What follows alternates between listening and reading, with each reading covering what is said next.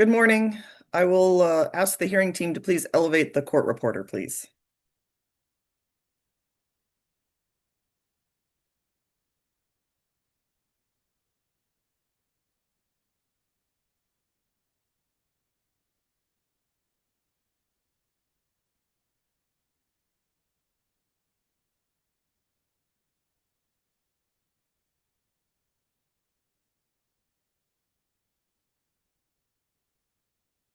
Good morning. Are you ready for us to go on the record?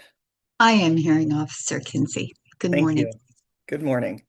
All right, I will start with our usual introductions and we'll go from there. Good morning. It is October 10th, 2025, and I'm Nicole Kinsey, presiding hearing officer for the Administrative Hearings Office of the State Water Resources Control Board.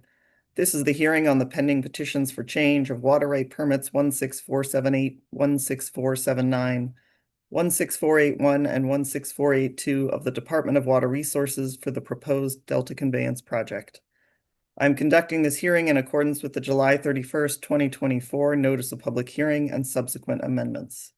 This hearing is being conducted by Zoom webinar and is being broadcast live on the AHO YouTube channel. Both the audio and video of this hearing are being recorded, and we will post files of this recording in the FTP folder for this proceeding. The YouTube recording will also be available on the AHO YouTube webpage. We have Ms. Mullen today handling the screen sharing of exhibits and slides. As always, if you are a witness, you may ask Ms. Mullen to advance to your next slide, and cross-examiners may address Ms. Mullen directly to bring up a particular exhibit. If you are experiencing technical difficulties or other challenges trying to communicate with us, please send an email to dcp-wr-petition@waterboards.ca.gov and we will respond. We will follow our usual schedule of taking breaks. We don't necessarily need to have I think yesterday I took a more strict 12 to 1 break. I don't have the same constraints today, so we'll break at a convenient time for lunch. And hopefully we'll wrap up early, but otherwise we will have a hard stop, as always, at 5 p.m. With that, we addressed some procedural issues yesterday. I'm not aware of any additional that I can think of today. We did receive, I should mention this, we did receive, and thank you for the suggested updates to the notice of site visit. We will try to get out an amended notice today. It's a little challenging because we're here. My team is small and we are also, as you know, running a hearing today, but I think we should be able to do that. And so you will see that with the correct address, most importantly, the correct address information for the Restore the Delta offices. I want to make sure to repeat that on the record so that all of you are aware and we all go to the right place to meet. So please be looking out for that. Ms. Meserve, if we can please elevate Ms. Meserve.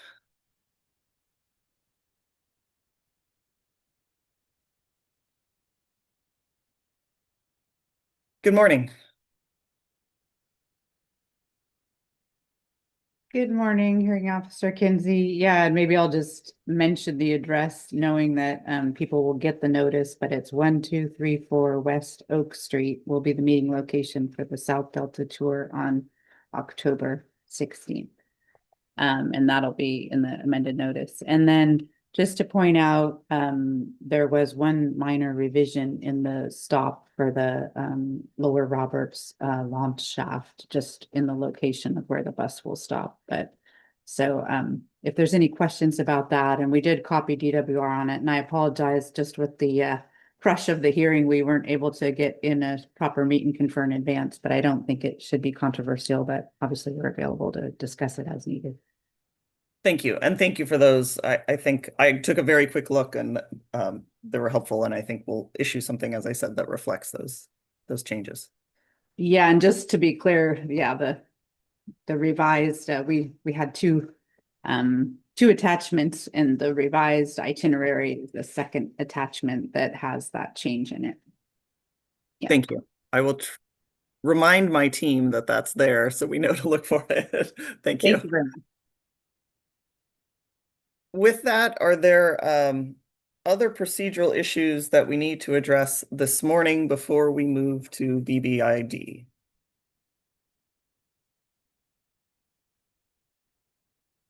If we can please elevate Mr. Moore.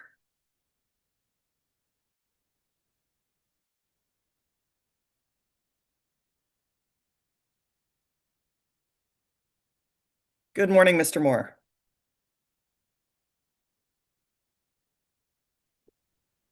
Good morning. Can you hear me okay? Yes, thank you. Okay. Roger Moore on behalf of California Water Impact Network. Our two witnesses, Dr. Buckley and Mr. Gomberg, are scheduled for today after the other block of witnesses you just mentioned, uh, um, with Mr. Gomberg going first.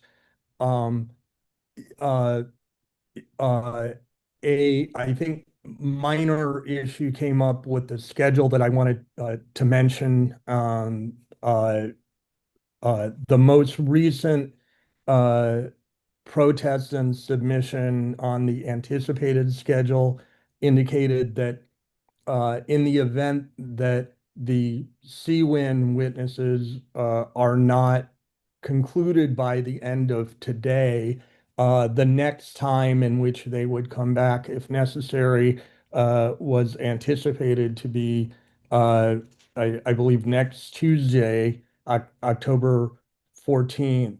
Um, During the day yesterday, we got word from Mr. Donlin for, I believe, El Dorado Irrigation District and Placer County Water Agency, who have the witnesses that would follow ours, I think presently scheduled for the 14th.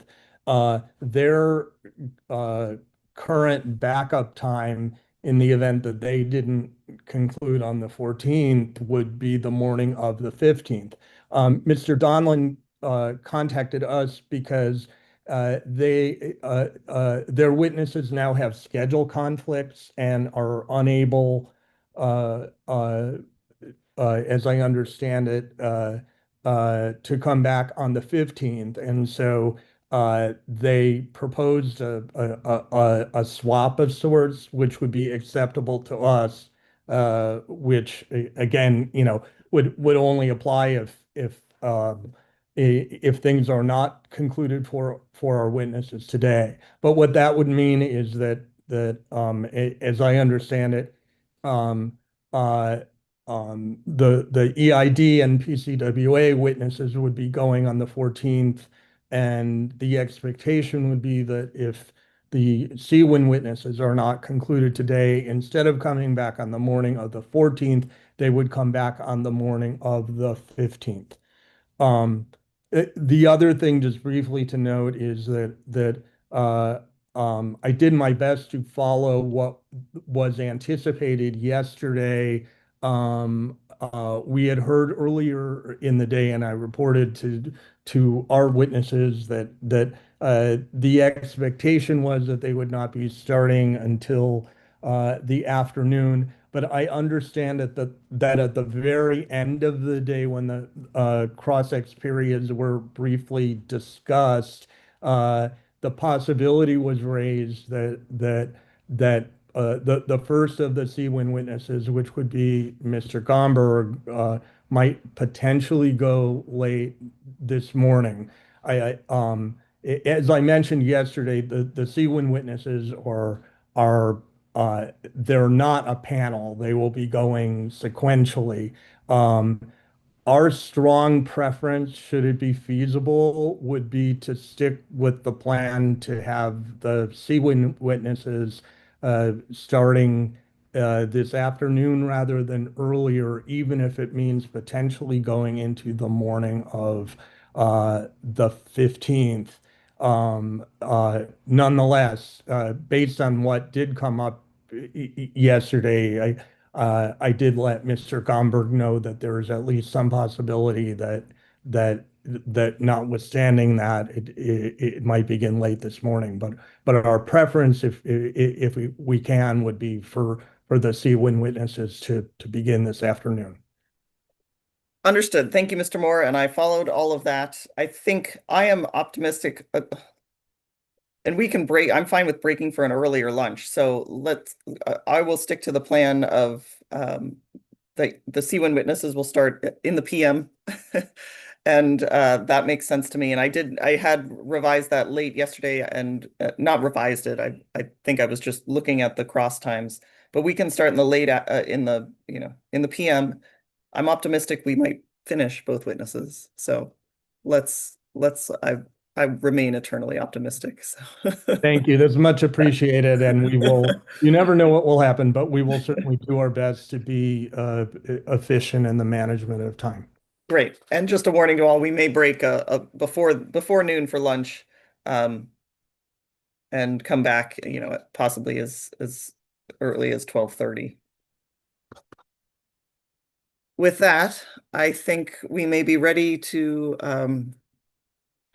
turn to our panel of, I believe it's a panel. I'm not looking at no, Dr. Paulson is my understanding is we're looking to Dr. Paulson first for BBID, and then someone from the SOMAC firm, I assume.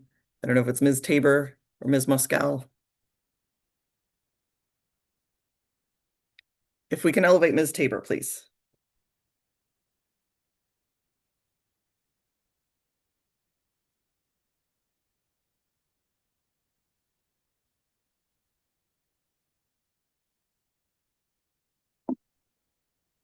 Good morning, Ms. Tabor. Oh, I can't hear you. You are not on mute, but I can't hear you.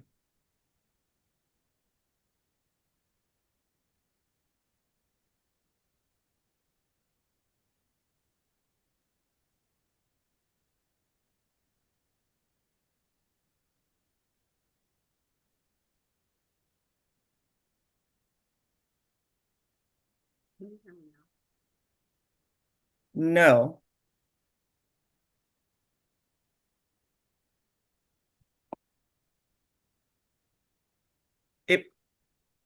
And my team reports very, very, very faintly. It's almost muffled. So I don't think it's off. It's somehow the microphone is, I don't know.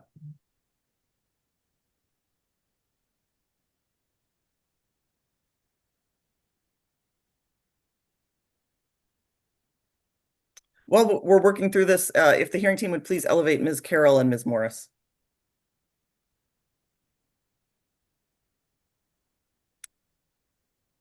Good morning, Ms. Carroll. And good morning, Ms. Morris. Morning. Good morning. Is it possible to hear me now? Yes. Okay, thank you. Excellent. Good morning, Ms. Tabor. I apologize, Kelly Tabor, on behalf of Byron Bethany Irrigation District. So it's been a long week. Yeah, yes, for all of us. Let me see. Is there anyone else who would like to be elevated at this time before we get started this morning? Yes, please, Hearing Officer Kenzie, can you please elevate Michael Vergara and Allison Ackerman? They are BBID's general counsel and they would like to. I They see. should have their hands If up. we can please elevate Allison Ackerman, and then would you say the other name again? I don't see. Michael Vergara. We don't have him. We don't seem to have him in the room. Okay. Well, I think we can. Do you let me know if he needs a link or if if there's a connection. I'm not sure if is he on our service list already? He is. Okay. Will Good morning, may Hearing get it. Officer Kinsey. Mr. Vergara will not be joining us today.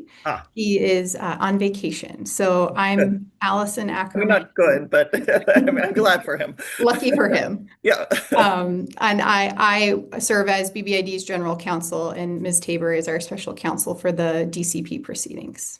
Thank you. Thank you. Welcome and good morning, Ms. Ackerman. Thank you. Good morning to you. And with that, I believe, Ms. Tabor, do you have an opening statement on behalf of BBID? Yes, I do. Please. So good morning, Hearing Officer Kenzie and parties and members of the State Water Board. Today, you will hear testimony from Byron Bethany Irrigation District, or BBID. BBID and its predecessor agency have been diverting, delivering, and beneficially using water from the Delta since 1914. Today, BBID provides irrigation and municipal and industrial water critical to customers across more than 30,000 acres in Contra Costa, Alameda, and San Joaquin counties. Over 2/3 of those acres are irrigated agriculture, growing crops seen at local farmers markets, in Delta communities, and even in Sacramento restaurants. As you'll hear from its witnesses, BBID is uniquely situated to experience significant water quality impacts from the Delta Conveyance project. BBID is located in the South Delta, and the point of diversion for its senior-most water right is located within the intake channel to the Banks pumping plant, which is at Clifton Court Forebay.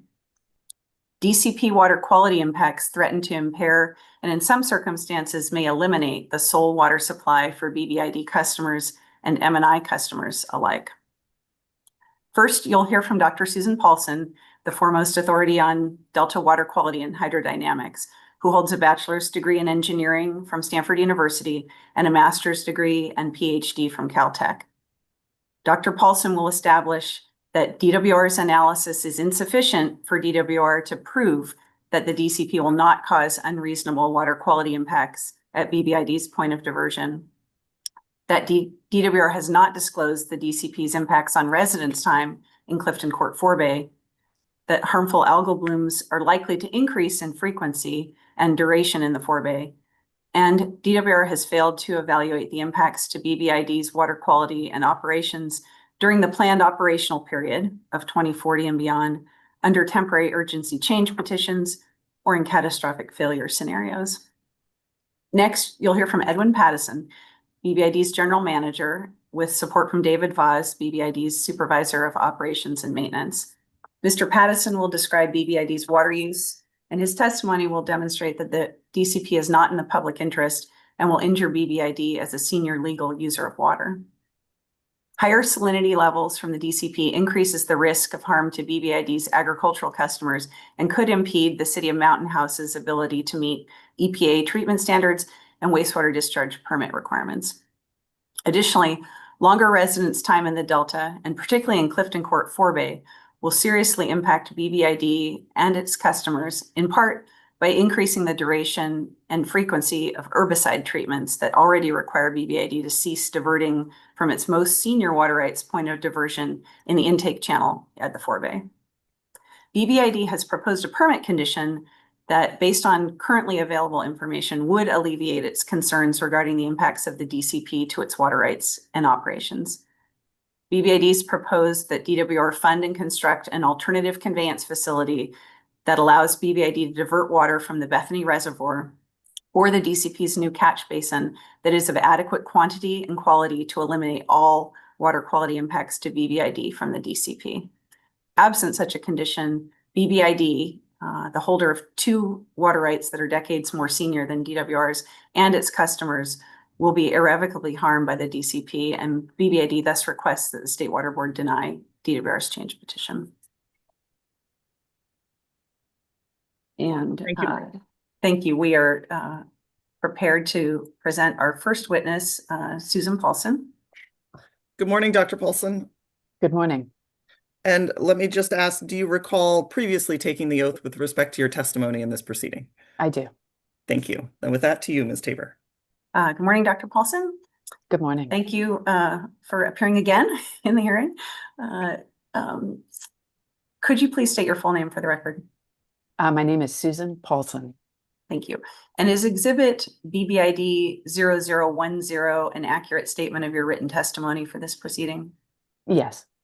Is Exhibit BBID 012 a true and correct copy of your summary presentation? Yes. And is Exhibit BBID 011 a true and correct copy of your expert report? Yes, it is. Thank you. Ms. Mullen, could you please pull up Exhibit BBID 012? And Dr. Paulson, please summarize your written testimony as it's set forth in the exhibit. Thank you. Would it be possible to advance us? There we go. A slide, please. Thank you very much. So this is I think the third time I've been here, and I will endeavor again not to repeat prior testimony or information on qualifications. And I will walk through these 4 opinions on the following slides. So could we please advance 2 slides? Thank you. So BBID, Byron Bethany Irrigation District, has a primary intake that's located on the channel behind Clifton Court Forebay. There's a red label sort of in the lower left-hand quadrant that points out the location of that intake. Clifton Court Forebay itself is located in sort of the southwest edge of the Delta. BBID used to pump directly from Delta channels, but entered into an agreement with the state when Clifton Court Forebay and the State Water Project were built. And that agreement moved the intake to its current location and provided for BBID to be able to withdraw water from the intake channel to the SWP pumps. So the way water arrives to that intake is that it enters Clifton Court Forebay via radial gates that are located at the southeast corner of the forebay. And those gates operate in concert more or less with the tides.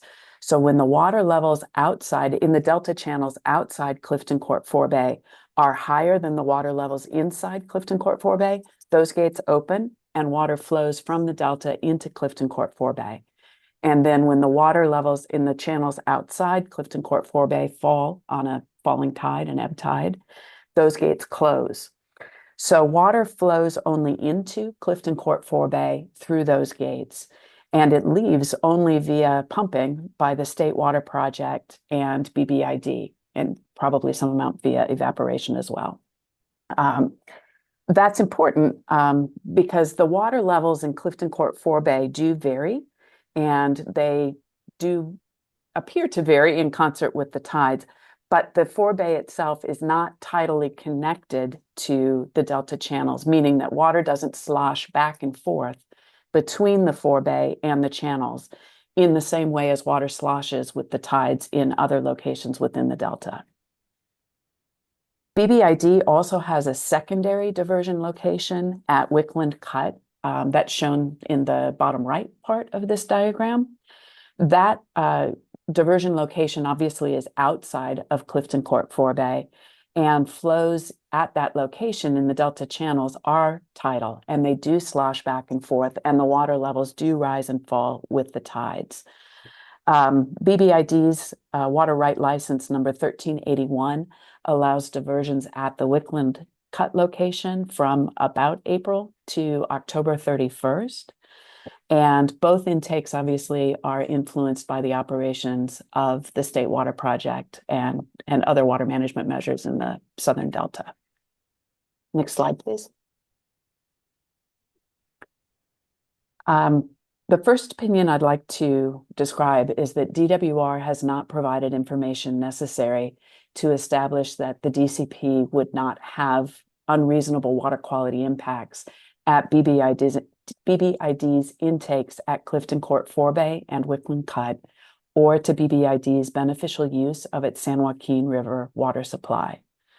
So there are two reasons that this has not been established. First, DWR did not present analyses of water quality in Clifton Court Forebay or at Wickland Cut, and that's true for both the FEIR and DWR's testimony to the State Water Board. And second, as I've described in prior testimony, DWR did not model scenarios and conditions when the DCP would actually operate. To evaluate the potential water quality impacts within Clifton Court Forebay, my colleagues and I analyzed EC, electrical conductivity, which is a surrogate for salinity, in Clifton Court Forebay for both the FEIR 2020 and 2040 conditions, for both the no project and with DCP scenarios. And then we also looked at a North Delta diversion priority scenario, which would prioritize diversions from the North Delta diversion intakes and would reduce pumping by the State Water Project from Clifton Court Forebay. We also evaluated the updated baseline and ITP scenarios. And we did this work using modeling runs, DSM-2 model input and output files provided by DWR. Next slide, please. So this graphic shows the monthly salinity as EC in Clifton Court Forebay for 7 scenarios. So the top 3 bars are for the FEIR 2020 condition model runs. So that's 2020 climate and no sea level rise. And those bars are the no project in red, the alternative 5, which is the proposed project, which is shown in blue, and then that NDD priority scenario, which is shown in pink. The next two bars are the updated baseline and the DCP ITP operations scenarios, and those are also for a 2020 level of climate and sea level rise. And then the bottom two bars are the FEIR 2040 model runs corresponding to future climate and 1.8 feet of sea level rise. And there again, the future condition is a no project condition. And then alternative 5 is the DCP proposed project. So all of these bars show summary statistics over the simulation period of water year 1923 to 2015, and that's the period that is common to both sets of runs. So the FEIR runs were for that period, and then the updated baseline and ITP runs were for a 100-year period that extended to 2021. But to compare apples and apples, we used the common period between those two sets of simulations. So what these results show is for the 2020 scenarios, the DCP would increase the monthly median EC, and this is from the FEIR runs, from 410 microsiemens per centimeter to 415 microsiemens per centimeter. And then the North Delta priority scenario would increase the EC further to 441 microsiemens per scenario, per centimeter, excuse me. So that the MDD priority runs would increase the monthly median salinity 7.5% relative to the no project condition. For the newer runs, the updated baseline and the ITP scenarios, the monthly median EC would increase from 409 microsiemens per centimeter to 413 microsiemens per centimeter with the project. And then for the 2040 scenarios with sea level rise, 1.8 feet of sea level rise, and climate change, the DCP would cause an increase in the monthly median EC from 408 with the no project to 413 microsiemens per centimeter with the DCP, again, for a 2040 scenario. Next slide, please. So this figure shows the same 7 scenarios arranged to show the impacts by month. And those impacts do vary by month, and impacts are caused both by climate change and by the proposed operation of the DCP. So for the 2040 FEIR runs, no project, versus the 2020 FEIR runs, again with no project, and we're looking at the no project ones to infer the impacts of climate change. The DCP would increase the monthly median EC during some months and decrease the EC during others. So the increases in the median monthly EC as a result of climate change would occur during November, March, April, May, June, and July. And if we look at an example month of November, the monthly median salinity with a no project would increase by about 7% from 501 microsiemens per centimeter in a 2020 climate condition to 536 microsiemens per centimeter in a 2040 climate condition. So again, a 7% increase in the month of November in the median monthly EC as a result of sea level rise and climate change. And then with the DCP, the median monthly salinity would increase by about 5% from 536 microsiemens per centimeter for a 2040 baseline no project condition to 565 microsiemens per centimeter for a 2040 DCP project condition. So climate change alone increases the salinity in some months, and then the DCP increases are on top of that. For the updated baseline and the ITP scenarios, the impacts also vary by month. So relative to the 2020 FEIR climate scenarios, the impacts are greatest in the month of December. So in the month of December, the monthly median salinity would increase by about 7.5% from a no project baseline condition. That EC would be 580 microsiemens per centimeter with the unadjusted hydrology. And then for the 2020 level hydrology that has been corrected for non-stationarity, that EC would be 624 microsiemens per centimeter. So again, in the month of December, the median monthly salinity will increase by about 7.5% as a result of the alterations that were made to the model runs to account for non-stationary climate. And then with the DCP, the median monthly salinity would increase by about 7.9% from 582 microsiemens per centimeter, and that is the 2020 DCP unadjusted hydrology run. That would go again from that level of 582 to a new level of 628 microsiemens per centimeter for the ITP operations scenario on top of the climate adjusted hydrology baseline. Mr. Pattison will testify that TDS greater than 500 milligrams per liter and chloride concentrations greater than 200 milligrams per liter would cause challenges for BBID's customers, but DWR didn't evaluate those thresholds. And then, as I described in prior testimony for the Delta Public Water Agencies, DWR did not evaluate, has not yet presented updated baseline and ITP scenarios for future climate conditions when the DCP would actually operate, or for conditions where they would request temporary urgency change petitions, TUCPs, or for catastrophic failure scenarios. And then I have a slide out of order. If we could please advance 2 slides. This slide shows how the source of water within the South Delta would change. So this slide is a screenshot from DWR's source water fingerprinting that was presented in the FEIR. DWR did not produce source water fingerprints for Clifton Court Forebay. So I am showing results that are for Old River at Highway 4, which is in the South Delta, just north, about 2.5 miles north of the northern end of Clifton Court Forebay. So just north of the Clifton Court Forebay intake location.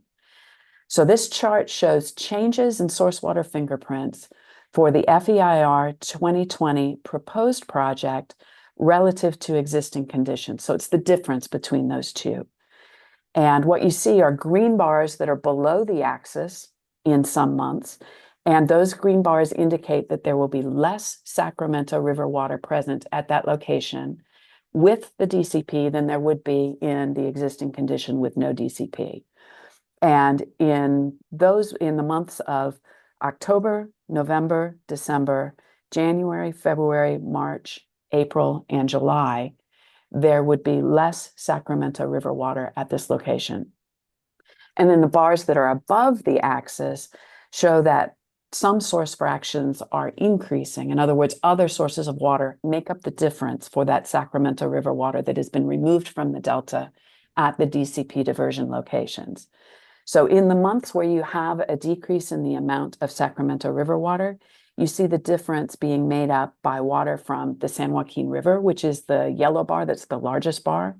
And then in some months, you also have an increase in this fraction of water that originates from San Francisco Bay, agricultural return flows, sometimes water from the Yellow Bypass, and then the East Side streams. And the East Side streams are the Mokelumne, the Cosumnes, and the Calaveras rivers.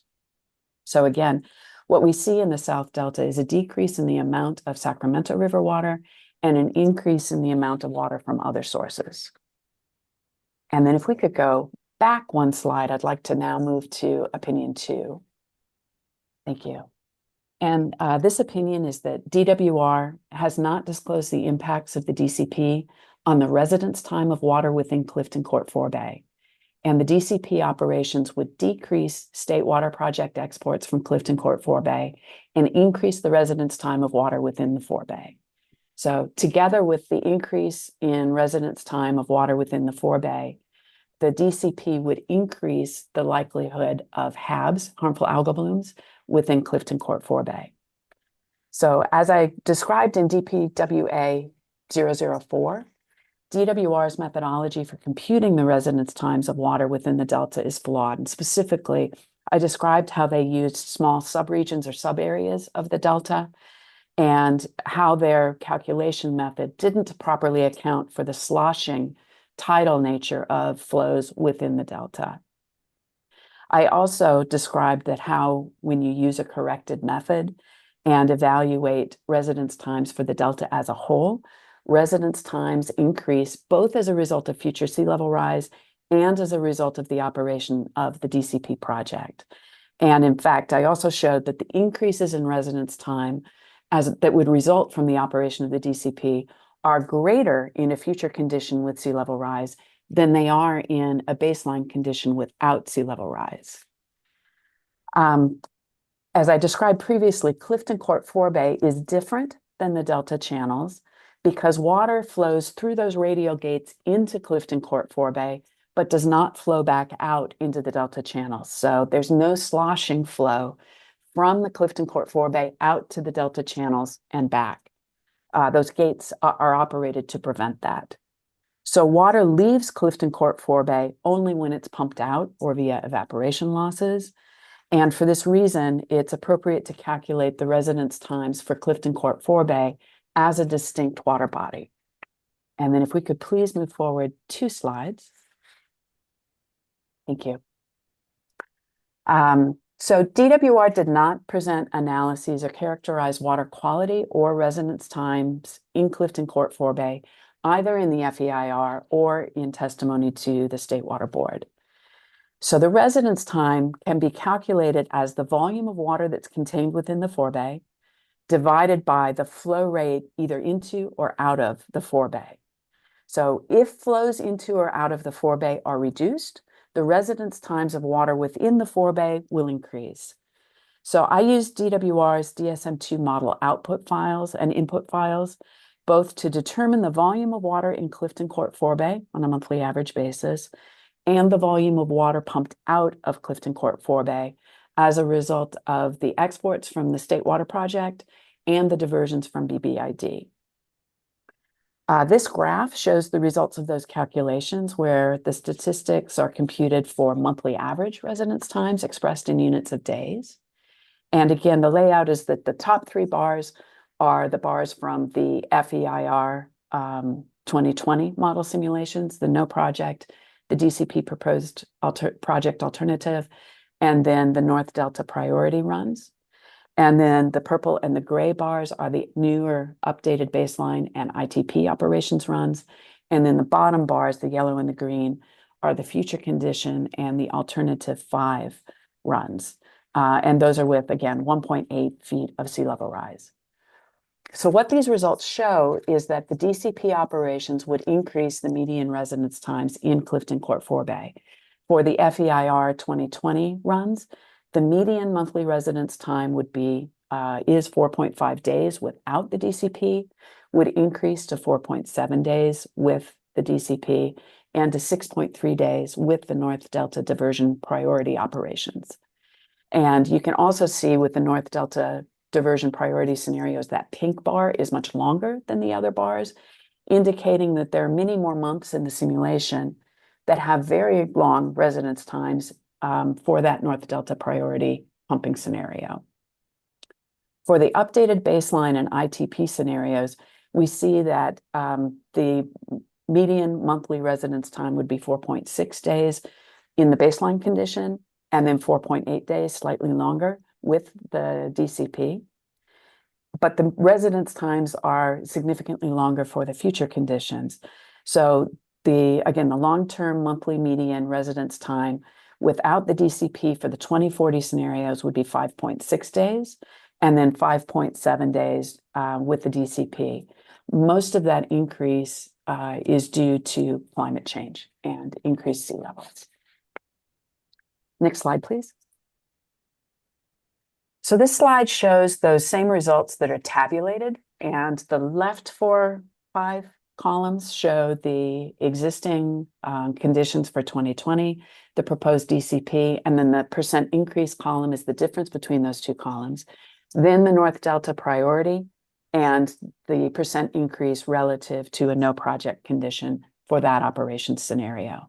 Then there's a set of columns that shows the updated baseline and the ITP scenarios, and then on the right, the future baseline, no project, and future DCP scenarios. So what this table shows is the monthly median residence times by month for the same model scenarios together with that percent increase. And what we see is that the increases in residence time are not uniformly distributed throughout the year. So for the FEIR 2020 existing and Alt5, which is the DCP model runs, the monthly median or the median monthly residence times increase by more than 10% in the months of March, April, May, July, August, and September, and increase by about 10% as an annual average. So an example would be the month of May, where the increase is from 17.6 days monthly median residence time without the DCP, so that's the baseline, to 20 days with the DCP, and that's a 14% increase in the median monthly residence time for the month of May, again, for the 2020 FEIR scenarios. For the FEIR North Delta Diversion Priority Run, the increases are greater than 10% in 9 of the 12 months, and greater than 100%, meaning that the residence time more than doubles in March, April, and June. So if we look at the example of June, the median monthly residence time would be 5.4 days in the baseline no project scenario, and would increase to 19 days with the DCP, and that's an increase of 252%. For the updated baseline and the ITP scenarios, the patterns are a little bit different. The increase in residence time that is due to the DCP would be greater than 10% in the months of July, August, September, October, and November, and smaller in other months. And then for the future 2040 scenarios, the no project median monthly residence time is higher in all months except June than the baseline 2020 climate conditions. And for example, in September, the no project median monthly residence time would increase from 3.3 days, again, 2020 no project, to 14.6 days in the 2040 future condition no project. That's an increase of about 16%. Wait, that's not correct. I apologize. That's an increase of more than 16%. And then the increase in the residence time that is due to the DCP would be greater than 10% in July, September, October, and November. So what we see again is that climate change increases the baseline residence time in a no project condition in almost all months, and the DCP increases the residence time farther on top of that. Next slide, please. So this slide shows the graphical results for the warmer months of the year from April through November. And what's particularly apparent from this slide is that the North Delta diversion priority scenario, when the DCP would be operated to export water preferentially from the North Delta intakes relative to pumping out of Clifton Court Forebay, that pink scenario, the North Delta priority scenario, was presented in the FEIR, but not in DWR's testimony to the Water Board. And it shows that the monthly mean residence time increases markedly in April, May, and June. So those pink bars actually extend beyond the axis of the graphs here. The updated baseline and the ITP scenarios have much longer residence times in the month of August than the FEIR baseline runs. And the range of future monthly residence times is greater. So the bars are bigger, especially in the months of August, September, and October for the 2040 climate runs relative to 2020 climate. And those are the bottom two bars. The next slide, thank you, shows how the exports and diversions change. So residence times are computed as the volume of water within the forebay divided by the outflows from the forebay. So those changes in residence times that I showed on the prior slides are linked directly to the amount of water that is drawn out of Clifton Court Forebay by the pumps. So that volume of water that's withdrawn from Clifton Court Forebay decreases significantly in the North Delta diversion priority scenarios in the months of April, May, and June. That corresponds to those greatly increased residence times in those months. And then the amount exported from the South Delta decreases also in the updated baseline and the ITP scenarios in the month of August, for example. Those bars extend much farther to the left. And then also the residence time decreases for the future 2040 runs, particularly in the months of September and October, where there's less water exported from Clifton Court Forebay relative to the baseline model runs. And then the next slide, please. So these next two figures will address the changes in temperature that are projected to occur in the future. So DWR's model simulations do also show how the future water temperature will change inside Clifton Court Forebay.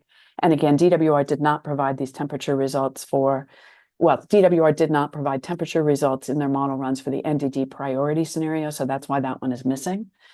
But what we see is that most of the changes in temperature are due to future climate.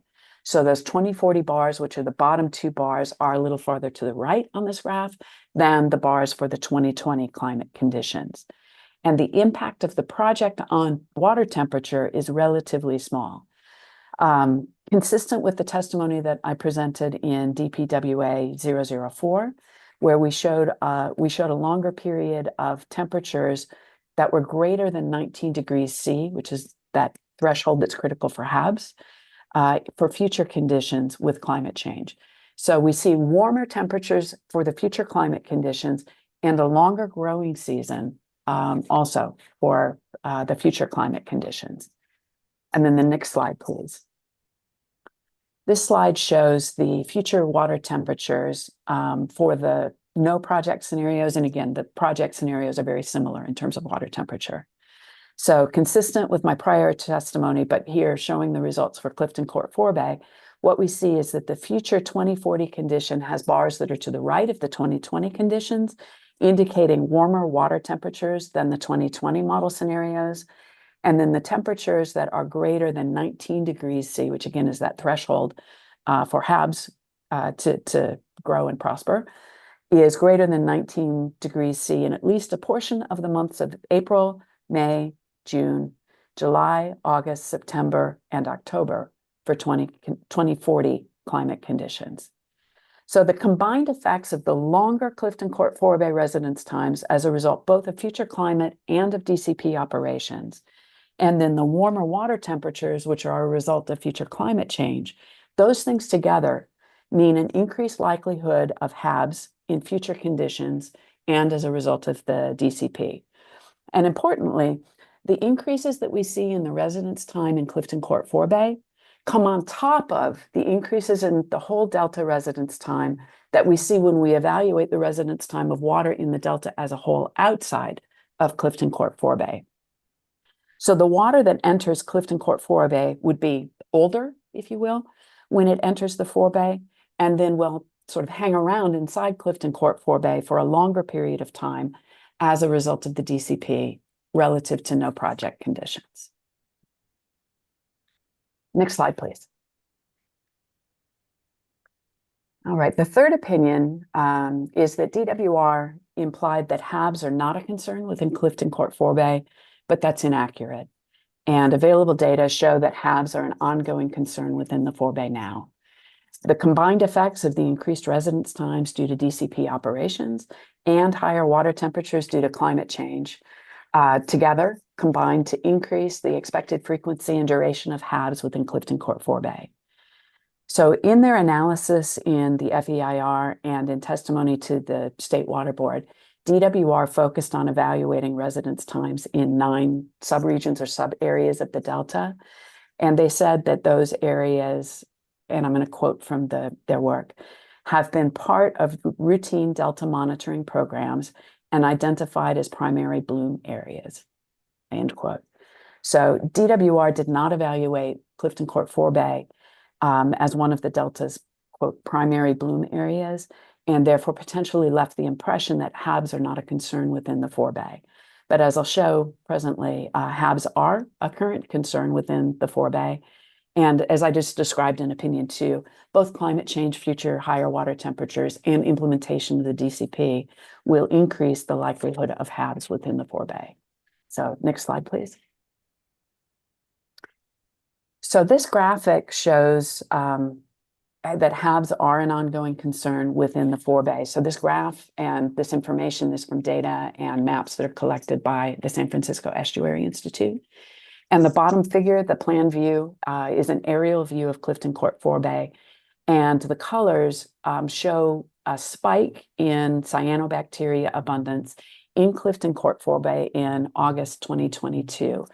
So the colors in the graph are based on the 30-day maximum values of the cyano index in the period of July 29th through August 28th, 2022. The very top graph, the really thin graph at the top, shows the values of the cyano index that were reported by SFEI over the period of 2021 to 2023. And they show several different spikes of cyano index over that 2 or 2.5 year time period. And then the largest dark spike or period is the period that is shown in the graphic on the bottom. And then the middle graph shows both the cyano index values for the month of August 2022 and chlorophyll A values, which are an indicator of the presence of algae. And these data clearly show that HABs were a concern during this month in Clifton Court forebay. And then the next graphic, next slide, please.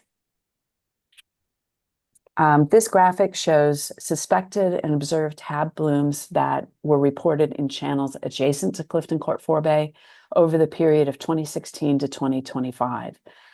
These data show the area of the delta just outside of Clifton Court forebay and the water that is likely to be drawn into Clifton Court forebay when those radial gates open. These data clearly indicate that the water in the channels outside Clifton Court forebay is a likely source of HAB cells in the water flowing into Clifton Court forebay.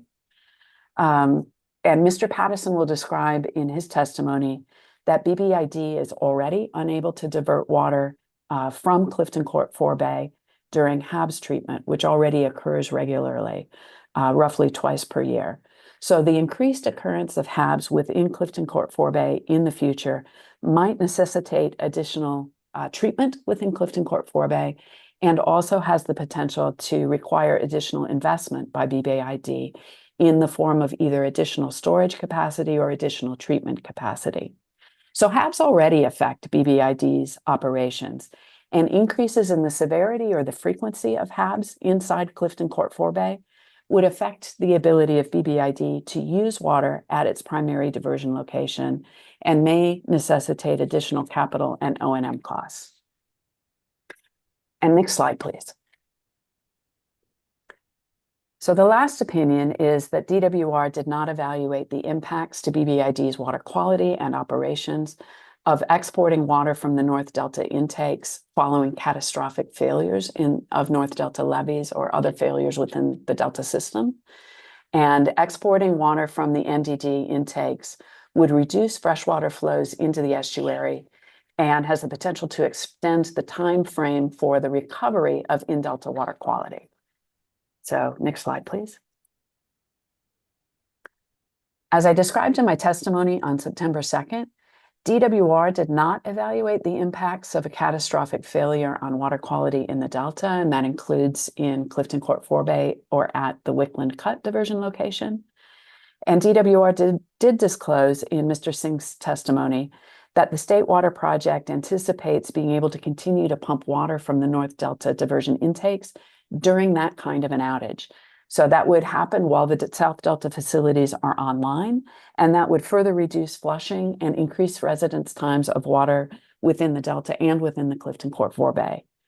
The North Delta diversion pumping would also reduce the amount of Sacramento River water, freshwater inflows into the interior Delta, and that would delay the recovery, the flushing of salt water from the Delta back out to the bay.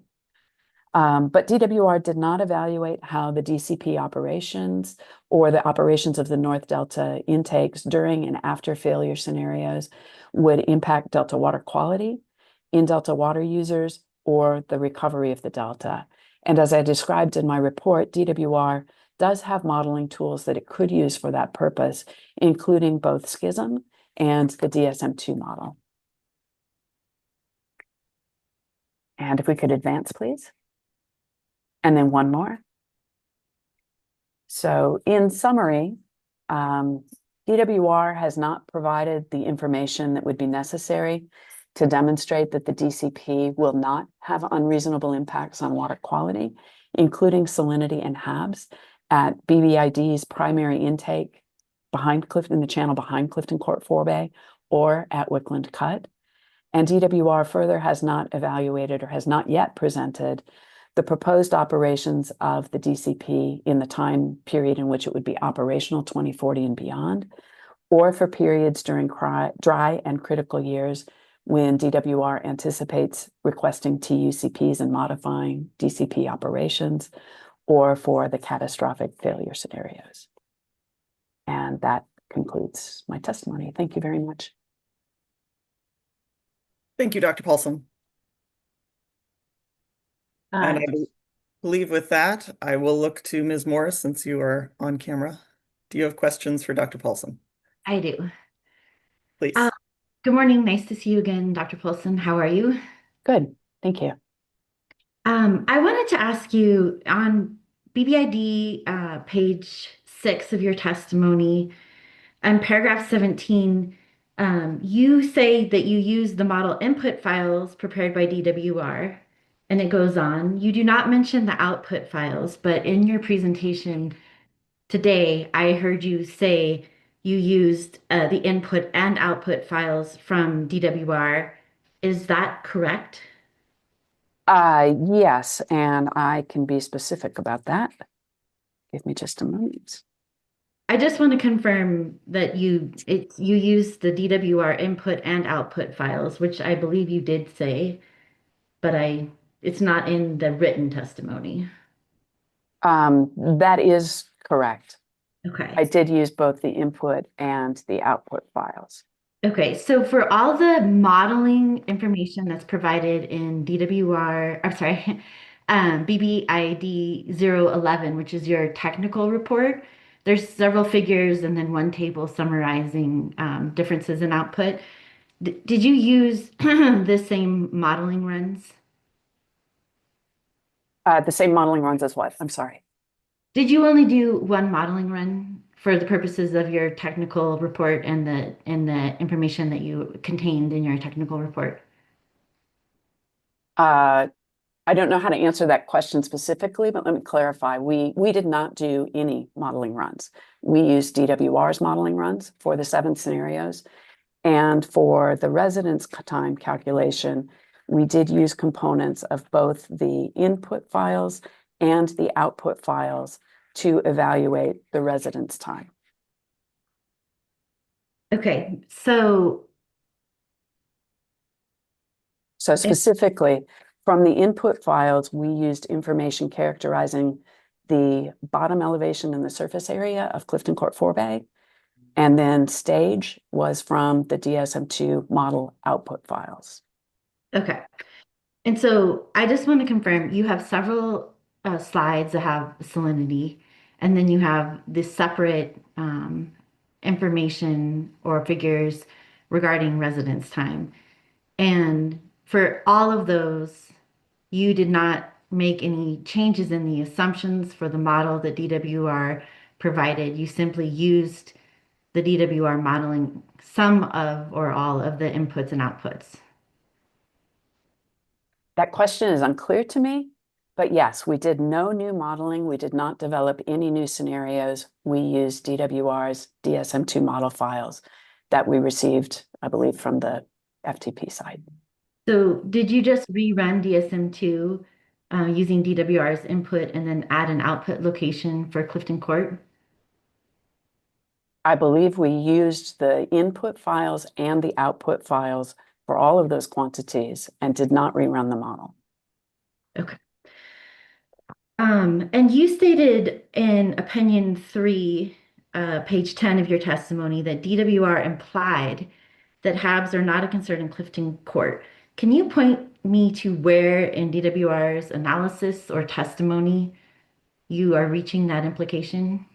Oh, I think I described that when I presented this information. DWR's analysis of residence time, excuse me, and of HABs focused on areas, and I'll find the quotation. DWR's analysis of residence time focused on the 9 subregions of the Delta that DWR's documents characterized as, quote, that have been part of routine Delta monitoring programs and identified as primary bloom areas, end quote. And because DWR did not include Clifton Court Forebay in those 9 areas, I was concerned that that could leave the impression that Clifton Court Forebay is not a primary bloom location. So it's your opinion or interpretation of DWR not including it in the Delta area in their testimony. DWR didn't say that, in other words. DWR didn't say anywhere that you can point to that HABs were not a concern in Clifton Court Forebay, correct? Again, I was concerned that DWR did not evaluate residence times in Clifton Court Forebay, and B, that the statements could leave the impression that HABs are not a concern there. And you refer to the North Delta NDD prioritization in several of the model runs. And just to confirm, throughout your technical report, all of the North Delta NDD prioritization are shown in a baby pink color. Is that if we were consistent in using the colors, yes, at least some of the graphics, it was the pinkish color. Okay. And in terms of the North Delta prioritization, that is an appendix in the FEIR, and so you didn't make any changes to that. You just pulled the modeling data for that from the appendix in the FEIR. Not exactly. To be more specific, we actually used the model data that had been uploaded by DWR. So we didn't pull the data from the appendix, we used the model runs or the modeling files. Okay. I do not have any further questions for Dr. Polson. All right. Does anyone else have questions for Dr. Paulson?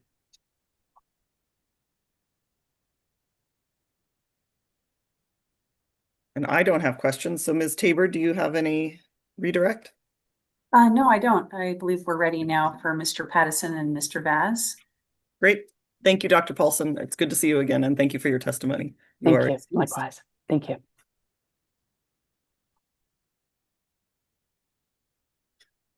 I will look to the team to please elevate Mr. Pattison and Mr. Vaz.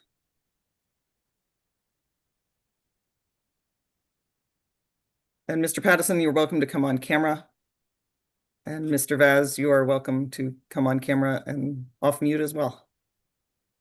I will start by, well, let's make sure Mr. Vaz can. Good morning. Good morning. I will start by administering the oath. I will go through one at a time, and then I will turn things over to Ms. Tabor. Mr. Pattison, will you please raise your right hand? Do you swear or affirm under the penalty of perjury that the testimony you will give in this hearing will be the truth, the whole truth, and nothing but the truth? I do. Thank you. And to you, Mr. Vaz, if you would please raise your right hand. Do you swear or affirm under the penalty of perjury that the testimony you will give in this hearing will be the truth, the whole truth, and nothing but the truth? I do. Thank you. And with that, to you, Ms. Tabor. Thank you. Good morning, Mr. Pattison. Good morning. Could you please state your full name for the record? Edwin Pattison. Thank you. And is Exhibit BBID 001 an accurate statement of your written testimony for this proceeding?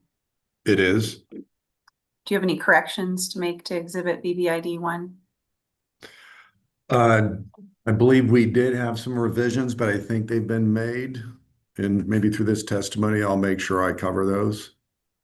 Okay, I think that you may be referring to the PowerPoint, and we'll get to that in just a moment. Our exhibits BBID 003, 004, and 005 true and correct copies of the video, spreadsheet, and photographs that are cited in your written testimony? Yes. Is exhibit BBID 002 a true and correct copy of your resume? Yes. Is BBID 007 a true and correct copy of your summary presentation? Yes. And do you have any corrections to exhibit BBID 007? Yes, BBID-007 is missing 2 photographs on slide 13. Thank you. So Hearing Officer Kinsey, we did submit a corrected PowerPoint labeled BBID 007C yesterday afternoon. So the hearing team should have that when we get And I will presentation. confirm yes, I believe we have that. Thank you. Okay. And good morning, Mr. Vaz. Good morning. Would you please state your full name for the record? David Vaz. Thank you. Is exhibit BBID 008 an accurate statement of your written testimony for this proceeding? Yes. Do you have any corrections to make to exhibit BBID 008? Yes, on page 3, line 12, it should state a true and accurate copy of my resume is provided as BBID 009. Thank you. And is BBID 009 a true and correct copy of your resume? Yes. Thank you.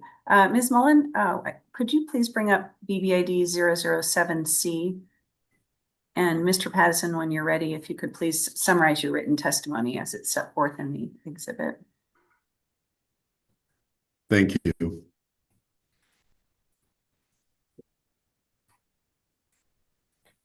So as you can see here, I'm the general manager for Byron Bethany Irrigation District, or BBID. Let's advance to the next slide. What I will do over the course of this brief presentation is provide a summary of BBID's history and operations and the impacts from the change petition would injure BBID and are against the public interest. Next slide. As you can see here, the testimony that I'll provide shows that the change petition is not in the public interest. The changes will degrade water quality at BBID's points of diversions and increase residence times in the Delta, thereby increasing the need for and the frequency of treatment of Clifton Court Forebay with herbicides to prevent the harmful algal blooms, or HABs. Next, the change petition will injure BBID as a legal user of water, and the changes impede BBID's ability to provide raw water to its landowners and customers, nearly all of whom will have no alternative sources of water. Next slide.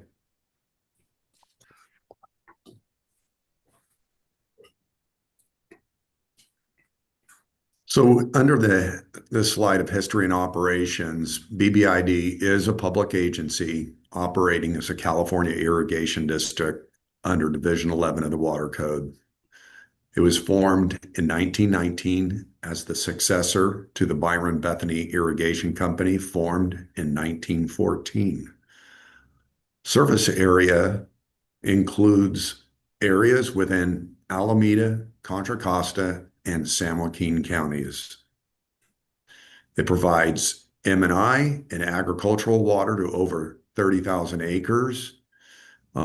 We irrigate or deliver water to 300 plus agricultural customers and a growing urban population of approximately 50,000 people.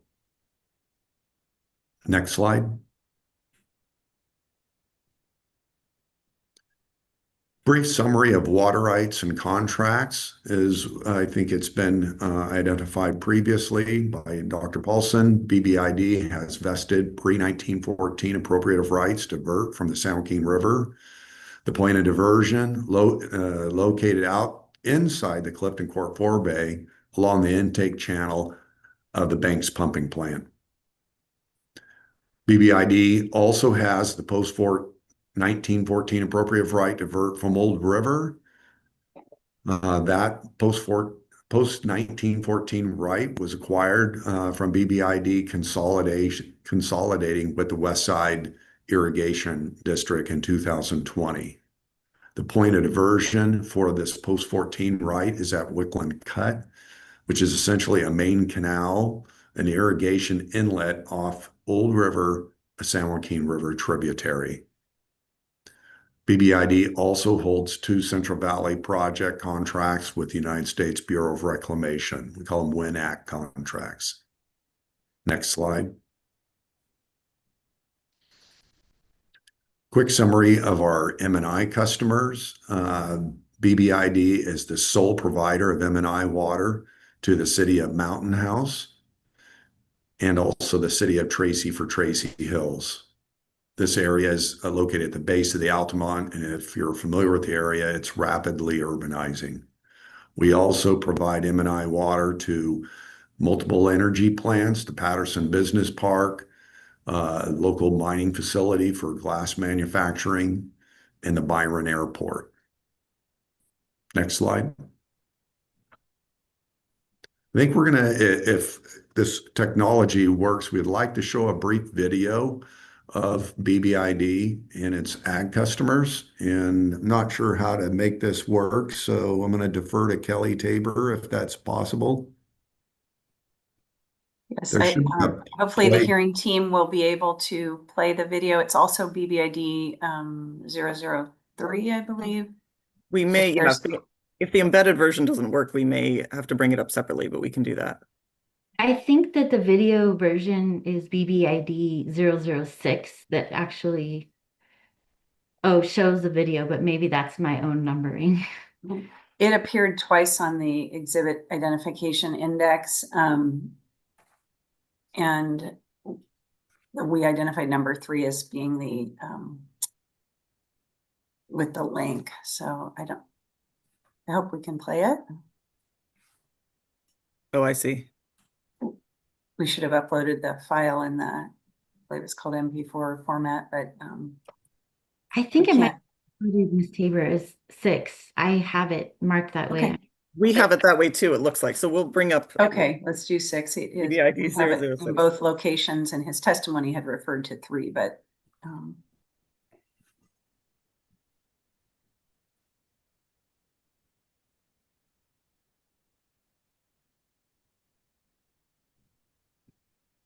Is there supposed to be volume? Yes, should there be. should be volume. I Or think sound, I should say. you have to turn the volume on the sharing, otherwise it won't go through.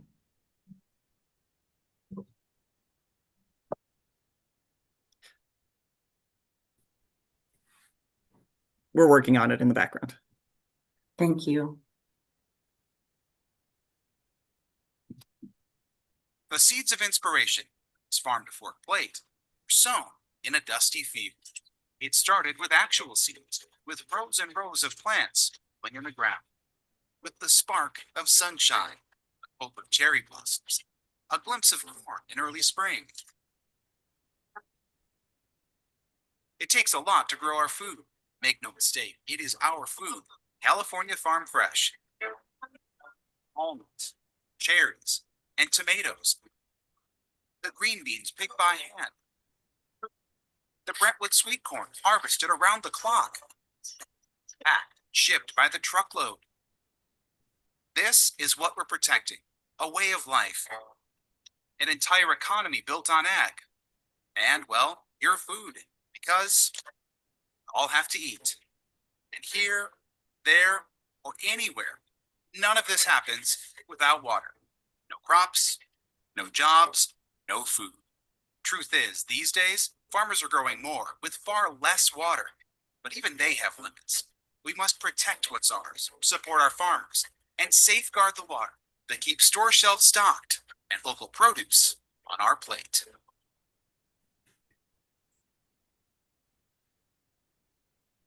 Thank you for playing that. I'm sorry, but for a little bit of the technology, it was a little difficult, but hopefully you get the point in a couple of minutes that irrigated ag in the Byron Bethany Irrigation District area, which has been ongoing for over 100 years, has been providing food to our tables between the Bay Area and Sacramento for a long time. So good video. We try to get the message out how critical food security and quality is. So thank you for allowing us to play that video. Thank you, Mr. Pattison. Do you want us to go back to your PowerPoint Yes, please. Please, Ms. Mullen.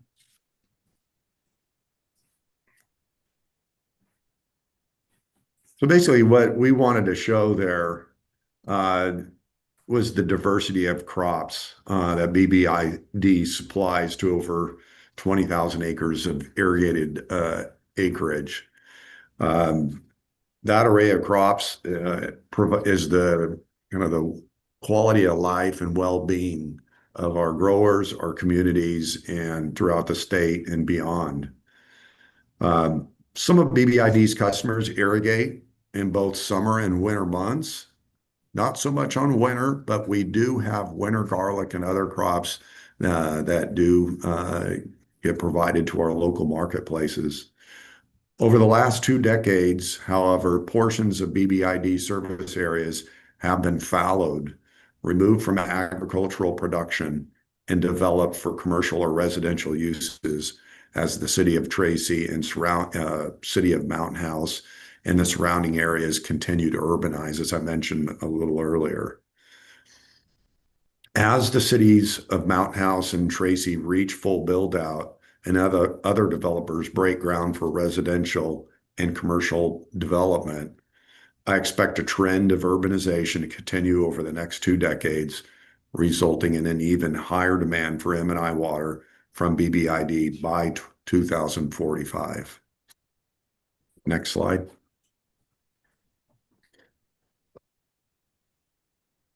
To support the conveyance, distribution, and delivery of the water, BBID's infrastructure includes approximately 81 miles of canals, laterals, and pipelines. BBID also used the Delta Mendota Canal to convey water to customers under various United States Bureau of Reclamation Warrant Act contracts, including the city of Tracy for Tracy Hills, its distribution to Patterson Business Park, energy and industrial plants, and agricultural customers. And I'm not sure the State Water Board, the DWR, and others are familiar, but the Bureau of Reclamation does require us to do extensive water quality testing of all of our water before it enters the DMC. I think every 3 years, full Title 22 water quality analyses must be done. And then every year, general mineral and general chemical water quality analyses must be done, all of which must be submitted to the Bureau for their review and approval prior to any of our Warrant Act water entering the Delta Mendota Canal. Hence, the water quality is extremely important. And as you know, there's a lot of costs associated with that water quality monitoring. Next slide. I'm going to move into the second part of my testimony, discussing why approval of the change petition will injure BBID as a legal user of water, and why approval of the changes petition is against the public interest. If the change petition is approved, water quality will degrade in 2 ways that negatively affects BBID's water supply and the customers we proudly serve. By increasing salinity and chloride, and by increasing residency time in the Delta and Clifton Court Forebay, which directly relates to harmful algal blooms or HABs. Next, increased salinity will directly injure BBID's customers. Water quality levels are problematic for BBID when the salinity concentration is 500 milligrams per liter of total dissolved solids, which corresponds to electrical conductivity measuring approximately 900 microsiemens per centimeter and chloride concentrations exceeding 200 milligrams per liter. And if you're familiar with TDS, since we're in a tidally influenced zone, we expect to see more sodium and chlorides, hence the correlation between TDS and EC, maybe even on the higher side. It does vary depending on the month, season, and year type, but it's a nonlinear correlation. And right now I'm just giving approximate, I'm using salinity because that is the direct measurement. And we have seen through our irrigated ag customers a loss of production and damage to crops for irrigated ag. And then on the M&I side, some of the treatment levels, costs go up with chloride concentrations increasing, and they cannot treat for salinity. So that they'd have to pass that on to their customers with the associated impacts associated with that as well, both for their indoor water use, but also their landscape irrigation. And as you know, increased salinity will adversely impact BBID by reducing crop yields, reducing the effectiveness of treatment systems, increasing operational cost, and creating health and safety risks to the cities of Mountain House and Tracy. I want to highlight that increased salinity levels, especially chloride concentrations, pose challenges for water treatment processes by potentially reducing the effectiveness of treatment systems and increasing operational costs, as well as end-use impacts to water customers. Currently, Mountain House does not have the ability to treat salinity or chloride. Thus, increased concentrations of salinity and chloride may lead to violations of EPA treatment standards and the National Pollutant Discharge Elimination System permit requirements. I know for the city of Mountain House does have the MPDS permit for discharge of its treated Title 22 effluent to Old River, and that the increased influent of salinity would be passed on to that treated effluent to Old River and may force them to violate their permit conditions. These impacts will negatively affect contractual relationships between BBID and these customers and directly affecting BBID's operating revenue and its health and safety of customers in the cities of Mountain House and Tracy. Next slide.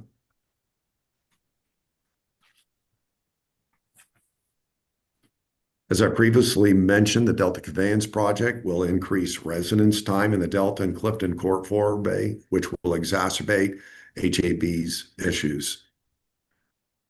Currently, about twice a year since at least 2015, DWR treats both the intake channel and Clifton Court Forebay with herbicides as part of its operation of the State Water Project. For 9 days during this treatment, up to 9 days, BBID is unable to divert water under its pre-1914 water right. After the treatment is complete, BBID staff spend 1 to 2 days recharging BBID's distribution and delivery canals before resuming delivery to its agricultural water customers. And I think on my resume, you'll see that I was the general manager for Mountain House Community Services District during the years 2014 to 2018. They're now the city of Mountain House. They incorporated just this last year. And during that time, we had to plan for these HAB treatments for the city, or at the time, the special district of Mountain House, now the city of Mountain House. And when the population was lower, we planned to fill the water storage tanks in advance of these HAB treatments. And we would also ban all outdoor irrigation during the HAB treatments. And at the time, and this is over 7 years ago, we were barely able to get through those HAB treatments without a severe cutback in water for indoor use to our customers. Since that time, the population of Mountain House has grown to such an extent that they can no longer get through those HAB treatments, and there is no backup water supply. I know Mountain House, we were looking for an alternative water supply then, such as Los Vaqueros Reservoir expansion, just like BBID, who were also looking for alternative water supply sources, but due to its geographic location, it's extremely difficult and going to be very costly. And to this date, there is no easy solution for that alternative water supply. So these HAB outages are a major impact to the city of Mountain House and BBID's agricultural customers. The inability to divert water under BBID's pre-1914 water right affects both its ag and M&I customers, and treatment. And the treatment typically occurs during peak demands in late June, early July, and again in October, meaning that agricultural customers are at the height of the growing season when diversions pause. M&I customers have no or limited storage, making the cessation of the diversions disruptive and with great impact. For example, Mountain House's raw and treated water storage tanks have limited capacities. And I'm not sure people fully understand, for M&I water treatment systems, you typically do not want to operate storage tanks full. You want to exercise them daily to keep the water fresh. And so going into these planned outages for HAB treatments necessarily means the storage tanks are full and not being operated in the way they should be, which causes other problem impacts such as haliocytic acid violations and disinfection byproduct violations, call them HAAs and DBPs. So there's direct impacts trying to navigate the HAB outage periods currently, but as we testified earlier, we expect these to increase with even more impacts. Next slide.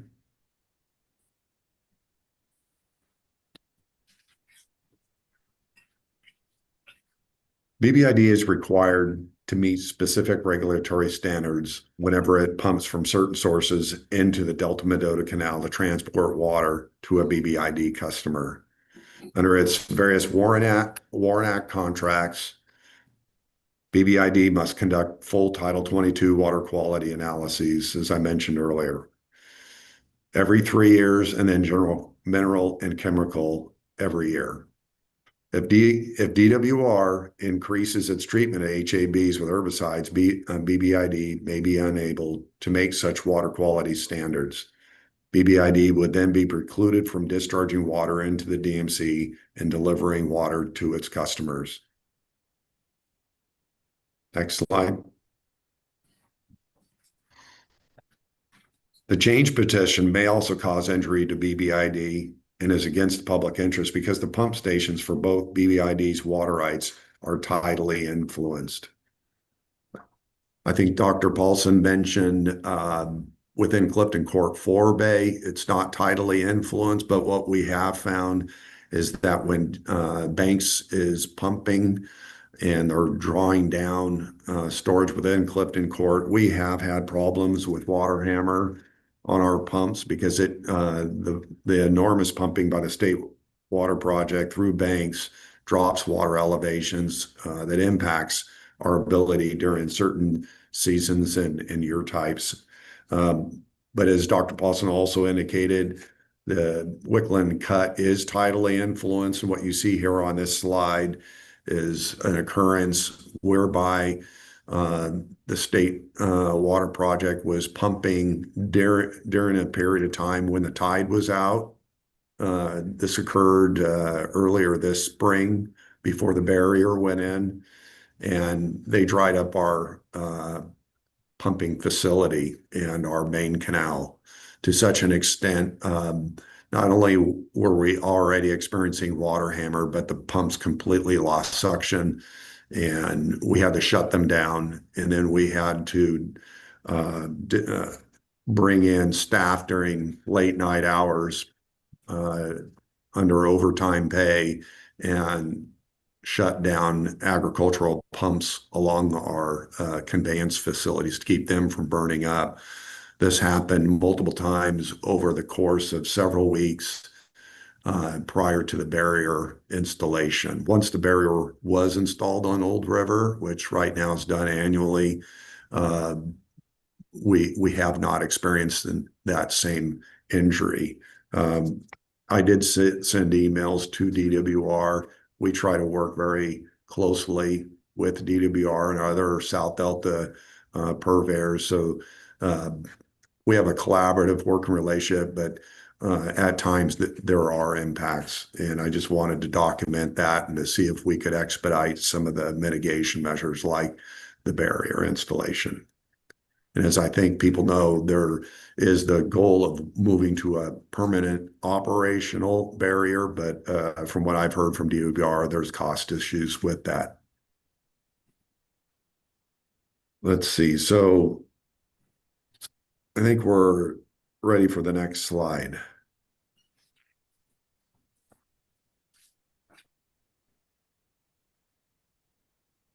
So in conclusion, I know this is starting to sound a little repetitive here, but the change petition is against the public interest, and it will injure BBID as a legal user of water, and it will lead to a significant adverse impact on the Delta. As Dr. Paulson pointed out, and what I've seen in my tenure here as the general manager of Byron Bethany Irrigation District, this project will increase salinity and chloride levels, increase the occurrence and conditions that lead to HABs, and increase the frequency and duration of times when BBID cannot divert water. And as I mentioned previously, there is no alternative water supply. We do not have a reservoir storage in our area, which is why we were really hoping the Las Vaqueros expansion project was going to go through. But as I think everyone knows, that project is no longer being pursued. We also cannot use or fall back on groundwater like other areas of the state can, and that's due to the very poor water quality of the groundwater, also the poor permeability. This is why this area has been on South Delta raw water for over 100 years. Since we don't have any backup water supply, any loss of our ability to divert water due to volume or quality will directly impact our growers and our M&I customers. These water quality degradations impact BBID's ability to use and exercise its water rights to provide the service to its customers and will ultimately impact the customer's end uses. Lastly, approval of the change petition will also lead to significant adverse impacts to the Delta and in turn, its vast array of agriculture, commercial businesses, residential communities, attendant water infrastructure, and its ecosystem. And with that, I conclude my remarks. Thank you. Thank you, Mr. Pattison. And then Ms. Tabor, is Mr. Vaz giving a separate summary, or are we, I realize his testimony is quite short. Yes, he does not have a summary, but he's available if there are questions during cross-examination or from the hearing officer that Mr. Pattison would like him to assist with. Great. Thank you very much. And thank you for being here, Mr. Vaz. I propose that, well, I guess I'm in charge. So let's take a 10-minute break and let's go ahead and come back at 10:44, please. Thank you.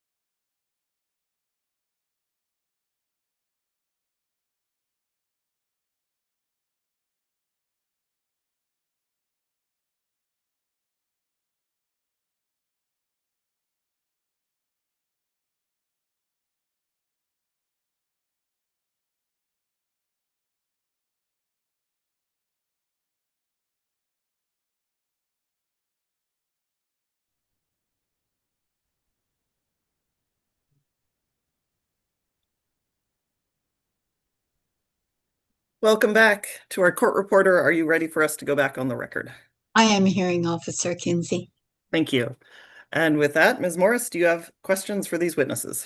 I do. I believe my questions are for Mr. Patterson, but good morning to you too, Mr. Voss. And Morning. Mr. Patterson kicks a question to you. That's great. My name is Steph Morris, and I represent the Department of Water Resources as outside counsel in this matter. And thank you for being here to answer my questions today. Thank you. Mr. Patterson,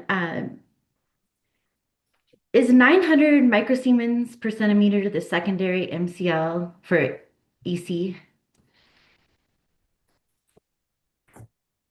No, because I think the secondary is in TDS and EC is simply as Dr. Paulson pointed out, an indicator, and it depends on the cations and negative ions and what constituents they are that may adjust that calculation between TDS and EC. So a lot of times people just use a rule of thumb of 0.65 to 0.85, but because we're in the South Delta tidally influenced with chlorides and kind of and sodium associated with ocean water, it's probably on the higher side. And nonetheless, in your testimony, you state that the salinity concentrations associated with 500 milligrams of TDS, which corresponds to EC of approximately 900 microsiemens, correct? Yeah. And did you review any of the modeling for the Delta Conveyance project? I am a modeler from my early days, so I just out of curiosity and interest did go through the EIR and some of the modeling, but I rely on Dr. Susan Paulson. So I don't have any expert opinion on the modeling, but I did work with DSM-2 decades ago, and since I've been a city manager and a general manager, I've lost some of my modeling experience, but I was curious about some of the modeling runs, so I did look at the output and some of the reporting of the data itself. So is it fair to say that you're relying on Dr. Paulson's testimony and the modeling? Yes. And for impacts related to agricultural customers, you cite to the testimony of Dr. Leinfelder Miles. Is that correct? Yes. And did you review Dr. Leinfelder Miles' testimony that was submitted on the same day as your testimony prior to submitting your testimony? I have not. So you haven't reviewed it at all? No, I have not. How did you know to cite it if you hadn't reviewed it? We have a team and they provided me the information for the citation. Was it your legal team that provided Yes. the information? Okay. And you also, do you happen to know, and if you don't, it's fine. Do you know the secondary drinking, or what the secondary drinking standard for chloride is? Working off the top of my head, I think it's about 200 milligrams per liter. And having worked with Contra Costa Water District on the Los Vaqueros expansion, they have their own threshold of 70 milligrams per liter, so it's much lower. But for your wholesale water to your clients, in terms of what the health standards are, you believe it's 200 is the secondary? Yes. Okay. And are you aware if secondary standards are for taste and odor purposes? That and more, based on my understanding. But it's not regarding a human health concern, correct? Correct. Those are the primary MCLs. And I'm going to try to skip around, so I apologize in my outline to keep us more focused. So I might flip it back and forth in pages. But if we could please, well, actually, you cite to BBID 4 for your assertion that DWR is currently treating Hobbs in Clifton Court 4 Bay. Is that correct? Correct. And where did you obtain BBID for? Do you want to pull it up so you can see what it is? Yeah, that'd help. Please pull up BBID for.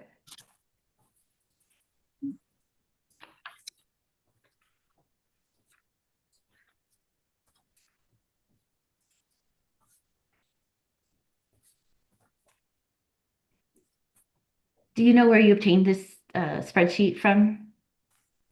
Can we zoom?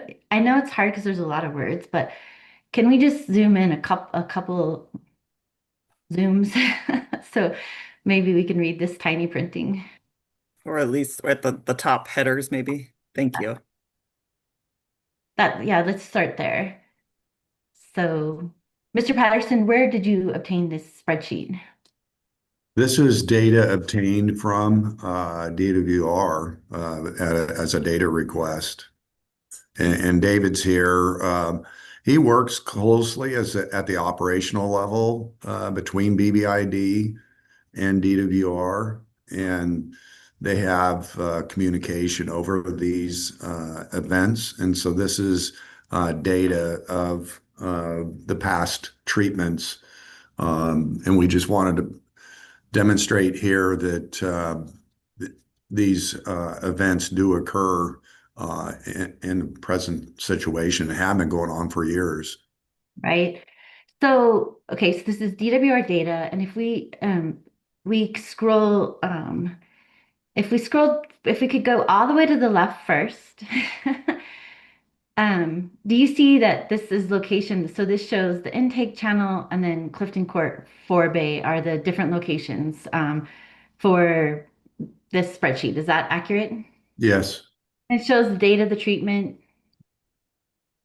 Yes. And if we could go all the way to the far right now, and do you see that that category is for the targeted species? Yes. And do you know what SAV stands for? I do not. Mr. Voss, do you know what SAV stands for?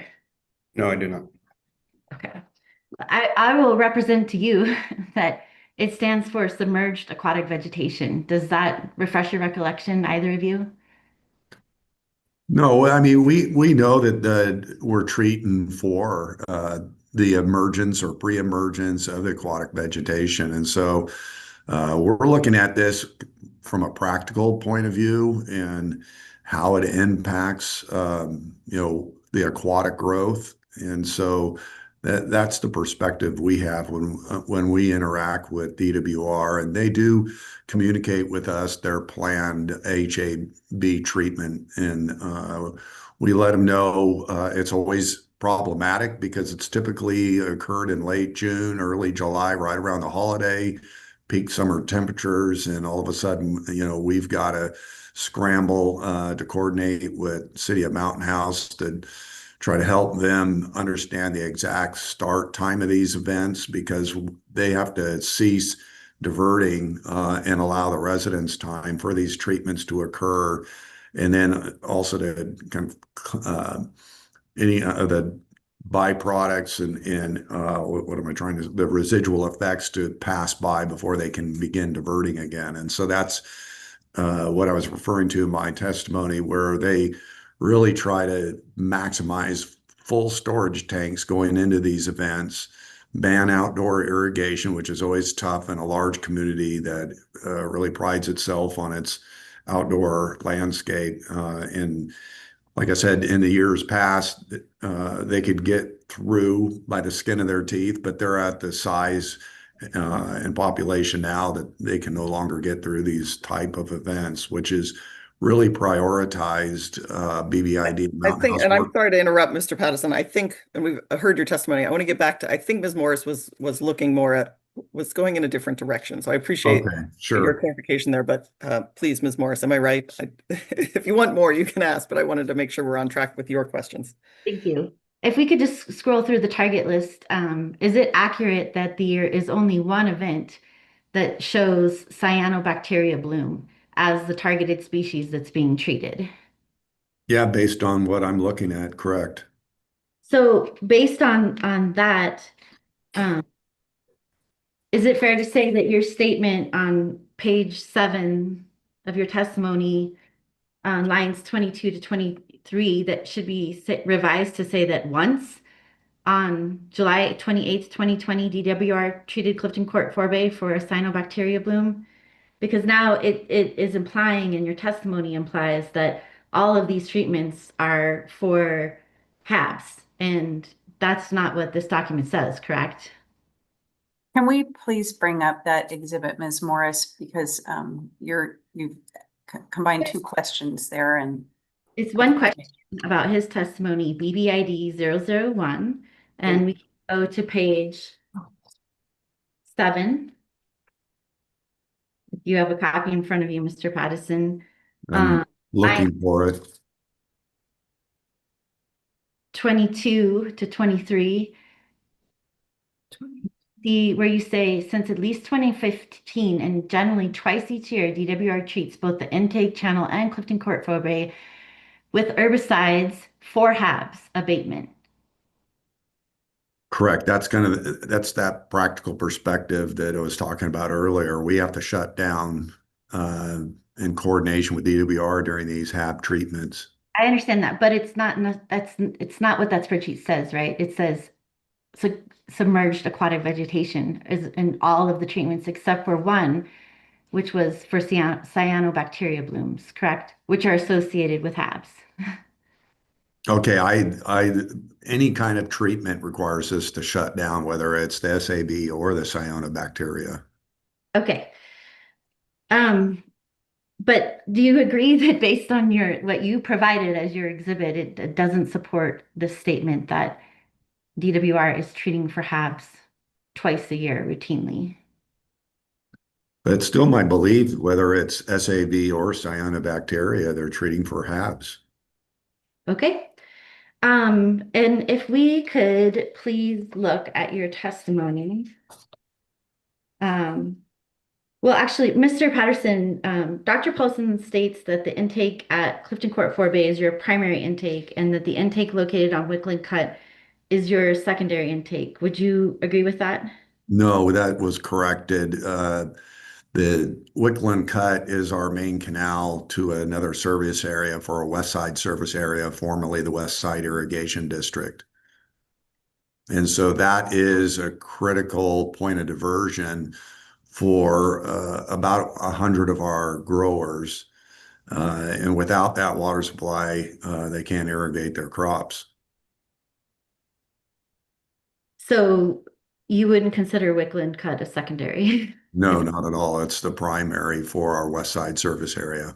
I'm sorry, Ms. Tabor, I didn't hear that correction. Sorry, Hearing Officer Kinsey, I should speak to you. I didn't hear that correction in Ms. Tabor's testimony. Did I miss it? I don't believe so, right? We only had a correction to the PowerPoint presentation. Okay. correct. I do believe Dr. Paulson in her oral testimony this morning did correctly state that Wickland Cut is our primary diversion for our post-1914 water right. Okay. Well, I guess let me step back then. So I want to go back to the submerged aquatic vegetation versus HABs discussion. And it's your opinion that they're the same? Well, we treat it the same way. We shut down in coordination with communication with DWR for a period of time. And then, depending on the treatment and the location, and David is the one that coordinates with the DWR staff during those treatment outages. I understand the outages. My questions are not around the outages and whether they happen or not. My questions are all around why they happen. So that's what I'm trying to clarify. So is it your test? I mean, to me, I think submerged aquatic vegetation is a plant, not a phytoplankton like a HAB. So is that also your understanding? I'm sorry, you broke up. Oh, let me see. Are you saying that submerged aquatic vegetation are the same things as HABs or cyanobacteria blooms? I'm not saying they're the same thing, but the direct impact is the same for us. But okay, but We have the same operational impact.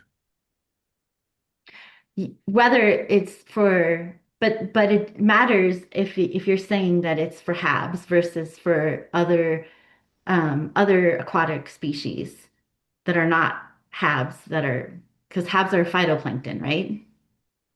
I'm not really following where you're going with this line of questioning. We have a direct operational impact anytime there's a treatment, whether it's the SAV or the uh, cyanobacteria. I understand that, but your testimony says specifically that DWR is treating twice for HABs abatement. And my question to you is, it's aquatic emerged vegetation, not HABs, that are impacting that treatment, correct? Based on the testimony, based on the evidence that you provided. Objection, that's not correctly characterizing his testimony.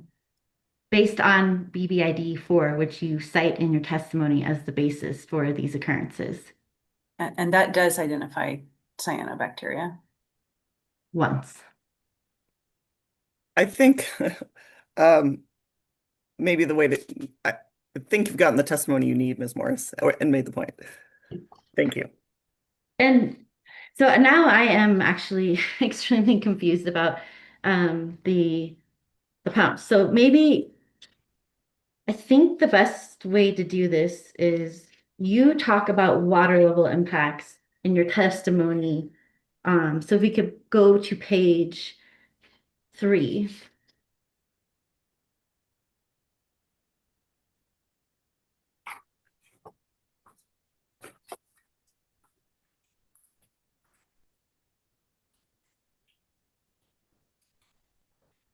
Sorry, that's the wrong page. Here we go. Page 9, under paragraph 40, sea level rise and exports. Do you see this? What line number? I'm looking at the paragraph. Yeah. The whole Okay, yeah. That's okay. Okay. Do you see that? Yes. Okay. So in these statements, you talk about changes to water levels at Wickland Cut due to sea level rise or exports from the SWP, correct? Yes. Are there other items that can impact BBID's water levels at Wickland Cut that you haven't mentioned in this? No. And in terms of when I read this paragraph, I didn't see anything about Clifton Court Forebay, but then in your testimony, you gave a rather detailed statement about changes to water levels in Clifton Court Forebay. Where can I find that? It's just factual information I added just to be helpful. There are impacts within the aqueduct. And as Dr. Pulse pointed out, when the gates closed and Banks pumps hard or a large volume of water, it can drop the elevation at our pump station within the inlet channel. But you also testified that you coordinate with DWR, right, to try to avoid those kinds of impacts? We do. There's a critical threshold that they say they try to meet, but it's in my several years at BBID, it's been routinely problematic. And we try to coordinate and contact DWR to let them know.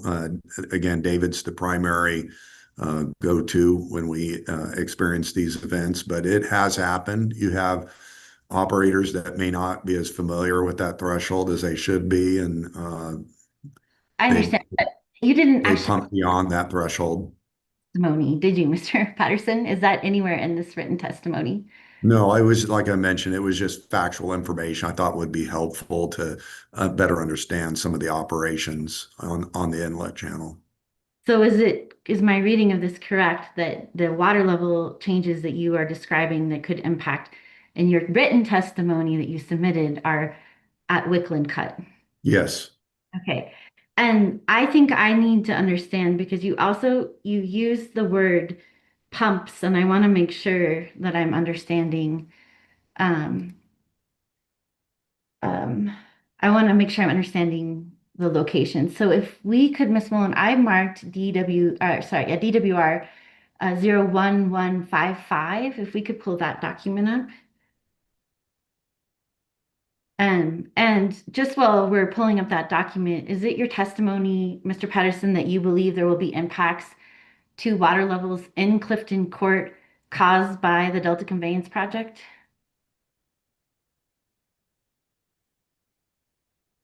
Could you restate the question, Ms. Morris?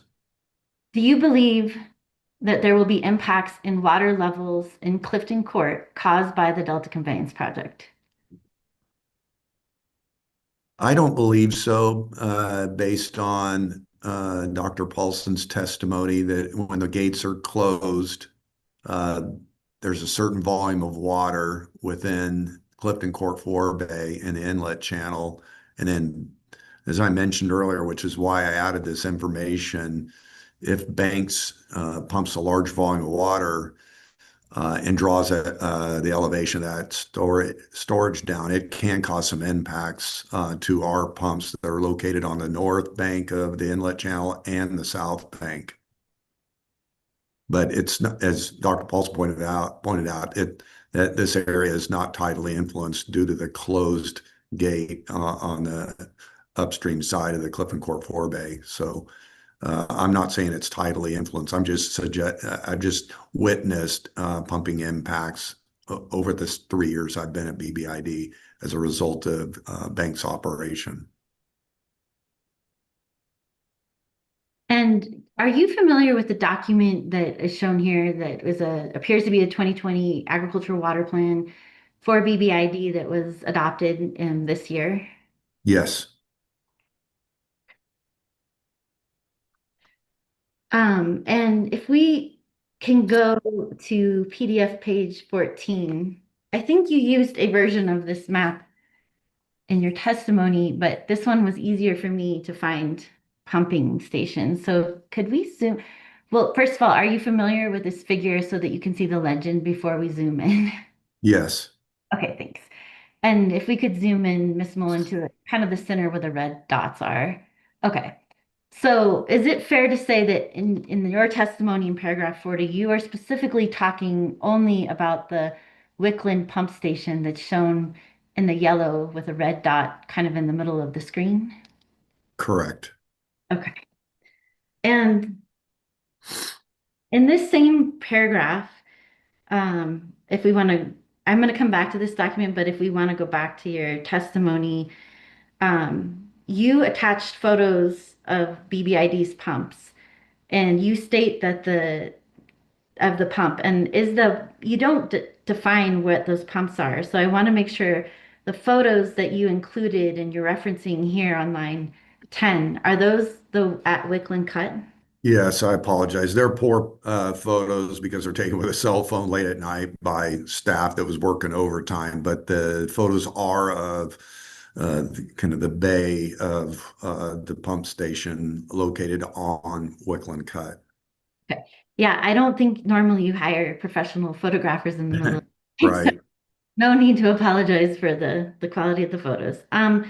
And you say that it's taken on or around May 21st, 2025.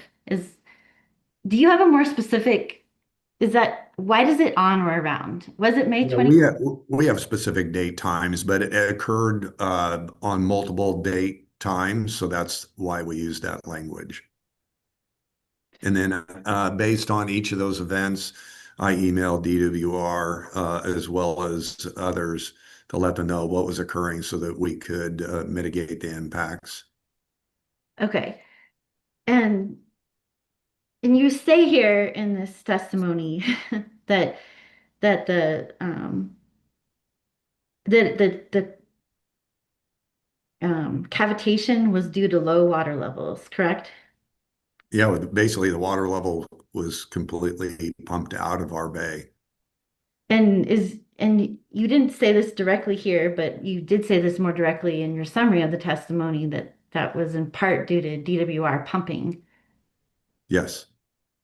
So is it your contention that if the Delta Conveyance project were to pump less water from the South Delta, that it would reduce water level impacts to BBID at Wickland Cut? there would be less flow coming in. So I haven't modeled that scenario. I'm not sure I have the knowledge to be able to answer that accurately. And can you say how much of the the issue that occurred in May was due to a low tide versus what DWR was exporting? I didn't model it, so I can't answer that quantitatively to give you percentages. But when there is a kind of coexistence of the pumping the state water project with a low tide, this has occurred over the years. But if we experienced it more significantly this last spring. I noticed, unlike many other water users, you never say that CVP pumping is causing any issues to water levels. Is it your contention that CV pumping doesn't contribute to any water level concerns that you've raised here? No, not at Objection, all. relevance. Yeah, I'm Overall. just simply, this is talking about the state water project, hence my use of the term state water project. But earlier I asked you if there was any other factors that would impact water levels, and you said no. So is Well, that I was mentally and naturally, that was my perspective. so is it, or I don't think you answered my question. Is it your contention that CVP pumping does not impact water levels at the Wickland Cut location? I think both projects do, yes. And do you know on May 21st, 2025, how much water the State Water Project was pumping? I did look at the numbers. I don't recall them off the top of my head currently, but we did look at that, both CBP and State Water Project. But you don't recall either of those numbers at this point. No. And is it true, Mr. Patterson, that the BBID pump station near Tracy, which we're looking at and have identified as, or is the Wickland Cut pump station? Is it near Tracy? Yes, it's about 10 minutes north of Tracy's downtown. And would you agree that the Wickland Cut pump station is grappling with failing infrastructure and power challenges? Like the rest of the state and the nation, yes. Okay. And is it true that many of the pumps at that location are over 100 years old? There are Objection, some. relevance. Overruled. I'll see where you're going, Ms. Morris. Please, Mr. Pattison.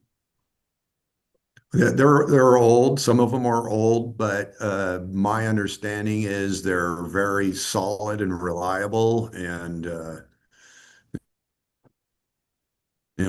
significant power users. They don't cavitate unless water levels drop to a point where we can no longer pump, like it occurred this last spring. So the relevance of how old they are has nothing to do with the cavitation or the inability to pump. And would you agree? We also have a couple of modern variable frequency drives there as well. And would you agree that many of the pumps are not repairable because the parts are obsolete? Yeah, we have put that information out there, and we are looking to modernize this facility, both for reliability and energy efficiency, but it doesn't change the fact that when water levels drop, we can't pump. It wouldn't matter if they're modern VFDs or not, we wouldn't be able to pump. And is it true that the BBID Board of Directors declared an emergency because of the failure of the Wickland Pump Station in April of 2025? Yes, it shut our entire system down, dewatered the upper and lower main canals, and our growers were significantly impacted by those events, hence the emergency. And I believe that you've also said publicly that the pump failures are worsened by the breakdown of the facility's primary power sources, which forced the pumps to run on diesel generators. Is that also true? Yes. The electrical substation currently owned by PG&E is old as well, and they had some transformer failures, but responded quickly with diesel backup generation. And would you agree that it's been represented to your board that the Wickland Cut pump station and the main canal have seen minimal improvements since their construction over 100 years ago? That's correct. BBID is old and they have a very limited number of growers with poor economy of scale, and it's very expensive to upgrade the facilities. So we're looking for local, regional, state, and federal partners to assist us with upgrading these facilities and modernize them. But we're currently doing what we can to ensure safe, reliable deliveries to our customers. But it's going to take years, if not decades, to upgrade and modernize these facilities. And I appreciate your answers, and I know all water districts face similar money and infrastructure Right. upgrade necessities. And um, I do want to ask you, you did submit a permit condition, and my question to you is, the permit condition appears to be focused on, water quality impacts. And, would you be interested in continued discussions with the Department of Water Resources to see if there is not what you suggested in this permit condition, but perhaps some other kind of permit condition or agreement that could help, at least in some part, if there were actual water quality impacts, or some kind of partnership with BBID to look at some of these infrastructure issues? I'm always willing to sit down and discuss these issues and coordinate. And Mr. Patterson, I have a couple more questions. I'm nearing the end here. In your testimony, you say that BBID does not have storage rights for its pre-1914 water rights, correct? I did not say it does not have storage rights. It does not have current storage.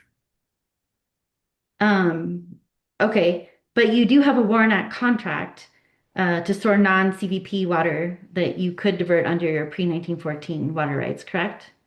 We believe we have the potential to do that, and we're in discussion with that and other water-related issues with DWR and the Bureau. Okay. And at least in part, the facilities for under the Warrant contract include the Delta Mendota Canal, O'Neill Forebay, and San Luis Reservoir. Correct. And we're participating in the Sisk Dam raise, but that's years away from being completed, and we're trying to acquire a small storage amount in that expanded reservoir. We And were similarly looking at the Los Vaqueros expansion, but that project was terminated, as you know. So yes, we are looking for storage to try to mitigate some of our water supply reliability issues. thank you. And are your water supply reliabilities exacerbated by the conversion from agriculture to municipal use in your service area? No, not at all. Our irrigated ag is a mixture of permanent and annual crops. Permanent crops are enormously impacted because you don't not only lose that year, but the future production of those trees as well. Annual crops obviously are annual crops, so they lose that year's worth of crops. But we do have a lot of permanent orchards, such as cherries and almonds in our area, and very similar to M&I. And in terms of going back to some of your testimony about water quality regarding moving water through the Delta Mendota Canal, do you recall that testimony that you gave? Yes. What is that in essence a pump back program, or could you describe the source of water for which you were describing the water quality concerns from the Bureau and the testing? Sure. So I'll give it a quick example for Tracy Hills. We pump our pre-1914 water through our pump station 1 South, located on the south bank of the inlet channel, which goes through multiple other pump stations, pump station 2 and then 3. And pump station 3 pumps our pre-1914 water into the Delta Mendota Canal. To secure that Warren Act to be able to do that with the Bureau and to maintain it. We have to do water quality analyses every year. And as I mentioned, the full Title 22 every 3, and then the general mineral and chemical every year.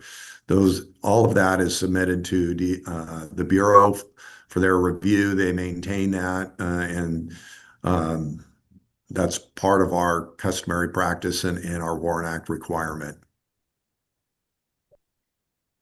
And so you're not pumping groundwater, it's all pre-diverted water that's just moving through. Right. As I mentioned, that very little groundwater usage occurs in our area due to its quality and permeability. Thank you very much for answering my questions. I appreciate it, Mr. Voss, as well. And I do not have any further questions at this time. Thank you. Thank you, Ms. Morris. Ms. Ackerman, did you want to jump in here?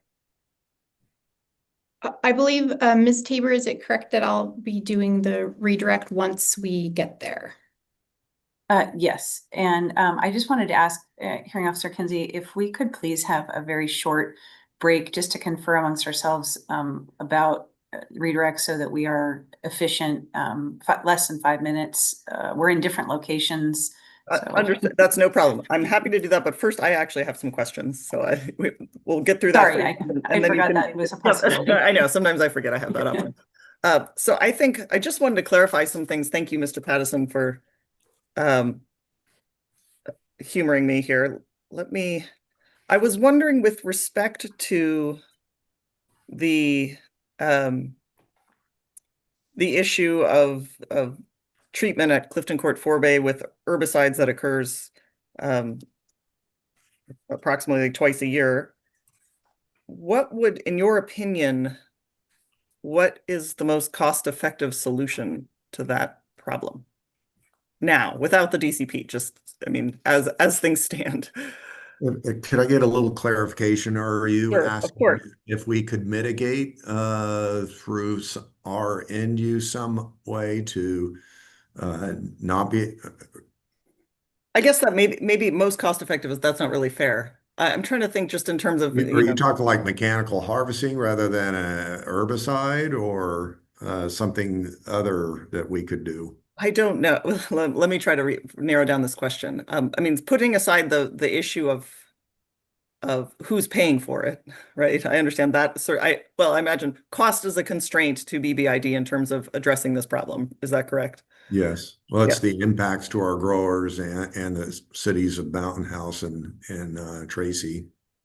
And I think, and then I heard you speak to the issue of increasing storage. You also testified that, well, maybe let me ask it this way and you can explain. Why would it not be, would one solution be to add more storage capacity to the system so that you could have a greater buffer in these circumstances? I would love to have storage. It's just so cost prohibitive. You know, we're located right here in the South Delta at mean sea level. There's no reservoirs in our immediate vicinity. But we are looking at trying to build a couple of regulation reservoirs, but those act more as shock absorbers between delivering water through our canals and mitigating flows to our growers. It's not so much for storage. And storage for M&I, those water storage tanks, extremely expensive. So to be able to add more and more treated surface water storage tanks to mitigate for just couple of weeks a year, I think would be cost prohibitive. Thank you. That helps quite a bit. I wanted, Ms. Mullen, can we bring up BBID 001, Mr. Pattison's testimony? And I'm looking at paragraph 40, which is page 9. And I just want to make sure I'm understanding this now. This first sentence in paragraph 40, where you state the pump stations for BBID's water rights, both pre-14 right and license number 1381, are tidally influenced. Did I hear you correctly that based on Dr. Paulson's testimony about the way Clifton Court Forebay is operated, it is no longer your testimony that the pre-14 right pump station is tidally influenced? Correct. Okay. And then this may just show my ignorance, but to clarify for me, the water that BBID gets from its pre-14 diversions, it is the same water effectively. I mean, putting aside what water right it's diverted under, but it's the same as State Water Project water that then is exported south of Delta. Is that correct? It's coming from the same canal. Are you asking me? I'm sorry, Yeah. hearing officer Kinsey. Yeah. Yes, it's the same water. Same, it's the water molecules are all the same, but you're Right. right. When it gets into water rights, there's a much more complicated layering analysis. Exactly. And that's understood. So if your testimony is that increase changes in water quality that may occur because of operation of the Delta Conveyance project would injure BBID because both for M&I, because of impacts to use of the water for M&I purposes as well as agricultural purposes, would Yes, not those same water quality changes have the same effect on state water project contractors? And I know I'm asking in just in your opinion and experience. I hesitate to opine on the other state water project customers, but Well, maybe let me put it this way. Is there a difference in treatment? I mean, is BBID's treatment system less very simple, or do you have any reason that to believe there would be a difference in well, the we have no treatment for our raw water to irrigated ag. We deliver and wholesale raw water to the city of Mountain House, and they own and operate and maintain their own water treatment plant. Okay. But based on my previous work there, I know that it's state of the art. But knowing water treatment technology, costs will go up. They cannot. It's not, and the treatment plant's not designed to treat for increasing salinity.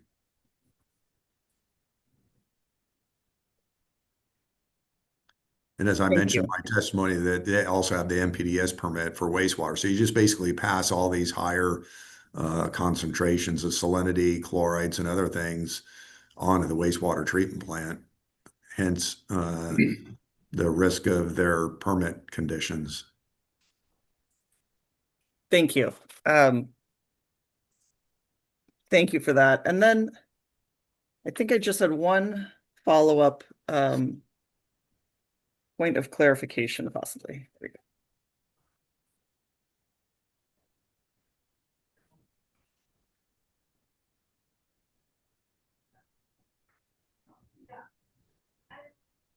No, I think that was answered.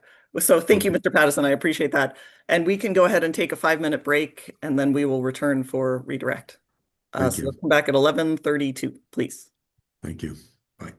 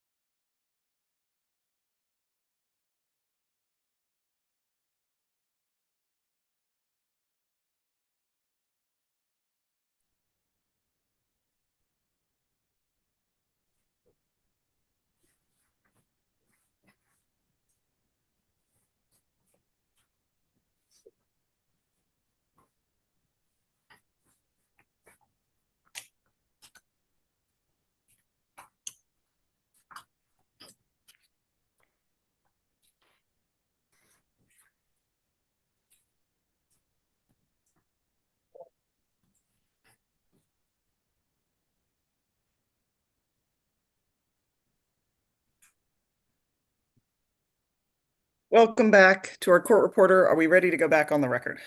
We are indeed. With that, I will look to Ms. Ackerman, I believe. Thank you, Hearing Officer Kinsey. Good morning, Mr. Pattison.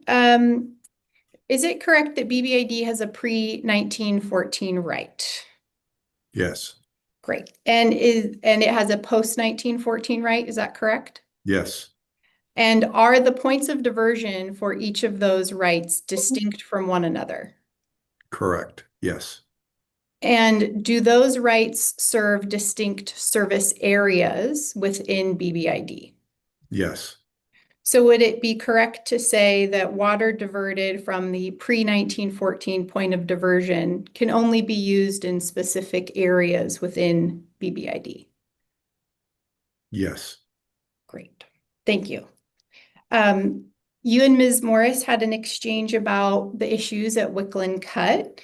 And so I just wanted to clarify for the record, is it correct that the age of the pumps at Wickland Cut notwithstanding, those pumps do still allow BBID to divert water? Yes. And the power issues that have occurred at Wickland Cut on or around May, June, are separate from BBID's water level concerns. Correct. It's totally separate. Wonderful. Would you say it's just an unfortunate timing that they happened so close together? Unfortunate coincidental timing. Thank you. Is it your testimony based on your experience that you expect that the DCP may exacerbate the water level issues at Wickland Cut? Yes. Thank you. And you and Hearing Officer Kinsey had a short exchange about treatment. Does BBID treat any of the water that it diverts? No. Great. So would it be fair to say that BBID is simply a raw water supplier to its customers? Correct. Are you aware of any of the state water projects treatment standards? And excuse me, let me rephrase. Are you aware of any of the state water project contractors' treatment standards? No. So it's your testimony that what water quality may be suitable for the state water project may not also be suitable for the BBID growers and customers. Right. It may not. I'm focused on BBID customers. Great. Hearing Officer Kinsey, I don't have any additional questions, but Ms. Tabor may have a couple for Mr. Pattison.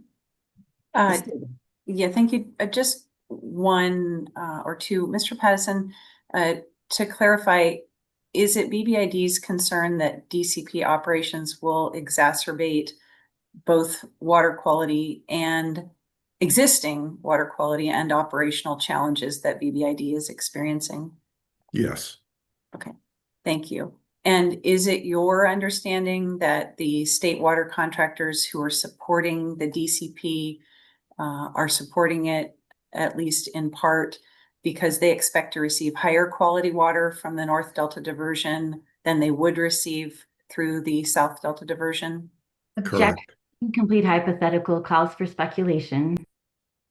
I think the attempt here, Ms. Morris, how would you like to clean up the mess I made in the record? Because once I thought about it some more, I realized that my question may have been off base because my understanding, now that I think about it, is that the DCP would be interconnected with the South Delta diversions. And so what I had implied in my question may not be factually accurate. So Ms. Morris, how would you like us to clean that up, if not from testimony from Mr. Pattison? Just to be clear, I was asking about his understanding, and we have had significant testimony from the state water contractors about their anticipated water quality benefits from the DCP. Ms. Morris, did you want to respond? At this point, he's already answered the question. If Ms. Tabor's done, I'll ask my questions. Okay. I'm finished. Thank you. Thank you. And I did want to recognize that I may have confused things here. Ms. Morris, to you. Okay. Mr. Patterson, you just testified that you don't do any treatment, correct? BBID? Not for any end use. We do some of our own herbicide treatment within our canal systems. and David is certified operator, so we work under those requirements and carefully apply to our own specific areas. And that the herbicide is due to rapid aquatic weed growth during peak summer months in BBID's canals, correct? Yes, And Ms. Ackerman asked you about water that you provide to, I think, Mountain House and Tracy. Is that accurate? correct. As a wholesaler, is that in essence? Yes, And those two entities have drinking water treatment plants. correct. What Ms. Tabor asked you about DCP impacts on water levels and Ms. Ackerman too at Wickland Cut. What is the evidence of regarding water level impacts from DCP that you are relying on to say that there will be impacts to BBID? The history of the impacts that we've already experienced, we expect those to continue and possibly be exacerbated if there's less flow coming through and into the South Delta. And that's based on the state water project pumps, as you stated in your testimony, affecting water levels in Wickland Cut or Clifton Court, correct? Correct. And so if the project, the Delta Conveyance project, were to pump less water from the South Delta, wouldn't that not impact the water? Wouldn't that, in essence, not have any level on the water, have any impact on the water levels?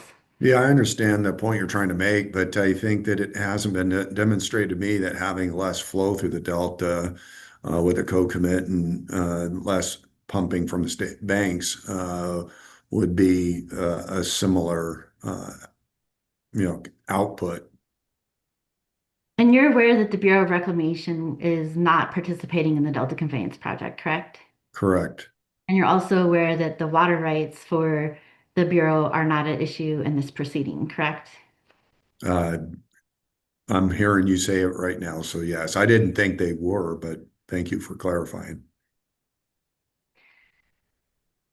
Uh, And I guess earlier I did ask you if DCP negatively impacted water levels in Clifton Court, and you said no, but now I'm hearing you change that testimony. No, I didn't change. I cited Dr. Susan Paulson's testimony, and I simply added further information about some of the pumping impacts we have experienced in the inlet channel as a result of the gate closures and how Banks pumps. I was just adding some color.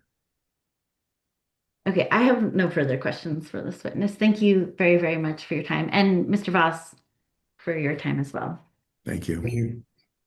Thank you. And with that, Mr. Pattison and Mr. Voss, thank you very much. Thank you for your testimony and your time and answering our questions today. I appreciate it. And you are Yes, thank you. Thank you. It's 11:41, so I think this is a good time for us to go ahead and just take a slightly early lunch break, especially because Seawind's witnesses are counting on that. I think we might as well go ahead. Let's plan to come back at 12:30. That will make sure, give us hopefully we can get through all of our witnesses today and be out a little early on a Friday. Is there anything else we should address before we break for lunch and reconvene at 12:30? All right, with that, I'll see you at 12:30. Thank you. Thank you.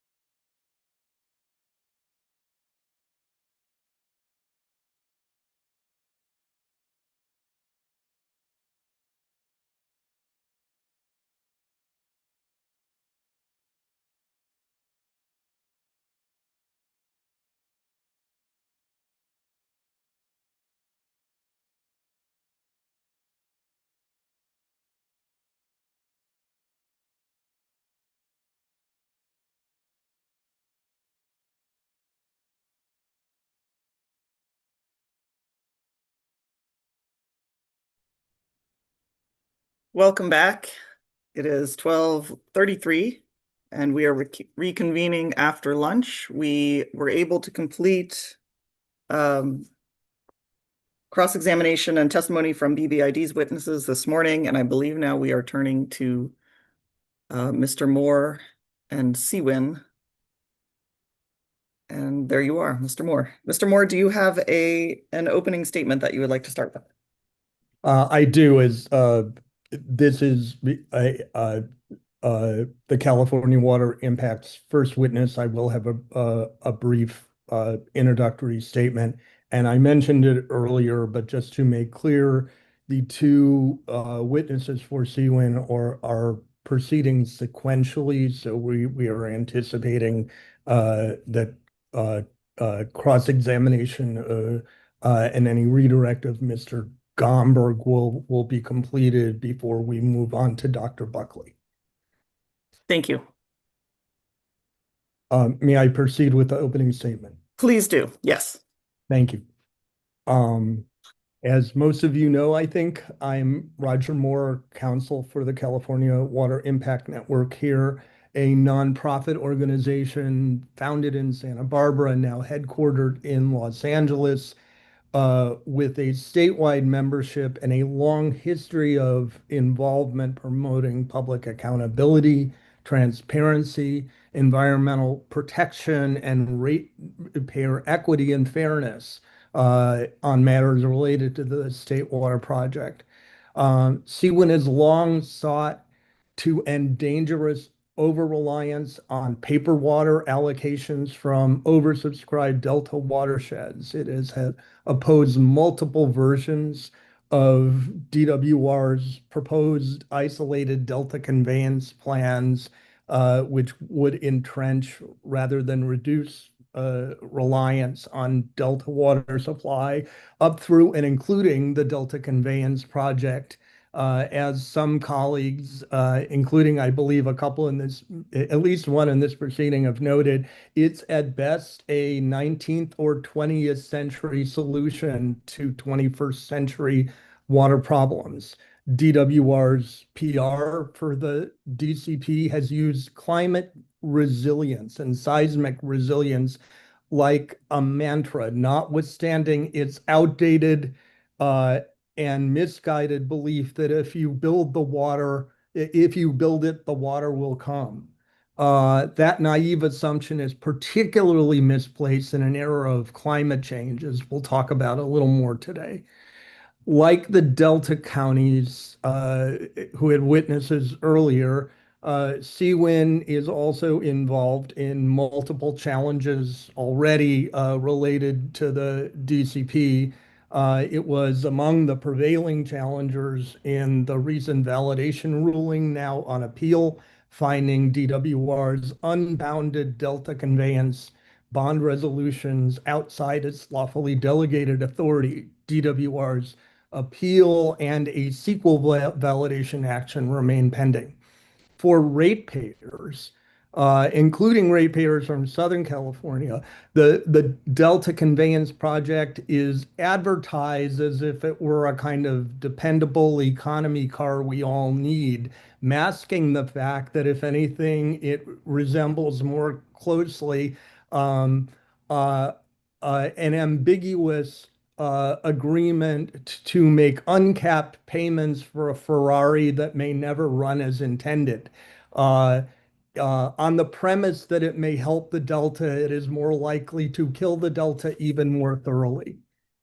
We are not here to talk about the myriad problems relating to the State Water Project that we could, although they are part of the mix. Today, we're here for a more focused purpose, which is to look at whether DWR has met its burden of proof in its DCP change petition to justify the changes that it needs to proceed with the DCP. Our first witness that we'll be hearing from today, Mr. Max Conberg, is among other things, senior policy advisor to CWIN. He is a highly experienced and qualified policy analyst with a thorough grounding and extensive involvement on issues related to the nexus between climate and water. And his testimony cuts across several interrelated issues with a particular focus on climate change. I'll mention a few of those that relate to the the issues of interest in this proceeding. Among those are issue number 4, which relates to whether approval of the change petition would be in the public interest. Issue 6, which has to do with consistency with policies that, among other things, concern racial equity and environmental justice, as well as issue 8, relating to feasible alternatives and mitigation measures. Mr. Gomberg is very well known to quite a few in the room or on Zoom as a longtime staffer at the State Board, having served as a climate change advisor and climate and conservation manager in his long tenure at the State Board. Max Gomberg will provide an overview of California's climate policies and plans, including, among other things, plans relating to climate adaptation, heat action. He will discuss the relationship of these plans and policies to multiple requirements relating to delta protection and water conservation, as well as sustainable management of groundwater and other things. He will outline the incompatibility of the Delta Conveyance project with multiple climate-connected policies and goals. Not the least of which includes resolutions of the State Board itself articulating policies relating to both climate change and racial equity. He'll reference other testimony in the proceeding, cutting across issues such as ratepayer affordability and equitability, and the benefits, the unexplored benefits, which DWR summarily rejected in its environmental review of non-conveyance-based alternatives that may better protect the public interest. In short, as he will testify to, far from improving our ability to engage in climate adaptation successfully, the DCP is much more likely to deepen our state's climate-related problems and foreclose better alternatives that need to be explored. One final note that probably doesn't even need mentioning, but just to avoid potential distraction on this, I'll note that as I've noted, and you'll hear more from him, Mr. Gomberg has extensive expertise as a policy analyst, particularly as it relates to water and climate. It's, I suppose, inevitable that the hearing issues are going to cut across a variety of disciplines, which include, among other things, law, policy, science, and engineering. That's not even a complete list. Suffice it to say, Mr. Gomberg's testimony will focus on policy, his area of expertise. He is not an attorney. He is not here to provide legal testimony, nor should he be asked to provide legal opinions in questions. He is not here as a scientist, and the same will apply to questions on that subject. Uh, so the focus should be on the areas that are within his expertise. That is the end of my probably longer opening than I intended to do, but if it's okay, I'd like to go on now and get Mr. Gomberg up. And do I remember correctly that you administer the oath first? Yes, I will do that. And thank you, Mr. Moore.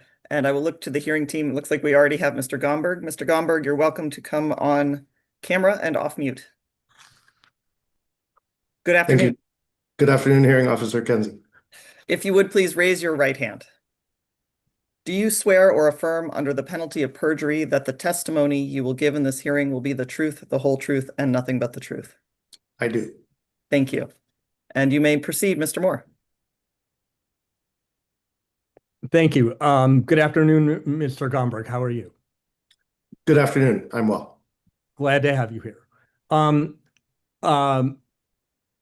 What is your current position with the California Water Impact Network? I'm a consultant and a board member for the California Water Impact Network. My board position is secretary. And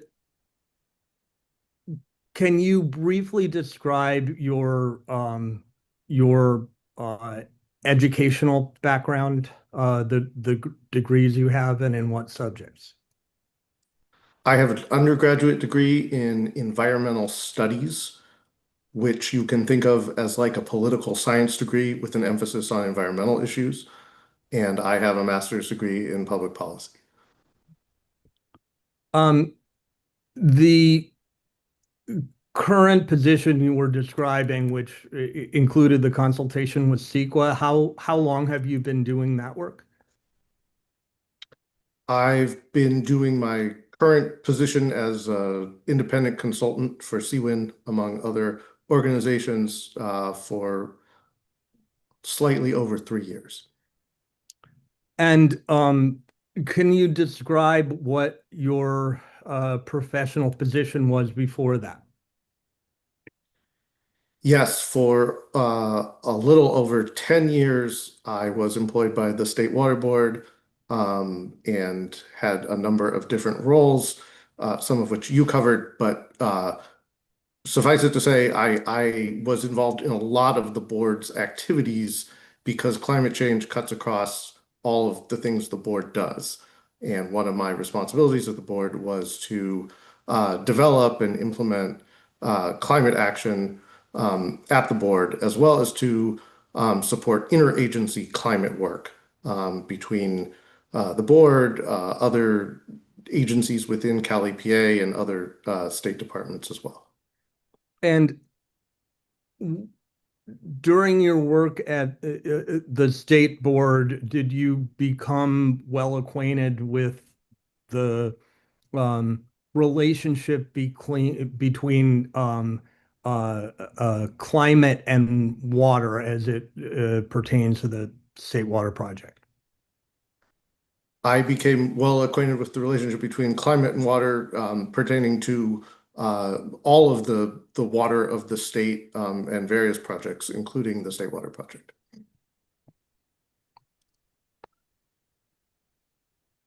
Turning to your testimony, is Exhibit CWIN 100 a true and correct copy of your written testimony submitted in this proceeding? It is. Is Exhibit CWIN-101 an accurate statement of your work experience and education? It is. Did you also rely in your written testimony on Exhibit CWIN 102, which has the title February 2021? I'm sorry, this is not all the title. the February 2021 State Board staff report that has the title, if I can read my chicken scratching here, uh, um, recommendation for an effective water rights response to climate change. Yes, that is part of my testimony regarding climate change. And is, to the best of your knowledge, Exhibit CWIN-102 a true and accurate copy of that report? Yes, it is. And I believe it is still posted on the State Board's website.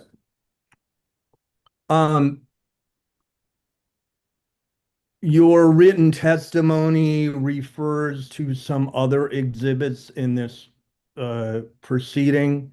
Do I understand correctly that in your written testimony, you relied on the exhibits mentioned, including, for example, Exhibit CWIN 004, the testimony of Mark Buckley, and FOR, with the acronym referring to Friends of the River, Exhibit 006, the testimony of Heather Cooley?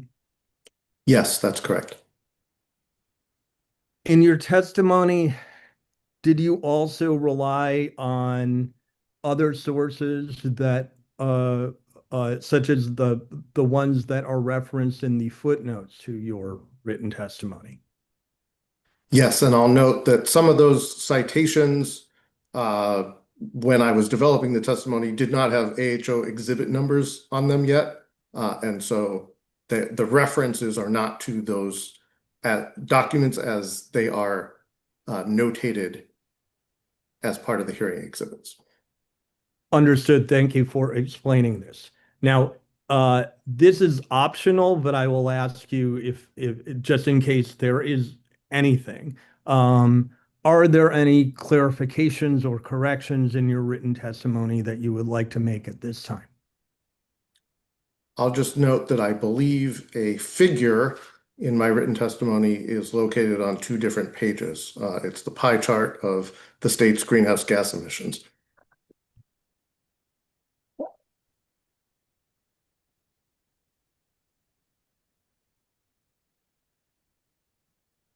And do I understand correctly that you did not prepare a separate PowerPoint for or some written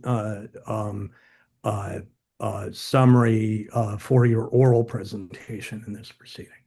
That's correct. I did not. But do I also understand correctly that what you would like to do is provide that oral summary when I'm done with my questions? Yes, that's correct.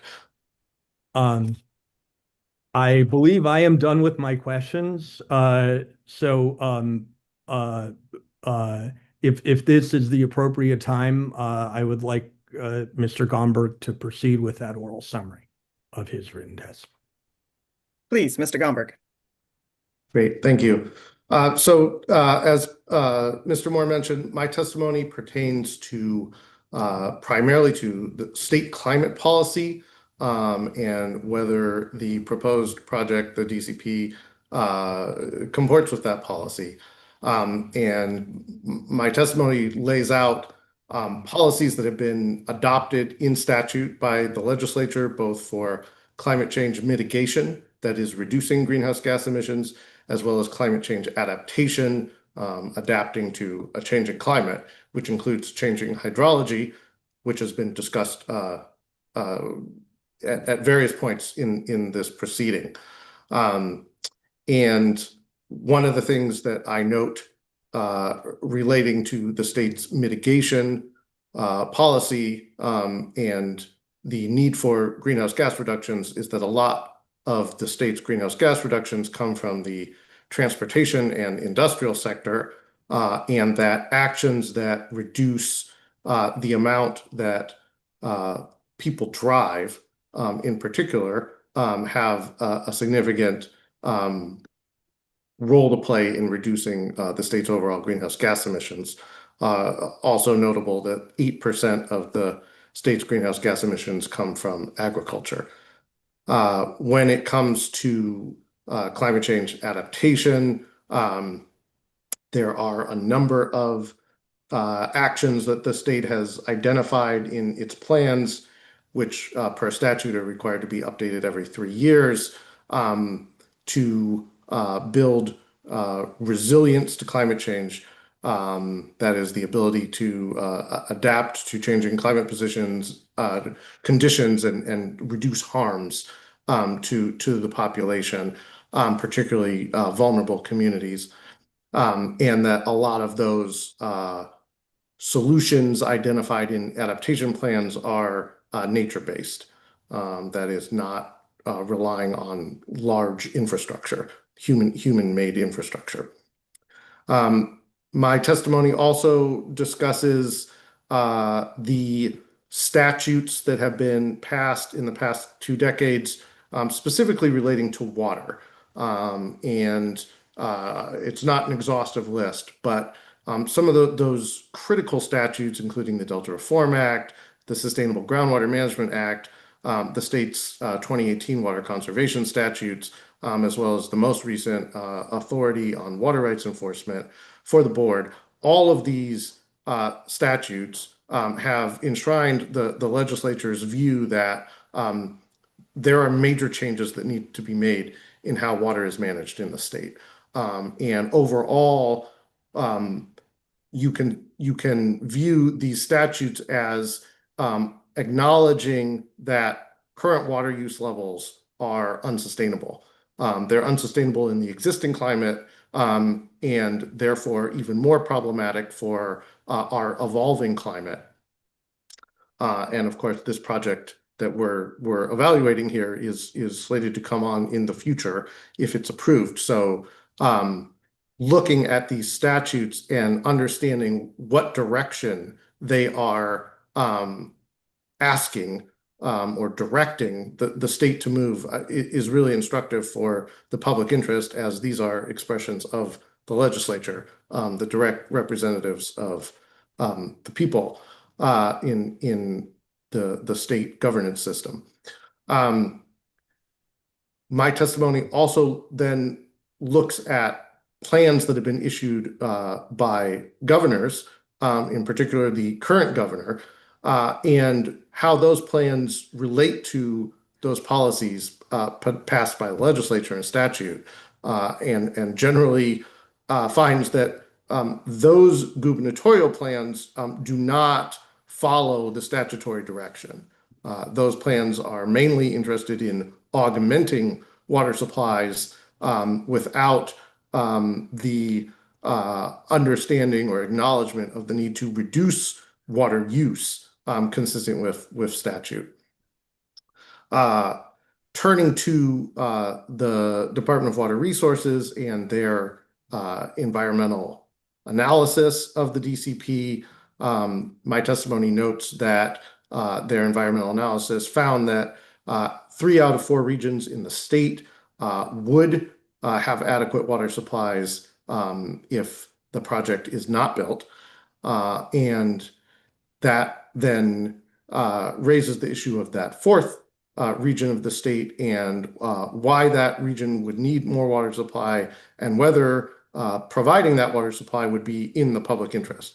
And in particular, I look at the climate change implications of providing or not providing water supply to that region, which includes Kern County and the desert regions of the state south of the Tehachapi Mountains, and find that doing so, that is providing additional water to those areas, would only make the state's climate crisis worse for various reasons. Turning to the board's own policies, as Mr. Moore mentioned, the board has adopted both a climate policy as a racial equity policy. The climate change policy was developed under my direction when I was at the board. And those policies together lay out direction to staff on how to respond to both climate change as well as the goal of improving racial equity. And as my testimony details, the DCP is not consistent with the goals and commitments in both of those water board policies, both or resolutions, that is, climate change and racial equity. In particular, because the DCP would not improve water quality conditions, would not allow for improved access to fresh water for the environment, for people who rely on fresh water for various activities. And so, again, just it documents how were the board to approve the DCP, that would be inconsistent with its own resolutions. My testimony also refers to other testimony, namely that of Mark Buckley, that's CWIN 004, and Heather Cooley, FOR 006, about alternatives and what we could see and do as a state, as a society, if this project isn't built. And in addition, towards the end of my testimony, I specifically address what a public interest alternative could look like, and the benefits that not building, not permitting, and not moving ahead with the DCP, coupled with reducing the deliveries from the State Water Project, what benefits would accrue to the public interest from pursuing that. I'll note that the Water Board is not and does not have to be the be-all policymaker for everything state water related. And as Mr. Moore already alluded to, the issue at hand here is whether this project should be built or not. However, I felt it was important to provide a brief accounting of what a more comprehensive alternative would look like, that goes beyond the issue at hand, as it's relevant to the decision here.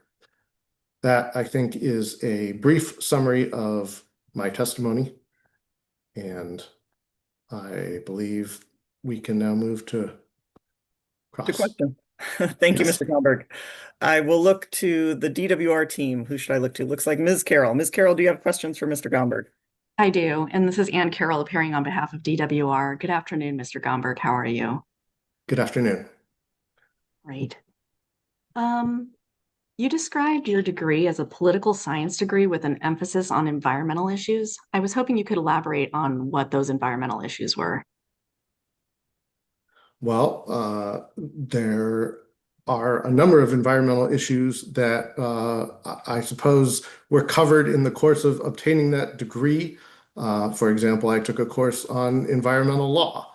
I took a course on ecosystem management. I covered a number of topics, all related to what I would call broadly environmental management topics, how societal decisions about environmental protection and trade-offs are made, and how in the legal and regulatory and policy spaces within the US in particular, environmental policies have developed over time, and what we can learn about those, and how we might apply those going forward.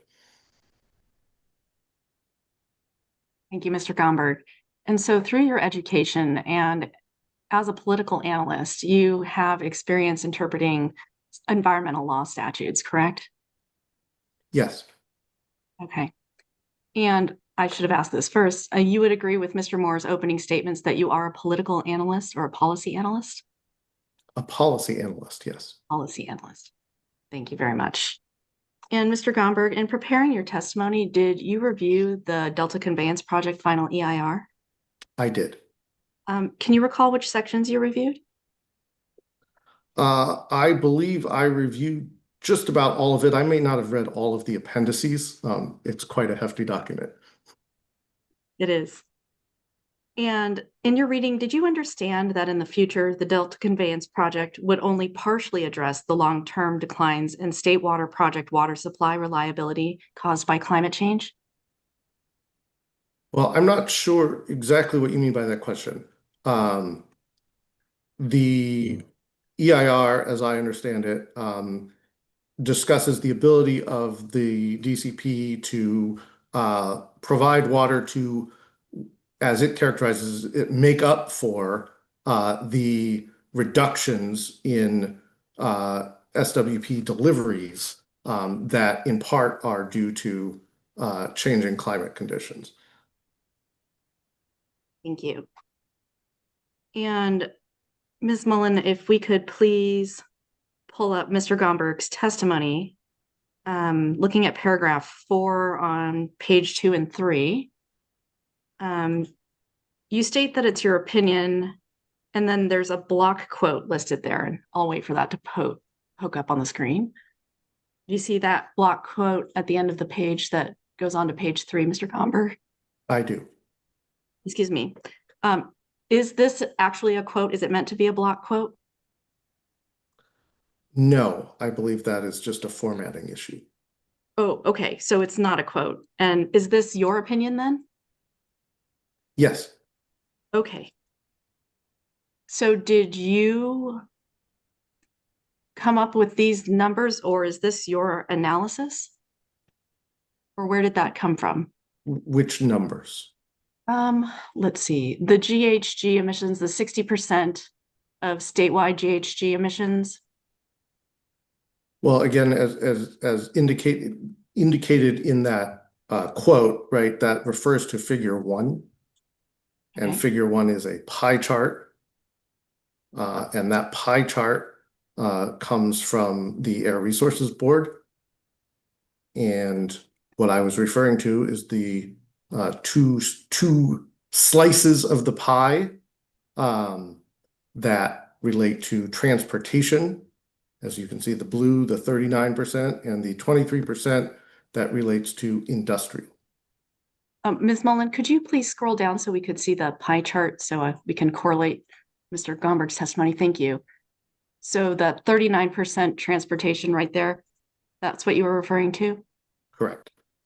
Okay, so the information in what looked like a block quote was pulled from the pie chart and the Air Resources Board data, correct? That's correct. And you didn't perform your own analysis? Well, I did math.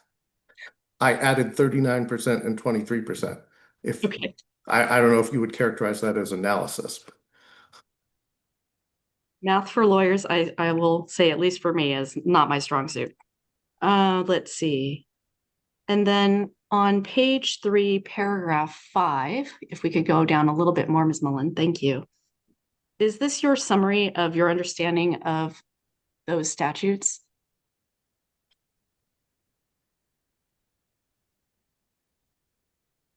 And maybe we need to go further down to page 4. Objection to the extent that I'm not clear whether or not she's getting at this, but objection to the extent that it may be calling for a legal conclusion. And we'll do just within Mr. Gomberg's experience and expertise, please. So I'm not sure when you say these statutes, my testimony in paragraph 5 references one statute, and that statute sort of describes the time frame for the state updating its climate adaptation plan. The sentence below that relates to the current plan. Maybe I have my reference in the document incorrect, so we can move on. Well, since this isn't the statute that I was referring to, and you mentioned the climate adaptation plan, so this is your summary of that climate adaptation plan, correct? Which is my summary. I mean, the part that says the current plan includes 6 priority areas, those areas are pulled directly from the plan. and that there's that citation number 2 is to the current version of that plan. Okay, so the entire paragraph 5 is referring to the climate adaptation plan. Correct. Thank you. And in paragraph 6, we'll just keep going down. Are you summarizing the various state plans such as the Extreme Heat Action Plan? Well, as I note, the state has a lot of different plans.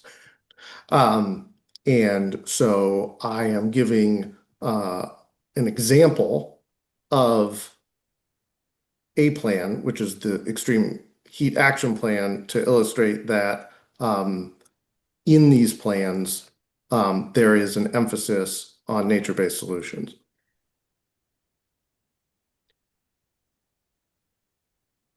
Okay. And then on page 5, Ms. Mullen, paragraph 7, let's keep going. You discuss contemporary water policy statutes and their recognition of the need for sustainable water management and requirements, et cetera. Do you see that? I do. And would you agree that these policy statutes that you cite don't require reduction in overall use of water? Again, objection to the extent that she may be calling on the witness to present a legal as distinct from a policy conclusion about the answer to that. Noted. And we can, Mr. Moore, if it's helpful, I think you raised it in your opening and have it as essentially a standing objection.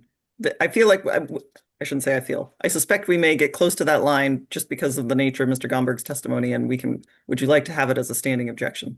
Yes, thank you. I'd rather do it efficiently, and you've heard the standing objection. Thank you. Thank you, Mr. Moore. Go ahead, Ms. Carroll.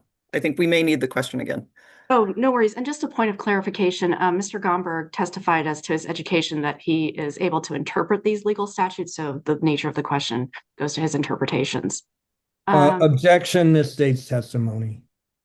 That is what Mr. Gomberg said, I believe. I don't know if we need to go back to that question.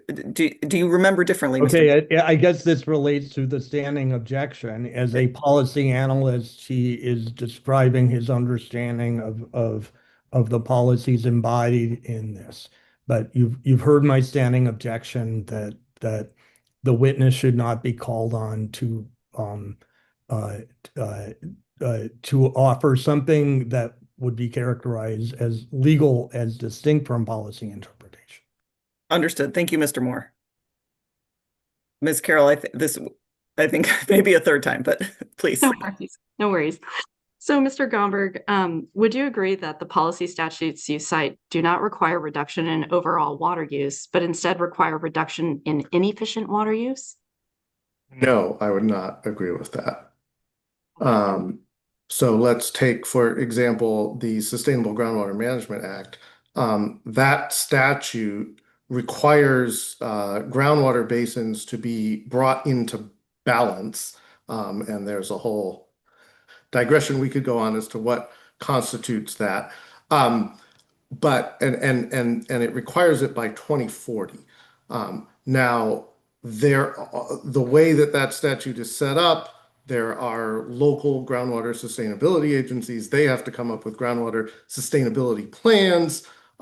There's a whole deficiency review or adequacy and deficiency review associated with that. But the key thing to note here is in those plans, those agencies are directed to figure out how to bring basins into balance. One of the things they can do is look at recharge as a way to do that.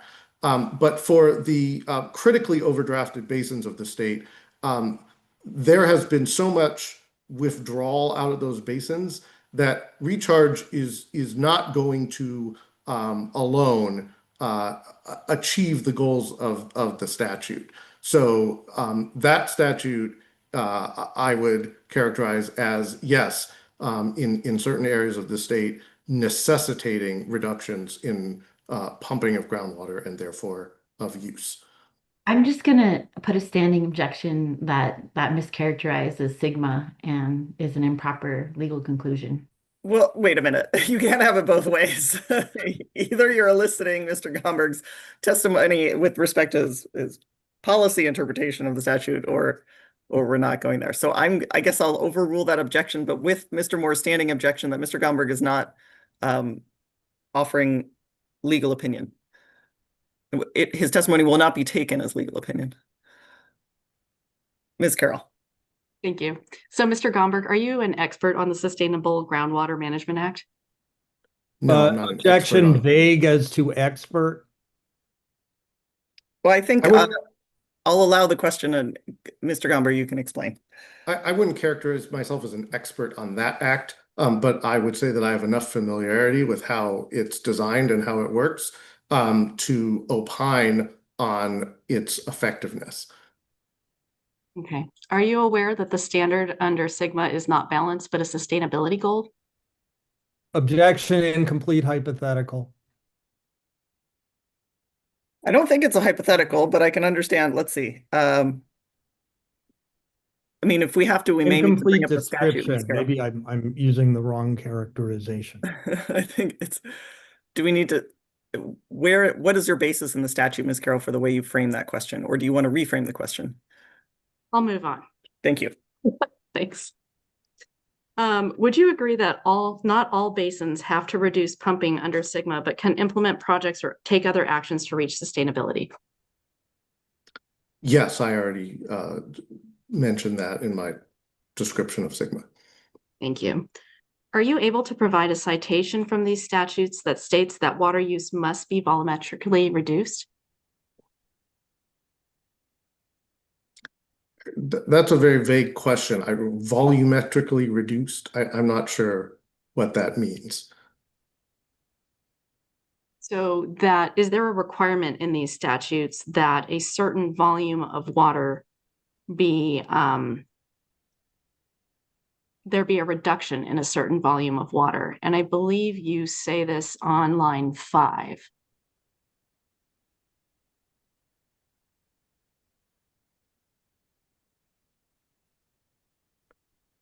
Well, 4, 5. I don't see the word volume there, but here's, I think, an answer that may help. So let's take the water conservation statutes, which I am an expert on as I was involved in their development.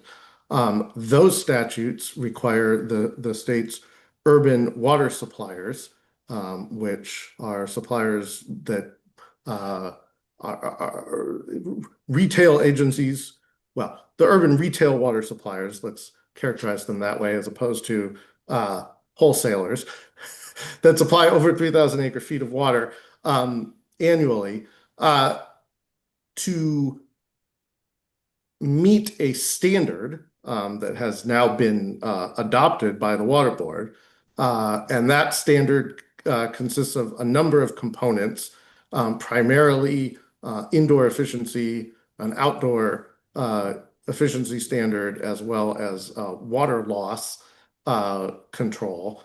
It has a number of provisions and exemptions, but in sum, those statutes and the subsequent regulation that the Water Board has adopted require reductions in water use. Is it correct that conserving doesn't mean using less water, as there may be population growth in that area? Well, conserving does mean using less water. Right? If you conserve something, you're using less of it. Now, there may be population growth, but population growth on its own doesn't necessarily lead to additional cumulative water use. In fact, as the department's own EIR shows, despite population growth in Southern California over several decades, total water use has actually declined.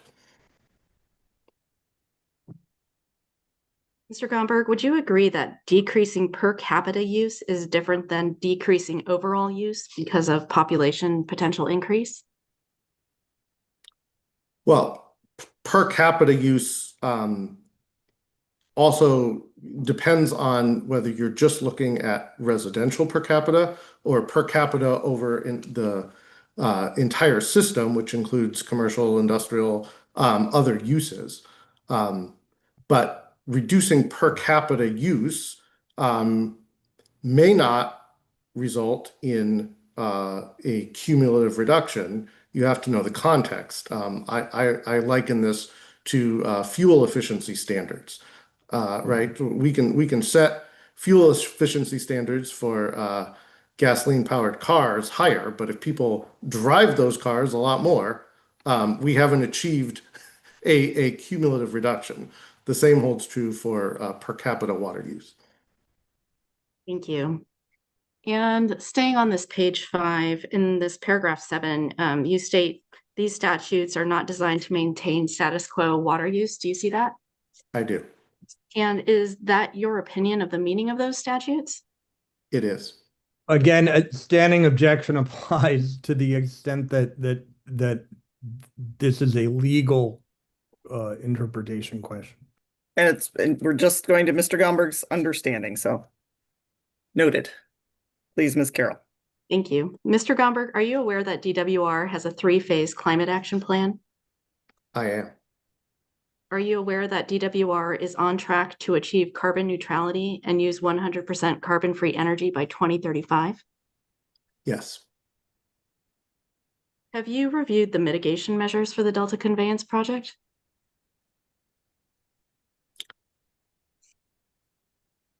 Which mitigation measure? Yeah, objection as to which mitigation measure she's referring to. That could involve quite a number of different things. Ms. Carroll, please. Sure. I was asking if you'd reviewed any of them, but I can specifically say, have you reviewed mitigation measure AQ9? Well, maybe can we start with this? You mean mitigation measures from the EIR? That Right. may, okay. Yeah. Mitigation measures from the EIR for the Delta Conveyance project. Thank you. I may have reviewed them at some point. I would need to be refreshed on what they are. Okay. And I'm not sure if Ms. Mullen, you know the citation. I unfortunately forgot to write it down for AQ9. To refresh Mr. Gomberg's recollection of that. Are you looking for the mitigation, the MMRP, Ms. Carroll, or what is your reference? Yes, I believe it is the MMRP, and it's measure AQ9. It specifies the greenhouse gas emissions from construction to be avoided.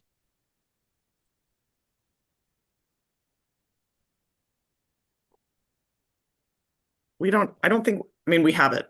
I don't know off the top of my head, I don't know the reference either, but we can come back to that one. We'll come back to that. Also, objection on relevance to the areas covered in Mr. Gomberg's testimony.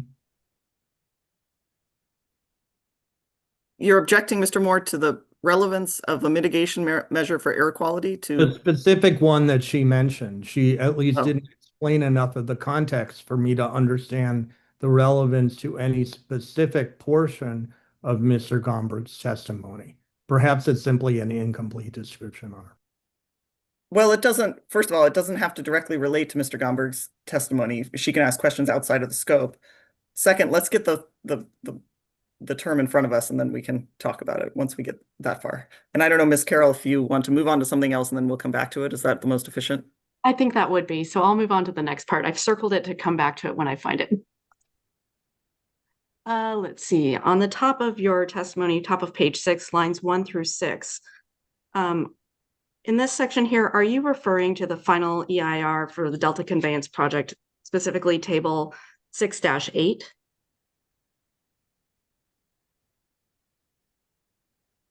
Yes. Okay. And doesn't Well, table actually, let me clarify. I'm referring both to, as noted in my citation number 8, I'm referring both to that as well as to chapter 30 in the final EIR. Great. Thank you. And Ms. Mullen, if you would like, we can scroll to the bottom to see reference 8. Right there, Mr. Gomberg, the footnote 8. Correct. Thank you. Doesn't table 6-8 show the options available for each region and the potential to address water supply shortfalls under the node project alternative? Yes. Wouldn't potential additional water supply development have economic costs and potentially environmental impacts?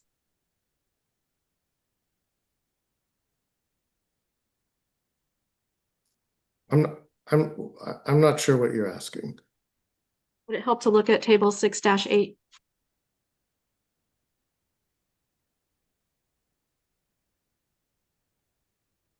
It might Well, help me. I'm not sure what, yeah, I'm not sure what the question is.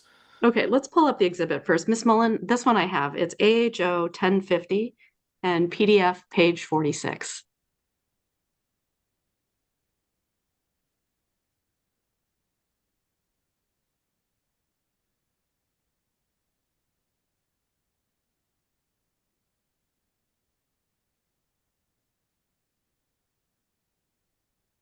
And we're scrolling down to the table, right? Table Yeah, 6. there There we we go. are. Thank you, Ms. Mullen. -8, and let's see. It might be in that paragraph right above the table, Ms. Mullen.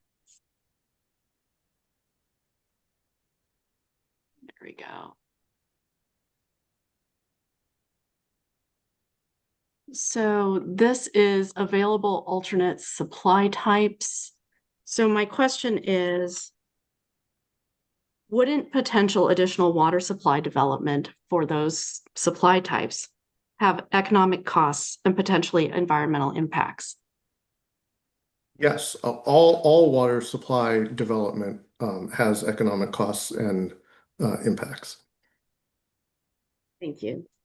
And then I have that reference for you, Ms. Mullen. Could we please go to DWR 804, PDF page 30, and this is going back to mitigation measure AQ9.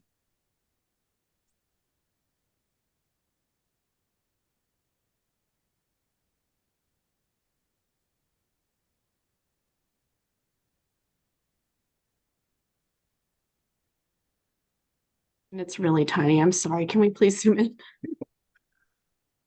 You may not be able to see all of it. Mr. Gomberg, do you remember reviewing this mitigation measure? I do not. Okay. Then I will move on.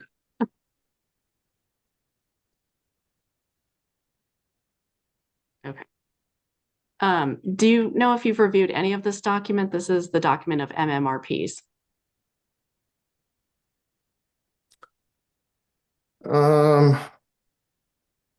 Do you want us to go to the title page, Mr. Gomberg? Yeah, maybe if we go to the title page.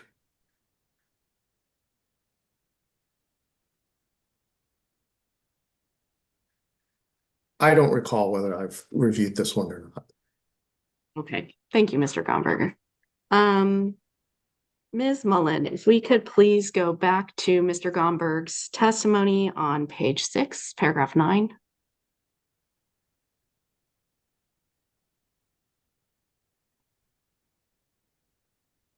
Do you see where you state the delivery of additional water to Kern County would decrease the land repurposing necessary to achieve Sigma requirements? I do. Have you reviewed the Kern County Subbasin Groundwater Sustainability Plan? I have, and I've also looked at the recent action by the board to return management of the basin to that agency, as well as the staff comments on concerns about whether that agency will actually be able to address the deficiencies that the State Water Board staff identified in the original plan, which led to DWR finding it deficient, which led to a water board hearing on it. And do you know if that plan states that the only way to achieve sustainability is through land repurposing? I am almost certain that that is not what that plan states. Could you elaborate? well, this is my testimony here, right? And what I'm articulating is that Kern County overall is getting water from the State Water Project and a significant amount of water from the ground. The groundwater basin is critically overdrafted, and the State Water Project supplies are at issue in this proceeding and elsewhere. And overall, reducing the amount of land devoted to irrigated agriculture is necessary to reduce that critical overdraft in the groundwater basin. So this is your opinion here. Correct. And what analysis is available to support your opinion, specifically on lines 10 through 13? Well, so line 10 refers back to the Delta Reform Act, which, among other things, states the policy of the legislature to reduce reliance on the Delta. Line 11 through 12, or actually 11 through 13, talks about inland Southern California, which is many different communities with some amount of urban density, but mostly what I would characterize as broadly suburban development. Also, less in the way of a robust public transit network than, say, Los Angeles and other parts of coastal Southern California. So what these lines are saying is that by providing additional water there to those areas, it's going to increase vehicle use for people living there, growth, driving around. And because those are inland areas that are subject to extreme heat in a changing climate, and in many cases close to the urban wildland interface, there's going to be additional vulnerability to extreme heat and fire. Also, suburban development, broadly speaking, in contrast to infill urban development, has more outdoor irrigation demand and therefore higher water use, which makes it less compatible with the state's water conservation goals. Okay, but you don't have any analysis to support this statement. Well, it's based on objection on character. She's entitled to her opinion about whether Mr. Gomberg's explanation just provided is analysis or not. Ms. Carroll, did you mean like a numeric analysis? What kind of analysis were you referencing? Right. I mean, a numeric analysis, any type of factual evidence to support what you've testified as to your opinion. That's fair. Mr. Gomberg? My opinion is based on my expertise, having worked on California water issues for the better part of 2 decades. Okay. Mr. Gomberg, what water conservation goals do you believe are impacted by the Delta Conveyance project? Well, for starters, the water conservation goals embodied in the 2018 legislation and the Water Board's regulation implementing that legislation. Those goals, as we've just discussed, relate to, in addition to indoor use, outdoor use, and water loss, a number of factors, but broadly speaking, are designed to reduce urban demand.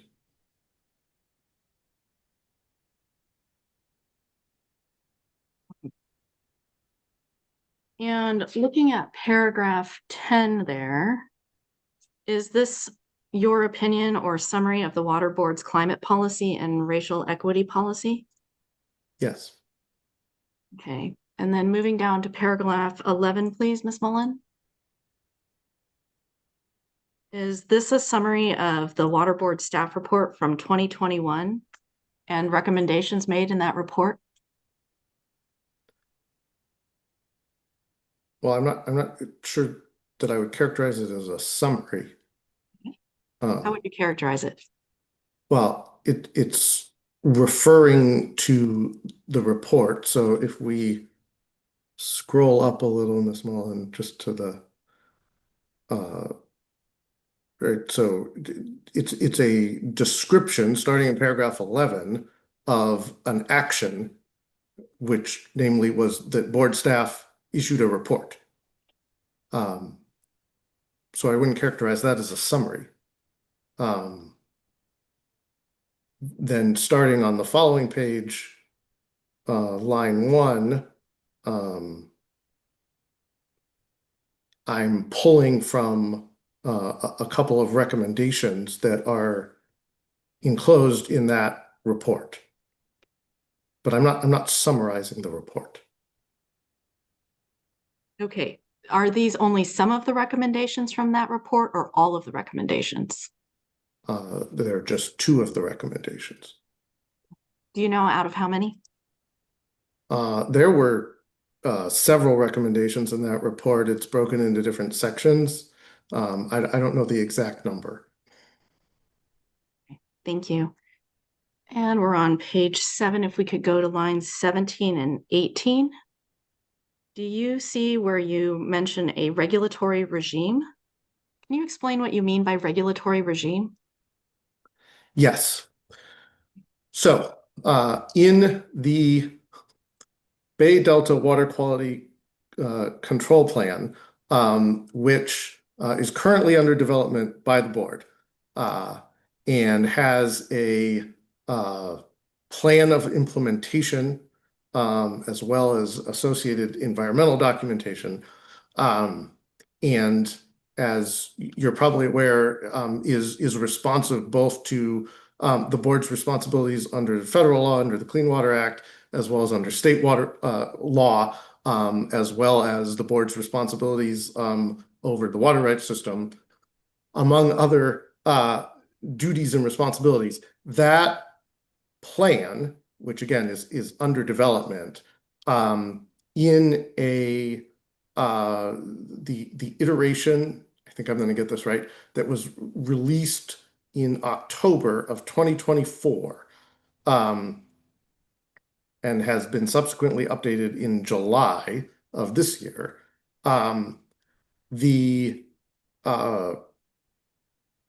plan of implementation includes 2 different pathways. It includes the so-called voluntary agreements, and it includes a set of required flow, temperature, and other management actions. When I refer to a regulatory regime, I'm referring to the latter part. That is, if the board, as part of that plan, adopting the water quality control plan for the Bay Delta, were to reject the voluntary agreements and impose unimpaired flows and other requirements, that is the regulatory regime. Thank you, that's helpful.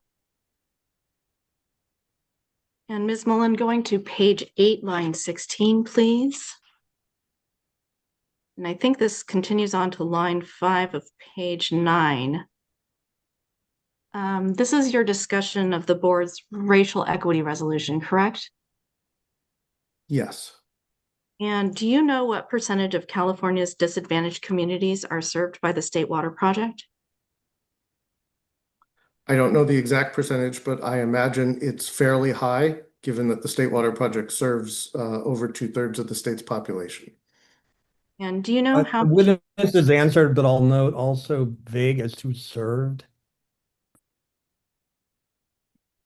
Mr. Gomberg, do you know how much economic activity in dollars the State Water Project provides in that service area?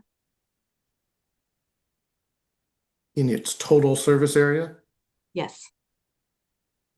No, I don't know the exact figure. Okay. Ms. Mullen, if we could go to page 10, lines 6 to 9. You mention in these lines and also in footnote 20, Mr. Gomberg, Colorado River water. Are you suggesting that Metropolitan Water District could change the agricultural designation for California's share of Colorado River water to bolster urban water supply? Objection to the extent that it calls for a legal conclusion. Noted. Go ahead, Mr. Gomberg. That's not, I think that mischaracterizes my testimony a little bit. I'm not saying that the Metropolitan Water District could do it on its own. But the Colorado River is managed by its own sort of complex Byzantine set of agreements and rules. The point I'm making here is that as a society, as a state, and the Metropolitan Water District as the major wholesaler for Southern California, if there's no DCP, the other major source for Southern California is the Colorado River. And while that source is also under duress due to climate change and over appropriation for that matter, the vast majority of the water that accrues to California is used for agriculture, primarily within the Imperial Irrigation District. And that if we as a society were to change that equation, that would provide additional supply and security for areas served by the Metropolitan Water District. Do you know what the cost of such a procurement would be? No, I don't think anyone knows that, because the reality is that were that to be pursued,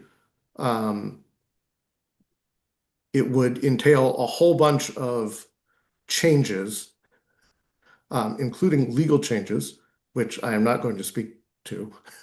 And depending on how that all played out, that would affect what the procurement cost would be. Mr. Gomberg, are you familiar with the U.S. Bureau of Reclamation contracts for the Colorado River? Objection. Vague as to which contract she is referencing. As to those contracts for the agricultural designation for California's share of Colorado River water? With specific contracts, I mean, there was about 100 years of history involved with, multi-state agreements through the QSA agreement. You really need to be more. You went on mute, Mr. Moore. I think more specific was, I'll guess that was the end. Do you have at least a date? Help me too, Ms. Carroll, please. I guess the ones that are controlling at the moment. I mean, are you aware of those contracts, the controlling contracts for this portion of water? Objection. You keep going on mute, Mr. Moore. Not sure what's happening. All right, can you hear me now? Yes. Yeah. Again, objection to the extent that it calls for a pretty vexing legal conclusion, responding to a very broad question about the Colorado River. I'm going to add and just say the meaning of the word controlling. And let's hold on, Mr. Gomberg. Ms. Carroll, and I've never worked on Colorado River issues, so I will reveal my somewhat ignorance. I thought for a while there I stayed away from the Delta too, but now maybe Colorado River is coming for me. These are contracts between the Bureau of Reclamation and the parties who have, or the contracts with whom? what contracts? I don't suppose, do you have a reference? I mean, can we pull something up just to orient me? I don't think it's that important to go into the Okay. specifics. I'm just trying to elicit whether or not he has an understanding of who would be involved in the negotiation and how we would procure the water he's referencing from the Colorado River to bolster urban water supply. So I'm just trying to elicit his testimony as to what all would be involved with that with regards to the contracting mechanisms related to it. Maybe you can ask that question if you would like, of what process that might involve and whether he knows anything about it. Mr. Gomberg, are you familiar with the process that would be involved, or if you know of the process that would be involved with negotiating the procurement of the share of Colorado River water that you mentioned in your testimony?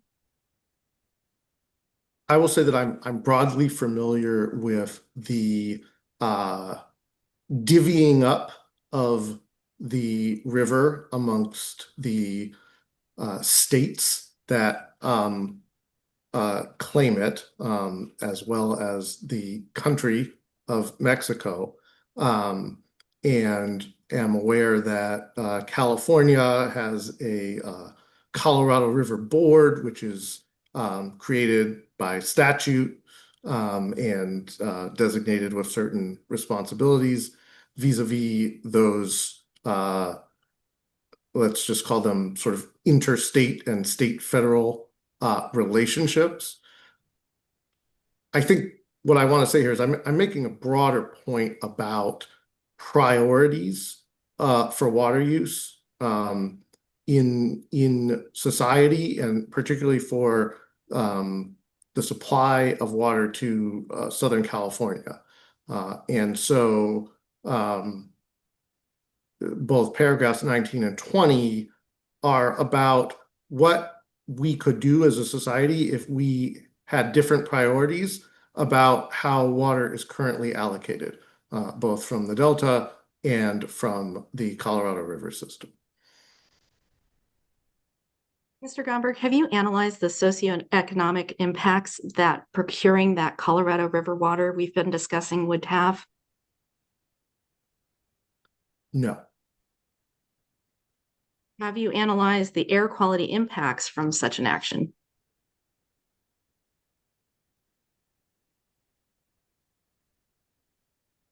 No. However, I did some work on salt and sea issues, so I'm broadly familiar with air quality and other environmental issues related to the region of the state that where the majority of the Colorado River water is currently used in Imperial County.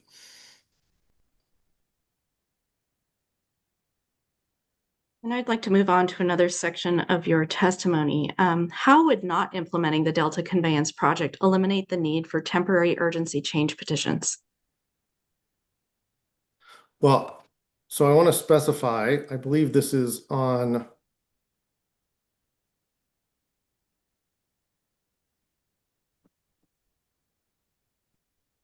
paragraph 18 of my testimony on page 9. I'm saying getting rid of the DCP and ordering reductions in current state water project contract allocations would combined reduce the need for, or eliminate the need for temporary urgency change petitions. And the connection there is that those change petitions arise during dry years, often when there's more than one, and there is a declaration of emergency by the governor, which then directs the state to waive a whole bunch of existing rules for water quality in the Delta to preserve the ability to move fresh water around. With a lesser amount of exports from the Delta, which again, I'm saying is not is a function of both not approving the DCP and reducing the current amount of allocations under the State Water Project. The need for temporary urgency change petitions goes away because there's more fresh water flowing into the Delta, even in those dry years. Understood. Ms. Mullen, if we could please go back to paragraph 13. Mr. Gomberg, here, are you summarizing Mr. Buckley and Ms. Cooley's testimony?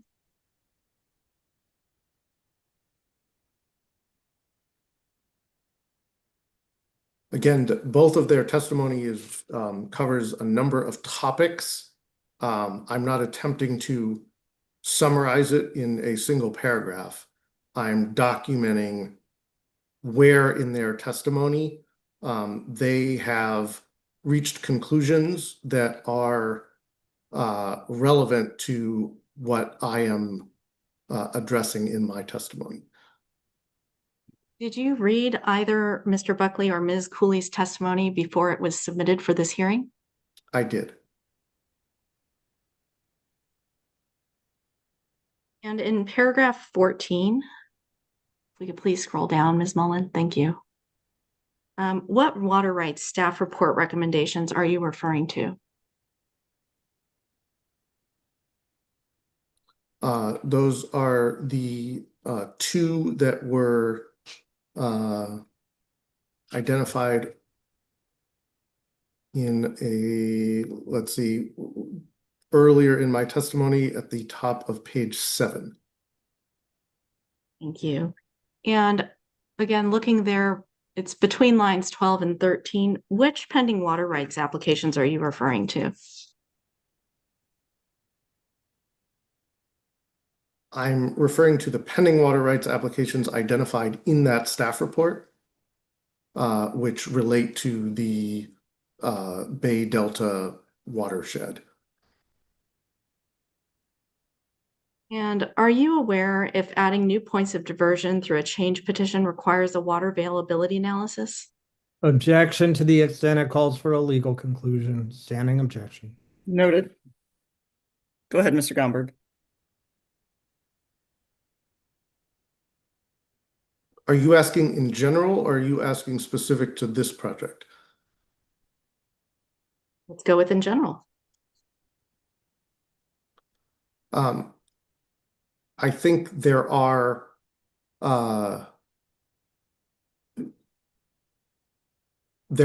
types of permits that are considered to be de minimis. I believe it's below 10 acre-feet, if I recall correctly, that are not required to have a water availability analysis.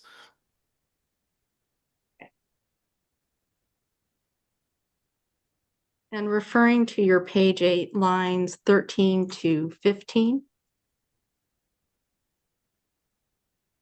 you say that many of these applications lack justification. Is that because it isn't necessary or because it wasn't provided? No, it's because the system is already subscribed. So again, it goes to the end of that sentence, based on current regulatory requirements and SWP operations. So the board in its supplemental environmental document for the Bay Delta Water Quality Control Plan, which I understand may not be final yet. But within that analysis, which is meant to comply with CEQA, the board discusses the fact that the amount of water claimed through water rights for the Bay Delta watershed far exceeds the amount of water that is actually available in the watershed. In addition, as part of the draft plan of implementation for the Bay Delta Water Quality Control Plan, and this is the, I want to say the July 25 version of the document. So the most recent one. The board staff mentions that as part of updating the water quality control plan, they intend to update the designations of fully appropriated stream systems, which are sort of specified under the water code for the Bay Delta. So that as I understand it, is the board signaling that the likelihood that sort of under these in development regulatory requirements for the Bay Delta, that there would be any approvals for new water rights permits are pretty low.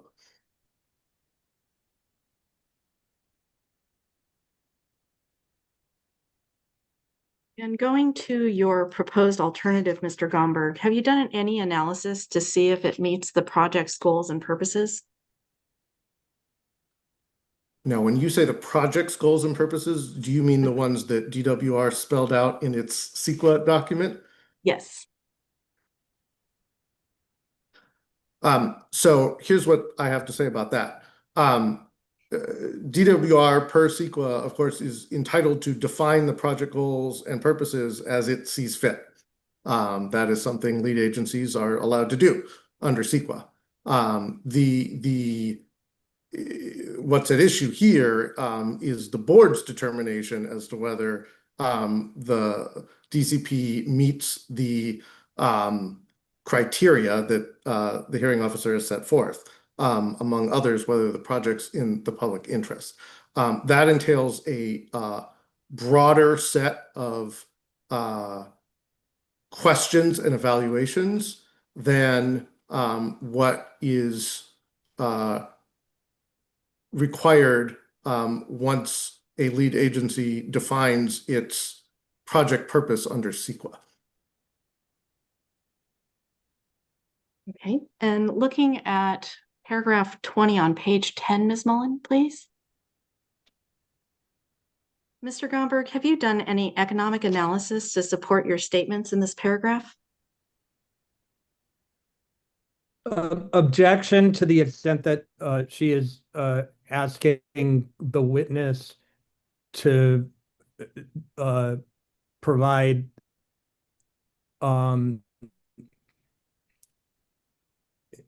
testimony as an economic expert as distinct from policy analysis.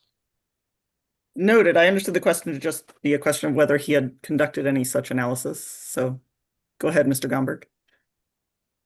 No, I haven't conducted economic analysis of what the benefits and costs of that transition would look like. Mr. Gomberg, do you have any experience in negotiating water transfers?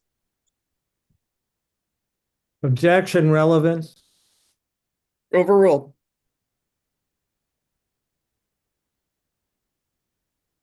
I have experience conducting negotiations, but no, I have not ever been involved in a negotiation for a water transfer. Thank you. And have you done any environmental analysis of your proposed alternative?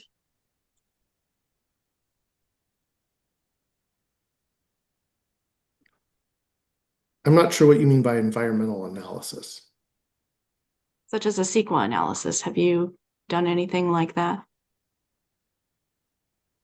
Objection, no. Vague hypothetical. Mr. Gomberg is not an agency, as far as I know, for purposes of CEQA review. So I'm not sure what she's. Oh, you're on mute again, Mr. Moore. Can you hear me? Yes. Okay, when I was objecting as to vagueness or incompleteness in the hypothetical she was posing, given that Mr. Gomberg is not an agency that as far as I know, would be subject to SQL analysis. I don't know what I don't understand the context about uh, what she's asking him. Would you like to slightly revise your ask, Ms. Carroll? I would. Mr. Gomberg, do you know what the environmental impacts would be from your proposed alternative? Well, at a high level, the positive environmental impacts, as I've outlined in the bullets in my testimony, would be improved water quality in the Delta. So again, at a sort of, let's call it a 30,000 foot level, yes. And what evidence do you have that supports that contention? Well, that refers back to evidence that's been gathered by others, and I reference in my testimony, for example, the Water Board's scientific basis report for the Bay Delta, which describes how adding fresh water flow into the Delta would have environmental benefits. That's also been supported by other witnesses in this proceeding, such as Dr. Rosenfeld. So you're not relying on your own analysis, but the analysis of others. Correct. Thank you. I believe that's all the questions that I have. Thank you, Ms. Carroll. And I will have one follow-up, but is there anyone else who will have questions for Mr. Gomberg? All right, I had one that I think we got to a little bit, but Ms. Mullen, can we please go to Mr. Gomberg's testimony? I believe it's CWIN 100 on page 8, paragraph 14. And I just wanted to, well, I'll reflect that I didn't understand. So I didn't understand the first sentence of paragraph 14. So I wanted to look into that. When you say there, the proposed project, just to clarify, Mr. Gomberg, you mean the proposed Delta Conveyance project? Yes. So you're saying that the proposed Delta Conveyance project would operate to minimize curtailment? Is that your statement? Yes, and sort of the full statement there, it would do that by creating pressure on the board to approve more of the pending water rights applications, because it would make more water available.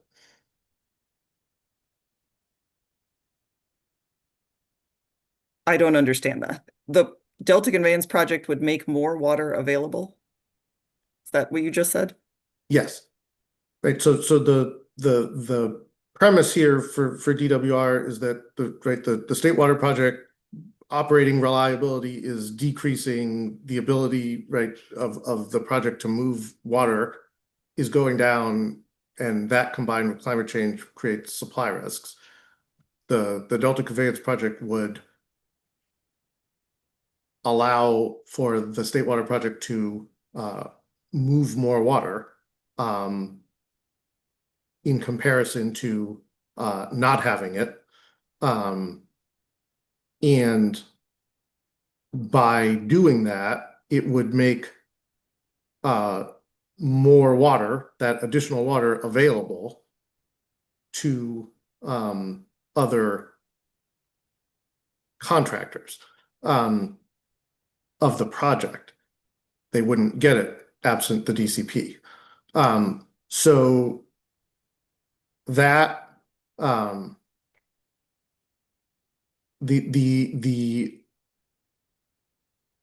okay, let me characterize it this way. The fact that it would be there and able to move water would by itself create pressure for operations in such a way that would create pressure to try to allow for more water uses of the Delta, given that the ability to move the water, larger volumes of water exists. I see. So you're referring to the capacity, what your opinion here is that having the capacity of the Delta Conveyance project would encourage parties to apply for water rights to convey that water through the pipeline. Right, because absent the project, they would know that they would have less of a chance of having their applications viewed favorably. I'm just gonna object. This is going beyond what's written on the words, and I understand that you're trying to. I just don't understand what the words mean. I still don't But I understand. feel like this is going outside the scope of what's on the paper. That's probably right because I don't think what's on the page. I'm trying to understand the words. Noted, Ms. Morris, but I would like to understand what Mr. Gomberg intended to write down. And we can. And I'd like to hear too, but given what Ms. Morris has said, may I just note that as has already been noted in this cross-acts, the hearing officer has generally allowed questions and sometimes responses to be outside the scope of the specific testimony. Yeah, yes, noted. And I think I have discretion to go there. But so let me and I understand, Ms. Morris, but you'll have a chance to follow up for your own questions for Mr. Gomberg. But I guess I want to clarify, Mr. Gomberg, are you referring to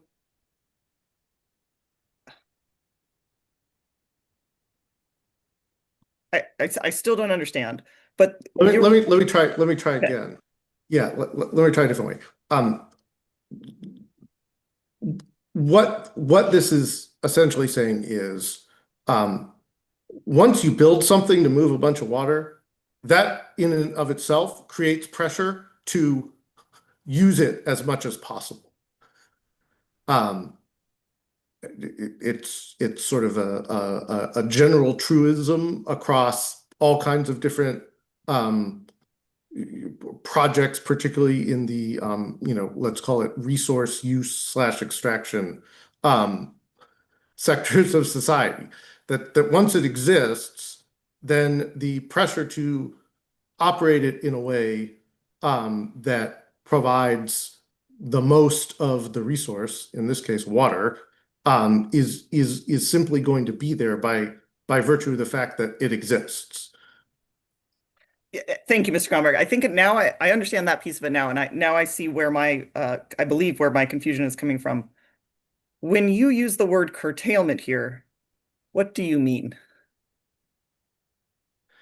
I see. Okay. I think maybe my word choice is what created confusion here. I think a better way to characterize it, or maybe what I'll say by what I mean by that is reduction in deliveries.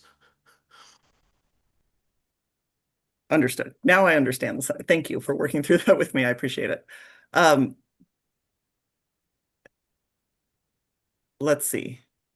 Given that exchange, I think it may make sense. I don't know if Ms. Carroll or Ms. Morris, if you want to follow up based on any of that, or we'll go to redirect. But I wanted to give you a chance, given that that was somewhat extensive. I guess I just have, oh, go ahead, Steph. Did you want to go? Do you mind if I do it? Thanks. So, you just said in the context of this line, the proposed project would undermine the resolution and the water rights staff report by operating to minimize curtailment. And you said water deliveries in response to the hearing officer. So is it fair to say that you are not talking about pending water rights applications, as you later say in, let's call it line 12.5, and that in essence, you're talking about the use of the Delta Conveyance project and state water project operations? Objection, compound question. It's a one or the other. You pick, or you tell me I'm wrong. Well, let's, Ms. Morris, if we can break it down one step at a time, please. It was long. In the context of this sentence, you say that it's going to create more pressure on the board to approve pending water rights applications. What do you mean by pending water rights applications? Again, I'm referring to the applications that are described within the staff report. And that's the subject, that's citation 17. And are any of those pending water rights applications for the State Water Project?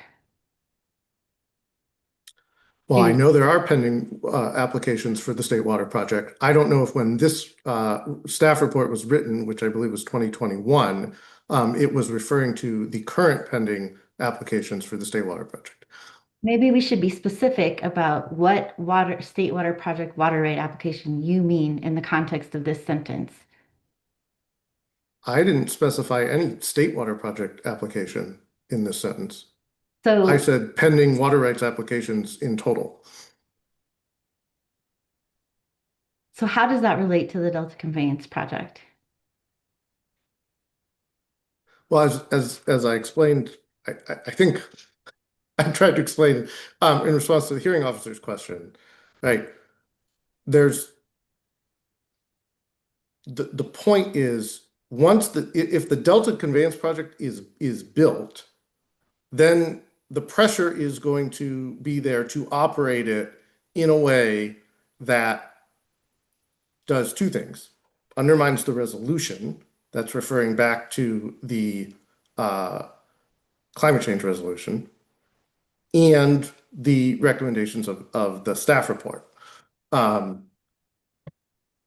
It's going to undermine the resolution by contributing to the degradation of water quality in the Delta.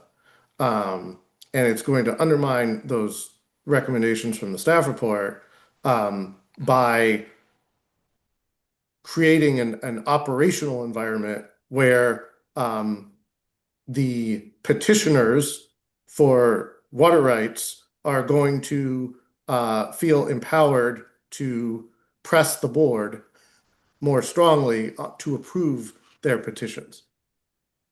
So now I'm confused because we're talking about petitions versus water rights applications. So I'm going to go back to this sentence because I do not understand what you're saying. Can you please clarify what water rights applications as it relates to this sentence that you are referring to? Is it, you want to just say it's everything that's in the report? Yes, which again, in line 13 and 14, as detailed Appropriation, in the report, is 11 million acre feet per year. are these for new appropriations or are these for existing water rights? We'd have to go back to the report. You don't know sitting here today. Sitting here today, I don't recall whether it's both. Because the words don't make sense to me, I'm going to try to characterize what I think you're saying, and then you can tell me if I'm getting it right. In essence, you're saying that the Delta Conveyance project as a new piece of infrastructure would facilitate moving more water out of the Delta, and somehow it's tied to all of the pending water rights applications that are listed in the report in footnote 17. Objection, vague and compound question.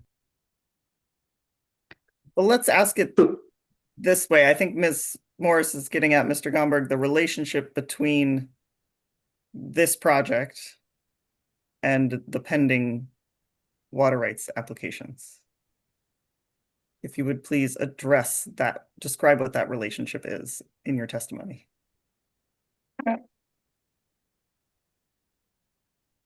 So the pending water rights applications are for uses of water in the Bay Delta watershed. The Bay Delta watershed, as the board's own documents have described, is already in a bad place ecologically because too much water is being taken out of it and not enough water, fresh water, is flowing into it. And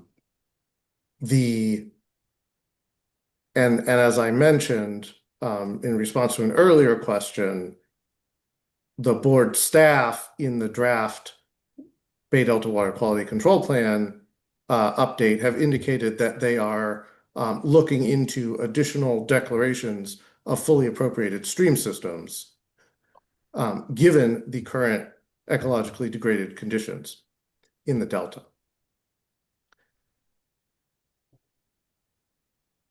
If there's no DCP, the chance that any new water rights applications get approved, particularly if there are additional fully appropriated stream system designations, is incredibly low. If, however, there is a DCP which allows for more water to be moved, and I'll note that the DCP is intended to be operated in a world where voluntary agreements are in effect, which would also augment the amount of water that is available for conveyance. That set of conditions would create more pressure on the board to approve some of the pending water rights applications for the Bay Delta watershed. The pending applications in the report that you cited are applications that have already been submitted and have not been acted on by the board. So those exist with or without the Delta Conveyance project, correct? Yes, that's exactly the point, is those are pending. And what I'm saying is they're more likely to be approved if the Delta Conveyance project comes into existence. Mr. Gromberg, do you understand that the water rights for the State Water Project are the only water rights that would be able to move through this project if the board grants this change in petition to add these new points of diversion? Objection. That is pretty blatantly asking for a straight out legal opinion. Mr. Gomberg has, I think, very thoroughly addressed multiple questions, offering his opinion as a policy analyst about the matters in this paragraph, on which there is a specific source listed in footnote 17. If the department wishes to make pursue rebuttal or make a legal argument in briefing later, they are free to do so based on that source. Mr. Moore, I'm going to, if Ms. Morris would like, allow this to continue. I still think there is a great deal of confusion here. However, Ms. Morris, I do think it's fair to clarify that the way that you phrased the question suggested that never in the future could water rights be authorized to move through the new infrastructure if it is constructed. And I don't think you intended that, but I think that's technically how the question read. I was going to follow up with that as a question after. No, but I think what you're asking Mr. Gomberg is whether he understands that this proceeding is only for the approval of new points of diversion for State Water Project water rights. Is Correct. that correct? Do you understand that, Mr. Gomberg? I do. Okay, back to you, Ms. Morris, if you want to try to, And then, whether you want to try to unravel this one. well, I can't really rebut it if I don't understand it, and I'm trying to understand it. So, Mr. Gromberg, do you understand that if other parties, like people with pending water rights applications, wanted to utilize the Delta Conveyance Project infrastructure, there would be a separate process and a separate hearing for that to be able to occur?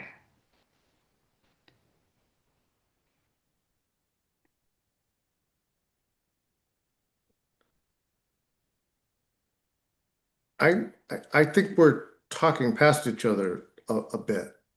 I agree.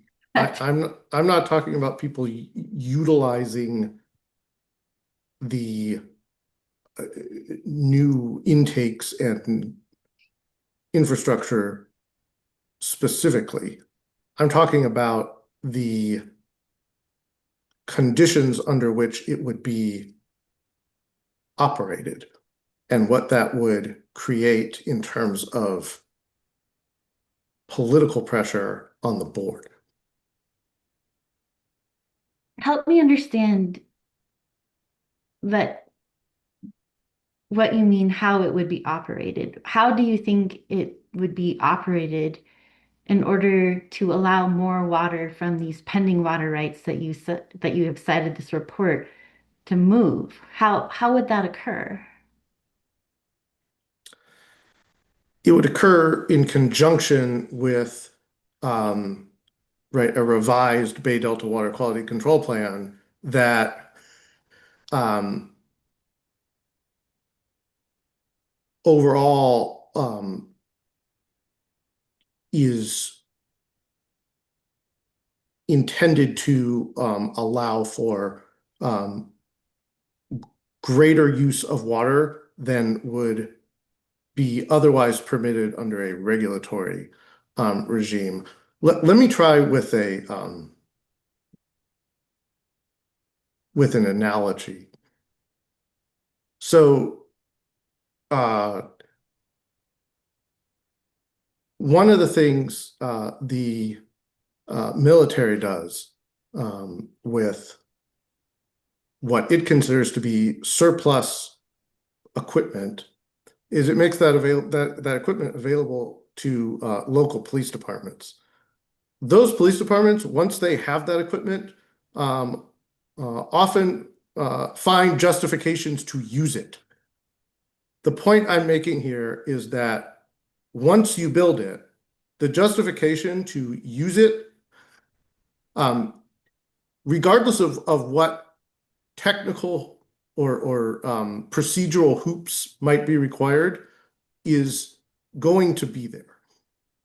And that pressure then is going to be brought to bear on the board to approve more uses than it otherwise would if there were no project. And is it your position that the board is not qualified to request water availability analysis and additional information in order to make a determination of whether such use of the new infrastructure for people other than the Department of Water Resources would be appropriate? Again, I'm not opining on the board's capacity to evaluate. I'm opining on the pressure that will be brought on the board to approve. And They're that's different. speculation, correct, on your part. You don't know that that will happen. That's just your opinion. Again, it's my opinion based on my experience working in California water. I'm not sure I understand it, but I don't have any other questions. Thank you. Thank you. And thank you, Mr. Gomberg. With that, Mr. Moore, do you have redirect for Mr. Gomberg? Yes, I just have a few. Please. Mr. Gomberg,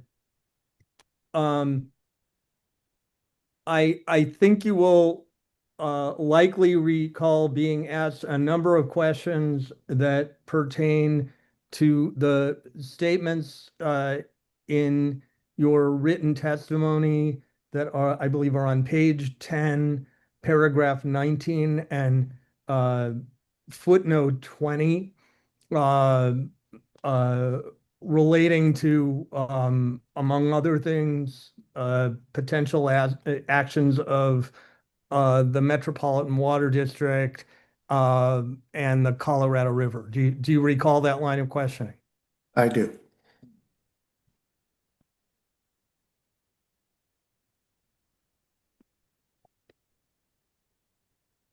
Do you know whether DWR in its EIR for the Delta Conveyance project analyzed any alternative to the project that included a component that had to do with Colorado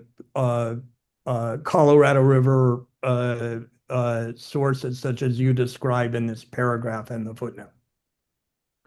No, DWR did not. DWR's analysis was limited to variations of the project and the legally required no project alternative.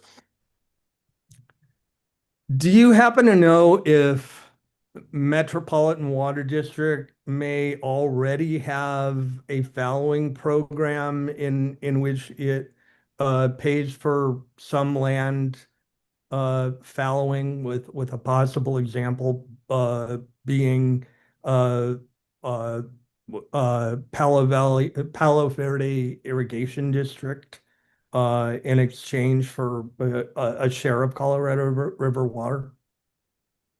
I believe that's the case. I'm not specifically familiar.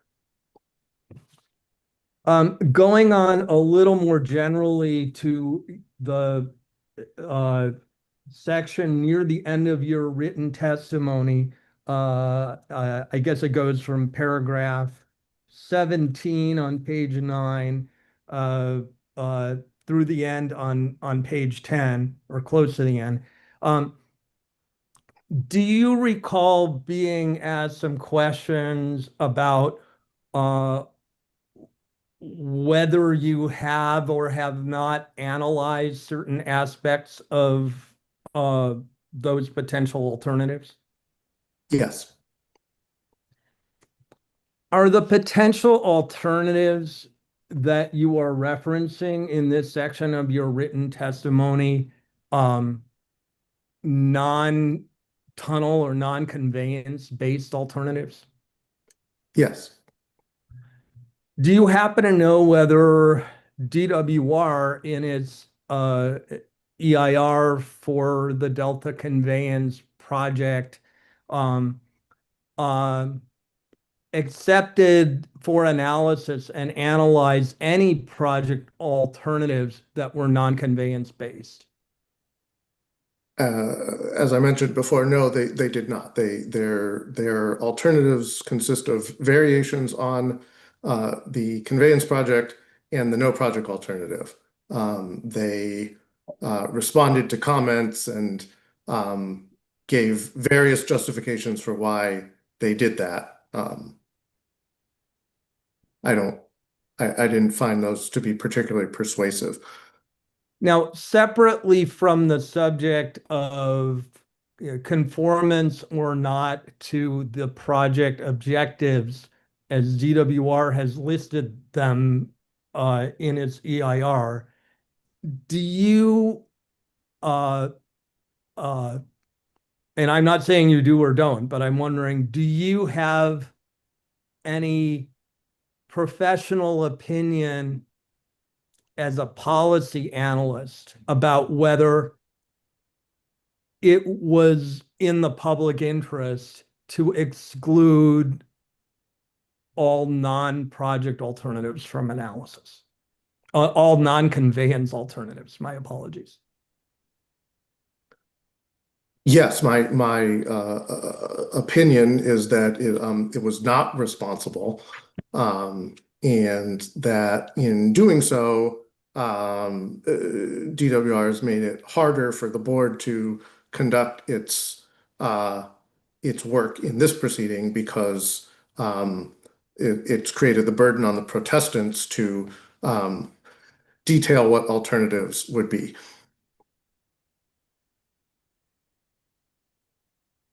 Going now back up to page 8, paragraph 14 of your written testimony, uh, um, uh, in the section that has a point about the potential pressure that could be placed on the board to approve more of pending water rights applications. I'm guessing you know the answer to this, but do you recall some questions you received on that subject? Yes.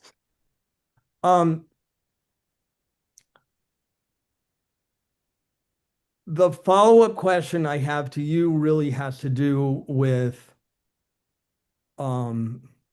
physical capacity.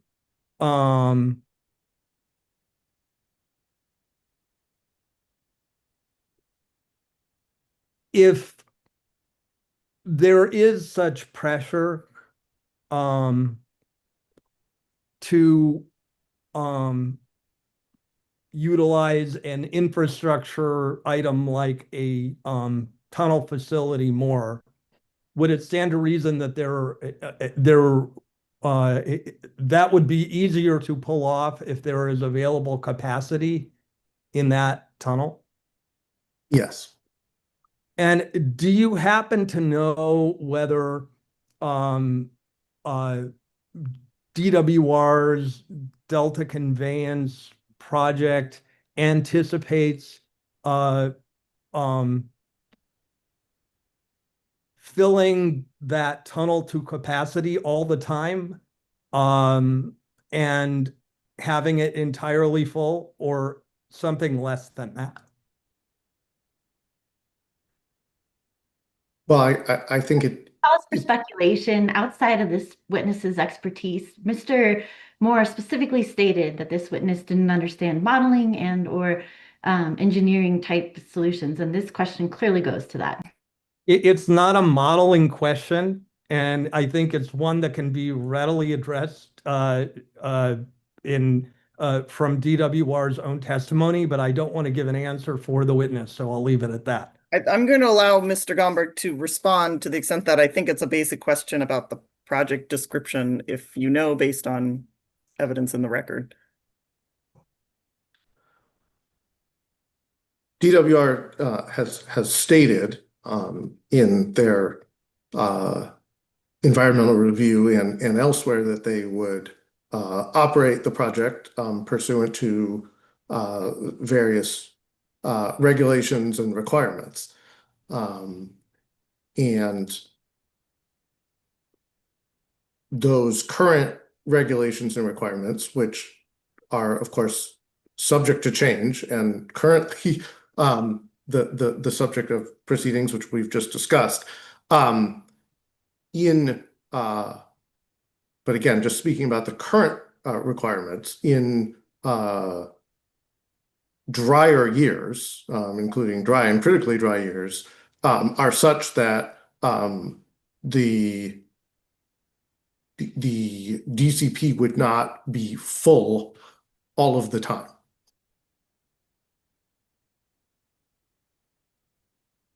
Thank you. I have no further redirect questions. Thank you. Thank you, Mr. Moore. Either Ms. Carroll or Ms. Morris.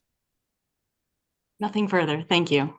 Thank you. Then with that, thank you so much for your testimony, Mr. Gomberg, and joining us and answering our questions, and you are excused. Thank you. I believe now at 2:30, we started early, relatively early, so I think now is a good time for a 10-minute break, and then we will return with Dr. Buckley, as I understand. Is that right, Mr. Moore? Yes, I wonder if I might make a request for a small modification in this, if it is acceptable. While we've been talking here, I received a message on a family matter, and I need to check in on that. It should not take long, but I am wondering if we can break for 15 minutes rather than 10. Absolutely. We can certainly do that. Thank you, Mr. Moore. Let's go ahead and break for 15, and we'll come back at 2:46.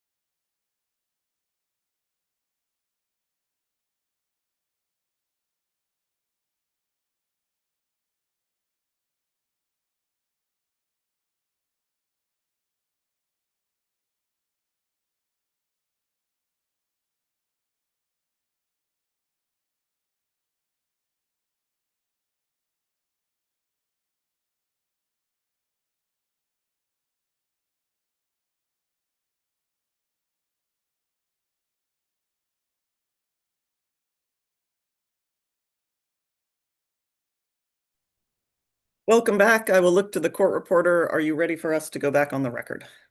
I am Hearing Officer Kinsey. Thank you. And I think looks like we need to start. I'll ask the hearing team to please elevate Dr. Buckley.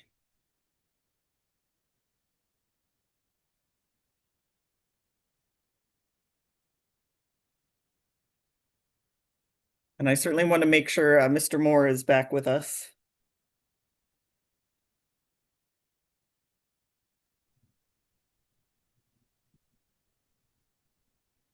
Mr. Moore, it looks like you're off Can you mute. hear me okay?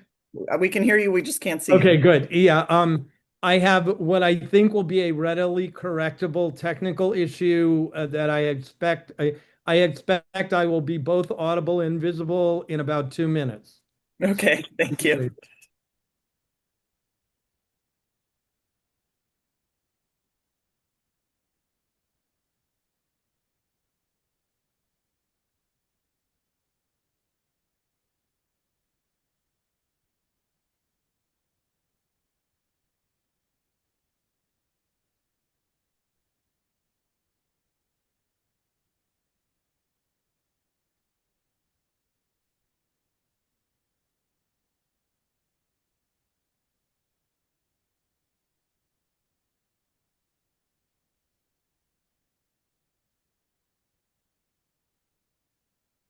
And there you are. Thank you, Mr. Moore. And Dr. Buckley, you're welcome to turn on your camera and come off mute. Good afternoon. Thank you. Good afternoon. And it looked like we had, well, I'll start with administering the oath and then we'll go from there. Dr. Buckley, will you please raise your right hand? Do you swear or affirm under the penalty of perjury that the testimony you will give in this proceeding will be the truth, the whole truth, and nothing but the truth? I do. Thank you very much. Then with that, Mr. Moore, if you'd like to introduce Dr. Buckley. Yes, thank you. And because we do not have panels today and we're proceeding sequentially, I do have a brief opening statement. Please. And you've heard of some of it, some relevant parts of it already from me concerning CWIN and more broadly the public's intense concern about the financial and ratepayer consequences of the Delta Conveyance project. And we are far from the first to express that within this proceeding. You'll recall that earlier in the proceedings, when Dr. Michael testified on behalf of the Delta counties, Attorney Osha Meserve aptly referred to what she identified as two interrelated hearing issues centered around economic themes, whether the Delta Tunnel proposal is economically feasible and whether the project is in the public interest. We are in that territory with Dr. Buckley's testimony to come as well, along with another interrelated issue that also figured in the testimony that we just heard, and that is about the feasibility of alternatives or mitigation measures. There's lots of other protestant side testimony that relates to this, some of which is also cited in what you will hear about. I briefly mentioned earlier today the similar concerns about the potentially dire financial consequences of the Delta Conveyance project that have been among the subjects of the two pending validation actions I brought by DWR, which I mentioned. I won't get into the legal issues of those, but we'll note that regardless of how those eventually come out as a legal matter, concerns about an amorphous, enormous, and open-ended risky indebtedness from the validation from the bonds proposed for the Delta Conveyance project has not only garnered opposition from the Delta counties and any number of environmental organizations, but also the likes of the Howard Jarvis Taxpayers Association and multiple state water contractors and members in different regions of the state. Today, we will look more closely at that economic angle, and we are in my view, very fortunate to have with us Dr. Mark Buckley, who currently serves as partner project director and senior economist at Eco Northwest, a firm that as you'll hear more about, has an enormous amount of relevant experience in natural resources and environmental economic analysis, and a very solid grounding in how those relate to water projects around the West, but in particular in more than one iteration of DWR's proposed Delta Conveyance. I'm going to, as a non-economist who does my best to follow along, I will do most of leave most of the serious explication to Mr. Buckley himself. But I do want to note that relating to these three interrelated issues pertinent to the chain petition that I alluded to before, you're going to hear more about how not only has DWR not provided testimony on the economic aspects of the project, not only has it failed to provide a financial analysis of that as part of its case in chief, but the available sources that it has provided on cost estimates and benefit cost analysis appears to be seriously deficient, and you will hear testimony about why it is not only wrong, but may be off by multiple times. Mr. Buckley's testimony will cover 8 chief critiques of these economic aspects of the Delta Conveyance project after he and his firm Eco Northwest have very thoroughly reviewed the available sources that we have from DWR, its cost benefit analysis, its initial cost estimates, and related materials in the environmental impact report where they apply. The 8 critiques include the following, just in very simplified capsule form.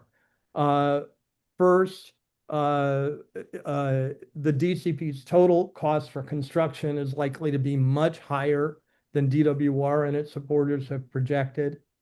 Second, there is likely to be a very high opportunity cost of the DCP that has not been fully addressed. Third, municipal water demand growth is likely quite a bit overstated. Fourth, there are ratepayer affordability challenges of the DCP that thus far have gone unanalyzed and may be very serious. Fifth, another of the kind of central PR themes that you have recurrently heard in policy statements and sometimes in DWRN proponents' testimony on the DCP has to do with purported seismic resilience. The analysis you'll hear about suggests that seismic benefits of the DCP are likely quite overstated.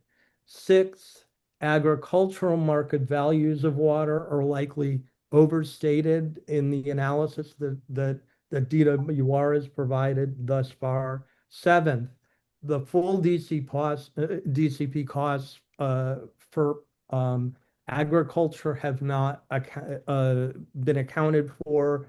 And finally, the DCP does not adequately address the salmon and ecological costs associated with it. With that, I believe that I am going to leave the rest to Dr. Buckley. I will have I think, pretty brief, direct questioning of him, and then he has a PowerPoint that is part of the written submissions that he will go through. Thank you, Mr. Moore. Please proceed. Good afternoon, Dr. Buckley. How are you? I'm good, thank you. It's wonderful to have you with us here. I wonder if you can begin by just briefly describing your educational background and the degrees you hold, undergraduate and graduate.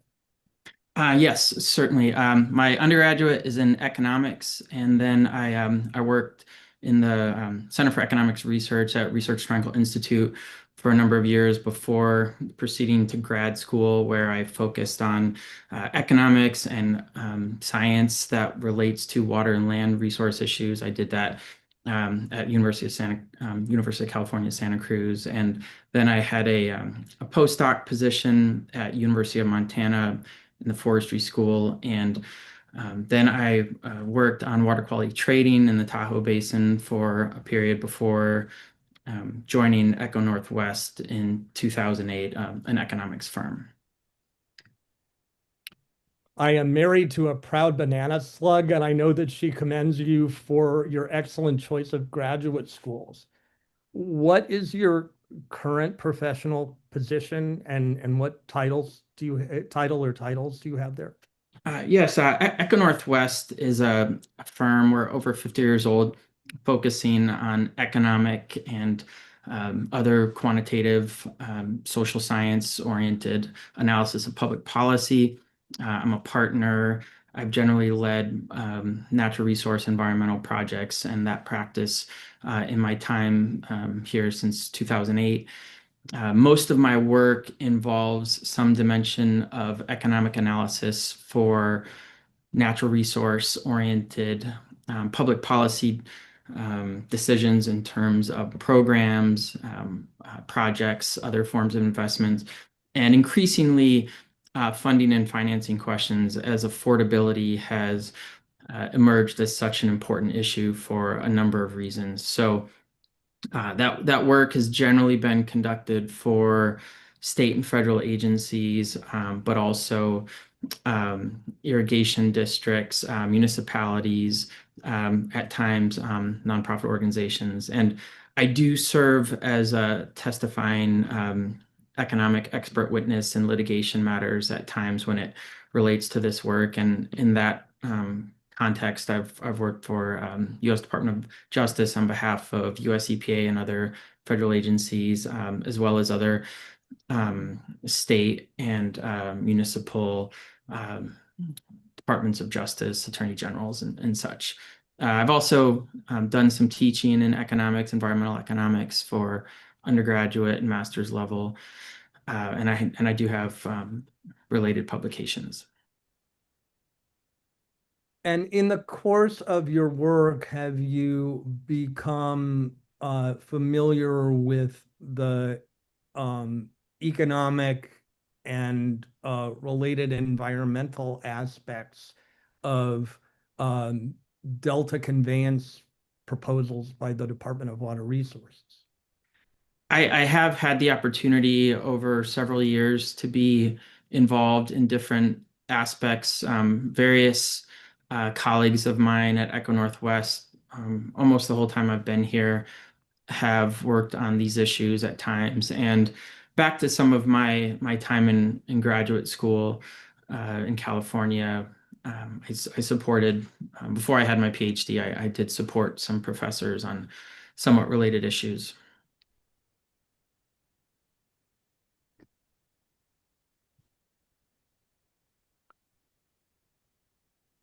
Is Exhibit CWIN-005 a true and accurate description of your professional and academic qualifications? It is, yes. Is Exhibit CWIN-004 a true and accurate copy of your written testimony submitted in this proceeding? It is, yes. Consider this optional, but are there at this time any corrections or clarifications that you would like to make in your submitted written testimony? Here I am referring to the written testimony on pleading paper that is in CWIN -004. Yes, I believe there are a few minor clerical edits based on some of the numbering conventions and process. I believe I have those. I believe it references my CV incorrectly. Let me see, what page was that on? On page, or I guess line 26, on page 4, it refers to my CV as CWIN 2 when it ended up being CWIN 005. And also in this testimony, my reference to the technical report on page 6, line 3, refers to it as CWIN 018 when it is actually CWIN 018E. Let me see if I had any others. And are you aware of whether there are or not any substantive differences between 018 and 018E? There are not. There was some formatting issue that was discovered after it was submitted in the PDF production process that was corrected, I believe. So when we are referring here then to the operative report you are referencing, CWIN -018E, this more detailed technical report, is the document that you're referencing the Eco Northwest report dated July 11, 2025, entitled Review and Assessment of Economic Issues Related to the Delta Conveyance Project? Yes, that is correct. Can you briefly describe your own role in the preparation of this report? Yes, I serve as the project director, so I have ultimate responsibility for the analysis and coordination of my team's work. That said, there are several different topics that we addressed, a very large amount of data and report material, and several members of our natural resource team at Echo Northwest played roles on specific analyses and development of draft sections of the report, particularly the technical report. And again, you should consider this optional, as it was for your when I asked the same question about your your own separate written testimony, but referring to the more detailed technical report in CWIN-018E,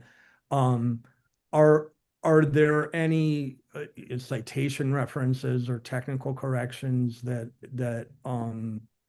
you're aware of that you would want to note at this time? Yes, yes. In the process of this report, which is very typical for us, we are doing a narrow set of analyses involving economic and financial dimensions, and often rely on inputs from other areas of expertise, engineering, physical science, other biophysical areas of expertise, hydrology, climate, etc. And there were a couple places where we had to reference existing or somewhat simultaneous work. And I know that on page 8, this was one that we didn't get in time, I believe. Let me make sure I've got this right. Yes, on page 8, footnote number 33, we had a placeholder for other written testimony by Heather Cooley at the time, and now I'd like to correct that to that it should say FOR-006 testimony of Heather Cooley in place of the XXX placeholder there.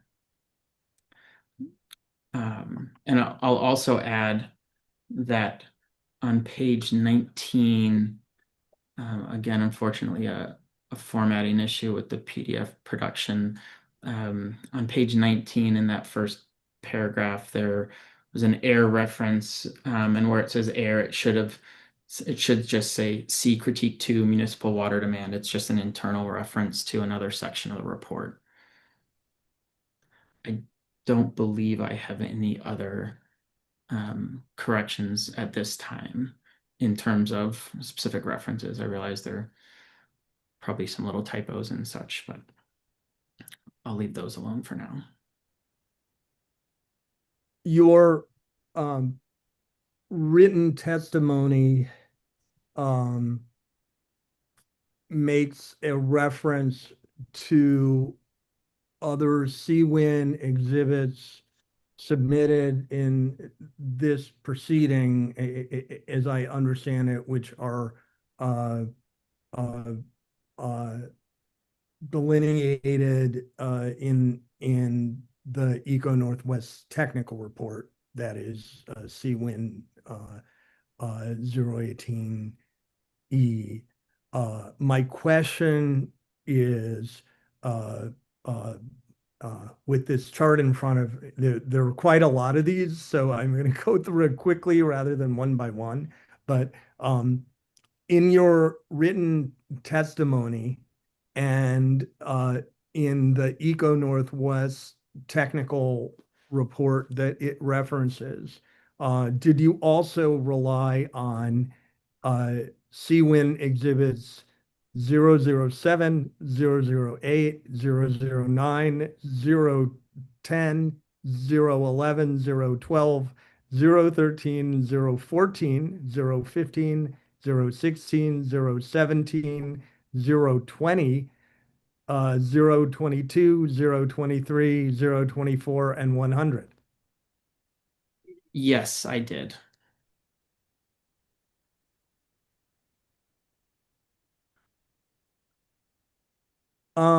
Now turning to your PowerPoint, is exhibit CWIN-006 a true and accurate copy of the PowerPoint testimony that you submitted in this proceeding and are prepared to go through for your oral presentation today?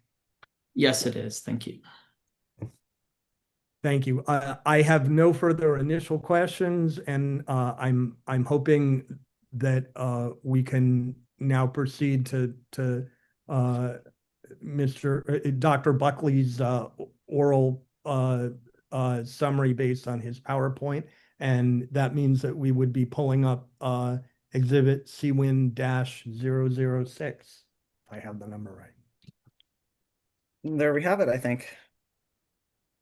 Thank you. I'll try to proceed through this relatively quickly. It's just a summary of points from the technical report and my written testimony. You can go to the next slide, please. Just as an overview of what we did, we were asked to review the economic and financial dimensions of the materials that were available regarding the DCP. We tried to consider the costs, the benefits, the affordability in terms of the actual financial analyses. We did find quite a bit of evidence regarding the costs and the likelihood that those costs could be greater. And we did look at this not just in a traditional benefit cost framework where you're looking at the net present value, but rather from an affordability perspective where we wanted to consider what would be the actual nominal amounts that would likely be required to be paid by contractors and ultimately to the ratepayers associated with the DCP. We did find very high cost estimates, particularly in comparison to other alternatives that we found reviewed by other experts. And we also found quite a bit of uncertainty regarding the benefits, particularly under some of the circumstances where DCP water would be most needed or potentially the most valuable. Next slide, please. So we understand that there is a roughly $20 billion estimate that has generally been used, but we looked at this to think about how likely are those costs to grow over time. And there's an extensive body of literature, projects of this sort, and I'll say from our own experience working on benefit cost analysis for large water projects in California and across the West. Certainly at this early stage of design, it's frequently recognized that those costs, as you get a more complete sense, tend to grow quite a bit. Not to mention all of the effects of inflation and interest for financing those payments in terms of funding a capital project of this magnitude. And there are a whole manner of other dimensions of how those costs are likely to grow. And in particular, that this also relates to the later affordability critique, recognizing that other complementary capital and programmatic expenses would be necessary to really see the water fully delivered to ratepayers and ultimate users of the water. Next slide, please. We recognize that for investments of this scale, especially when we're already at or beyond affordability thresholds for households and potential users of the water, if you're going to put all of your financial eggs into one basket, if you're going to put all of this investment into this project, there isn't room to pursue and take advantage of a whole range of other more decentralized and often less costly, more cost-effective opportunities for addressing water scarcity in California, especially in these communities that would be using the water. And so this is where we're able to review some of the work by other experts, but looking at how there's still quite a bit, we understand there's still quite a bit of potential for conservation benefits to reduce demand, as well as water reuse from wastewater, stormwater reuse, and other approaches that are likely to be more resilient to climate scenarios in terms of availability during those particularly dry years. Next slide, please. So this affordability piece is a big one. A lot of our work these days for municipalities and utilities tends to focus on this because we have reached budget constraints, especially when we think about the water quality investments that communities have to make as well in terms of stormwater and wastewater discharges and public health objectives. Quite a bit of work that EPA and the state of California have done, in particular in California, to highlight how dramatically unaffordable water is becoming, especially for some of the most disadvantaged, vulnerable populations. And so there's a lot of concern with one massive project of this sort and the long-term commitments to funding these capital investments after they've already been made and commitments are there, and there's not really a good way to back out. So we found very particularly relative to other opportunities for water supply, less potential to address affordability concerns as they might arise as it progresses.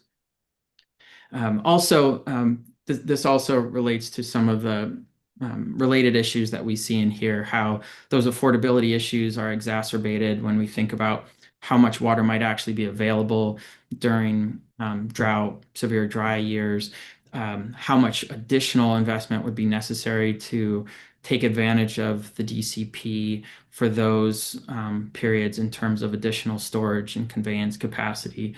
As well as some issues for municipalities in terms of differences in population growth projections and how those costs would be distributed across households from those in the analyses that we were reviewing by DWR, as opposed to other forecasts for population by the state of California.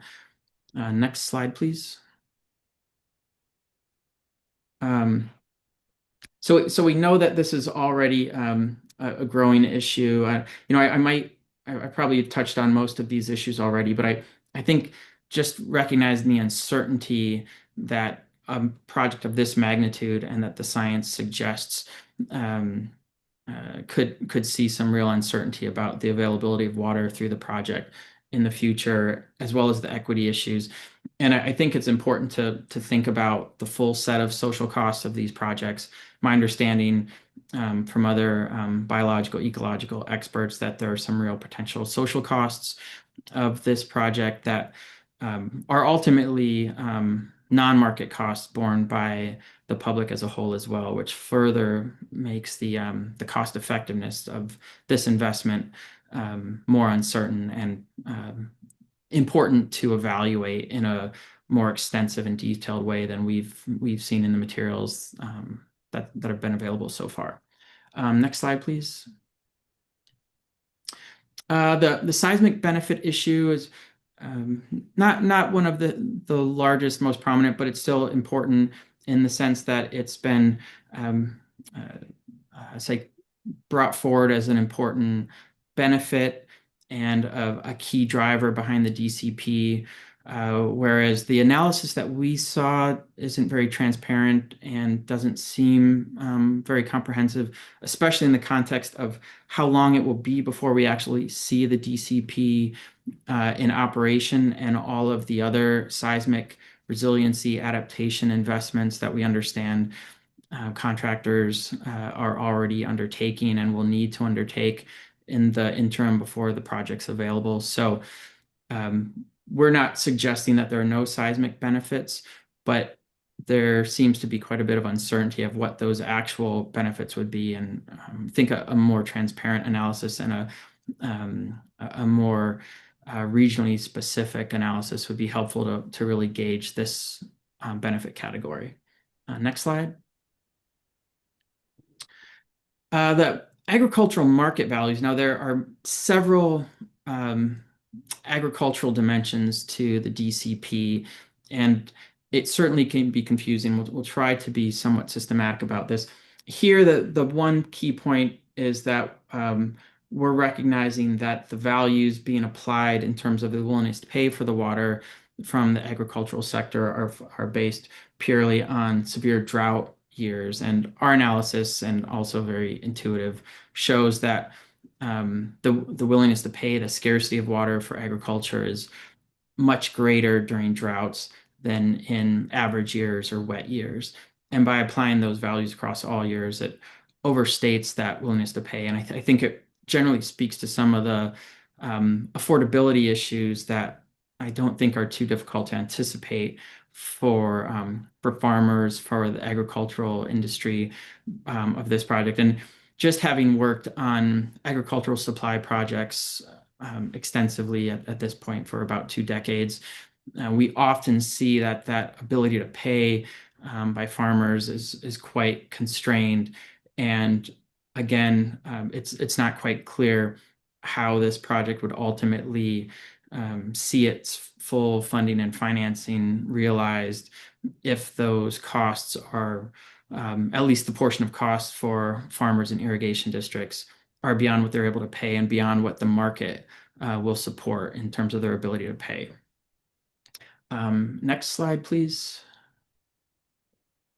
At the same time, we recognize that there are thousands of acres in the vicinity of where the DCP would actually take place that would be lost. And these are farm acres that are not dependent on the DCP and therefore would have avoidance of some of these large structural, programmatic, and ultimately social costs associated with them. So we think it's important to keep the full value and the full productivity and role of these agricultural acres in the Delta in mind and more fully captured in the analysis than we have seen to date. So we were offering and suggesting a more extensive consideration of these acres, particularly in the context of the distributional effects that the DCP would likely have if it moved forward for agriculture. Next slide, please.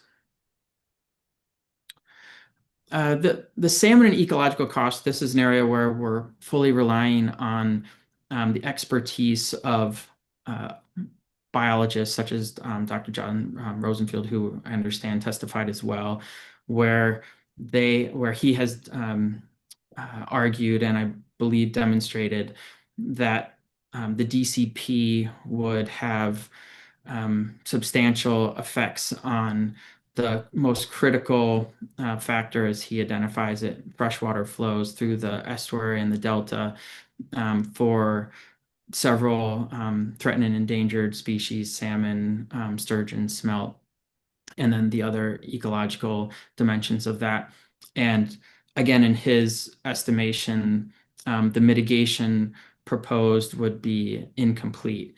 And we find this information very relevant because we recognize this is a very expensive project. And from our earlier analyses, we find that the costs are very high, particularly relative to other alternatives that have been put forward, while also facing more uncertainty associated with those effects. And recognizing how climate change brings a whole additional layer of uncertainty, this also can contribute to the potential for even more and more reduced availability of water through the DCP at those times when the water is most scarce and needed, and the contractors would be hoping to see deliveries in terms of drought periods. Next slide, please. So in summary, we find that the benefits feel overstated on several dimensions. We also see several cost categories that seem to be neglected or underemphasized. That is distinct from also the full nominal and financed cost to contractors and the ultimate impacts on ratepayers. And the cascading dimensions of this that lead to likely increasing unaffordability impacts for ratepayers feels collectively, quite consistent with what the literature suggests and our own experience suggests plays out for projects of this scale. And so the risks and uncertainties associated with the DCP do feel substantial, particularly relative to the amount of analysis that we've seen to date. With that, I'll complete my presentation and be open to questions. Thank you. Thank you, Dr. Buckley. I will look to either Ms. Carroll or looks like Ms. Carroll. Do you have questions for Dr. Buckley? I do. Thank you, Hearing Officer Kinsey. Good afternoon, Dr. Buckley. Thanks for joining us on a Friday afternoon. Thank you. Good afternoon. And I just wanted to follow up on something in your direct when you were speaking with Mr. Moore. You mentioned working on related issues to Delta conveyance proposals during your career. Could you please elaborate on those issues? Yes. I guess if I look beyond the Delta exclusively, I've worked very extensively in the Yakima Basin on behalf of the state of Washington and Bureau of Reclamation. I've been involved in many benefit cost analyses and economic impact analyses of several scales of the overall plan with large structural elements, conveyance, storage, and then also several um, uh, components in terms of individual pumping, pool raise, et cetera, types of projects. I've also worked with reclamation and the state of Oregon in the Deschutes Basin on some of these issues in terms of feasibility of various water supply projects, including for irrigation and municipal uses. In California, I've worked quite a bit on water quality issues. I led a extensive benefit cost analysis of water quality investments for San Diego County, Orange County, and the city of San Diego in terms of beach water quality. And another example of where the projects were on the scales of several billions of dollars, 15 to $25 billion. That was work in coordination with the San Diego Regional Water Quality Control Board. For EPA, US EPA Office of Water headquarters, I've worked on water affordability issues and for New York City, for rural communities throughout the country. My colleagues, our company's founder, Ed Whitelaw, who has now passed away, he had been working with CWIN for a number of years on various benefit cost and affordability analyses for Bay Delta for several years. And I played an analytical support role on some of those analyses over the years. There probably are several others I can mention. I've worked on other large-scale benefit cost studies in California, some on coastal water supply issues, including the Central Coast, California, Santa Cruz County, Monterey, other areas, and also water supply resilience issues in the Sierra. I led a project for the Forest Service, state of California, through the Sierra Nevada Conservancy, looking at the McCollum Basin and the water supply and um, uh, electricity generation infrastructure regarding wildfire risk and pooling investments to manage liability for the infrastructure and thinking about some infrastructure adaptations. I could probably go on, but maybe I'm going more detail than you'd like. No, that's okay. Would it help to look at CWIN 5 to point out these various projects? If you would like, how exhausted, I've been working on these issues for probably over 20 years. So, and our team at Echo, maybe this is a little bit different than some of the other experts. We work in sort of large teams, and as a project director, I end up playing different size roles on different projects. I tried to emphasize those where I was most heavily directly involved in leading design, but there probably are several others. But if you'd like me to do that, I'm happy to. No, I appreciate that, but I want to dig into the team and the different roles that you just mentioned. What was your role? Could you describe your role on this particular analysis? Yes, we've kind of managed it because we knew there would be this administrative hearing, and I generally serve as a testifying expert when that's called upon, and then I have that responsibility ultimately for communicating and representing and potentially defending our work. So I've played that role from the start of our analyses. But I have worked with a team. There are probably about 5 or 6 of us, and we work together across almost all of our projects. And we divided up the analyses across these various categories to go out and look through the data. But we have multiple meetings a week. We work together to design the analysis. We work together to craft our language and ultimately express the results.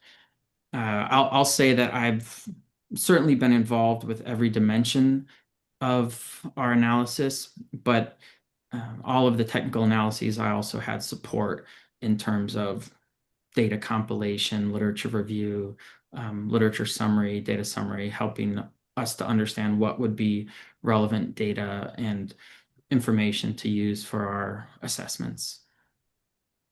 You mentioned 5 or 6 people. Could you name the staff that worked on this report, please? Yes, Sarah Rich is another project director at ECHO who worked with me on this. Nate Trull, who is an agricultural economist, Shivangi Jain, who is another environmental economist. She helped with some of these. Terry Workala, who is an agricultural economist. And then we've had various other research analysts provide support roles, sort of our, BA, BS support teams, and some of our GIS analysts that have been involved. I don't know if I could frankly give you every name right now, but if that's important, we could make sure to find them.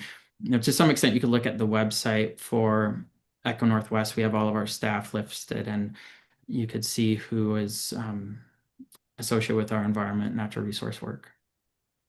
But I do take responsibility for the work and for representing the work. Okay, great. Thank you very much. That's helpful. And Dr. Buckley, in your testimony and the report, you offered 8 critiques, correct? Yes. And are those critiques your opinions? I do in my testimony. I represent them as opinions. The technical report isn't really structured as an opinion report. It's more of a technical report and more typical of what we would provide in a non-litigation, non-administrative process. But I do have my personal testimony, which is based on that technical report and takes those critiques as opinions.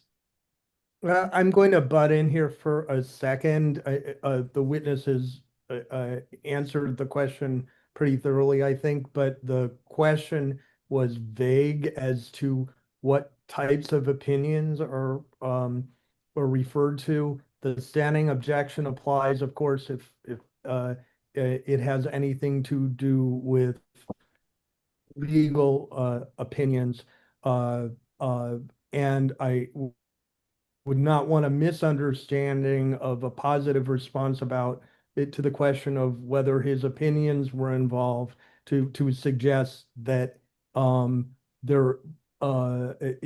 it was opinion as distinct from.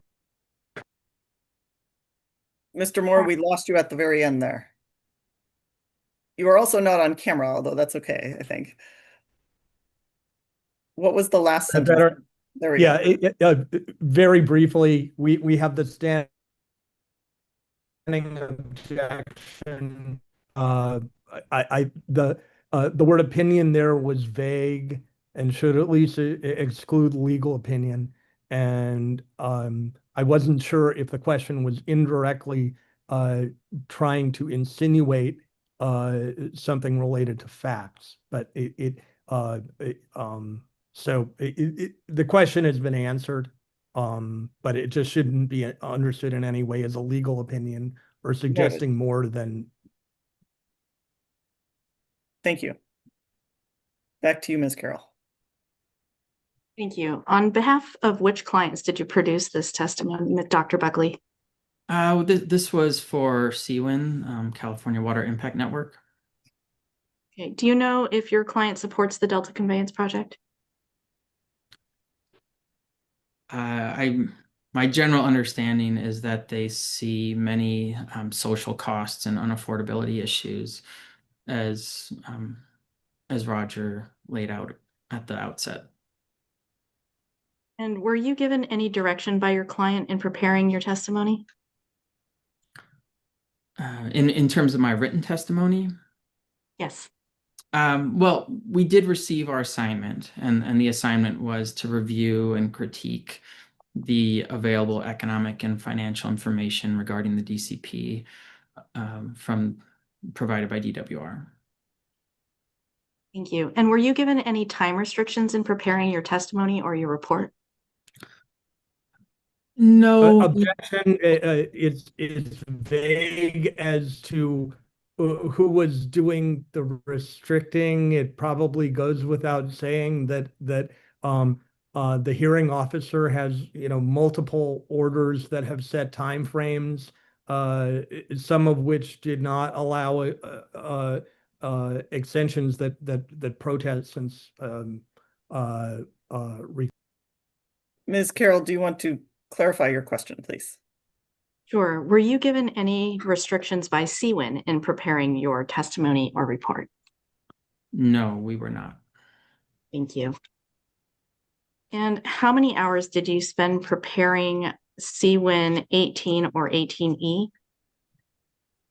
Objection, relevance. Overruled. I would have a hard time estimating that right now. We probably could find that if we went through our time records. Certainly, we spent time over numerous months doing this work. And if we think about the total hours of our team, that would be extended. Okay. And then, hold on, I'm checking my reference here. I believe your testimony is CWIN 4. Ms. Mullen, if we could please pull that up.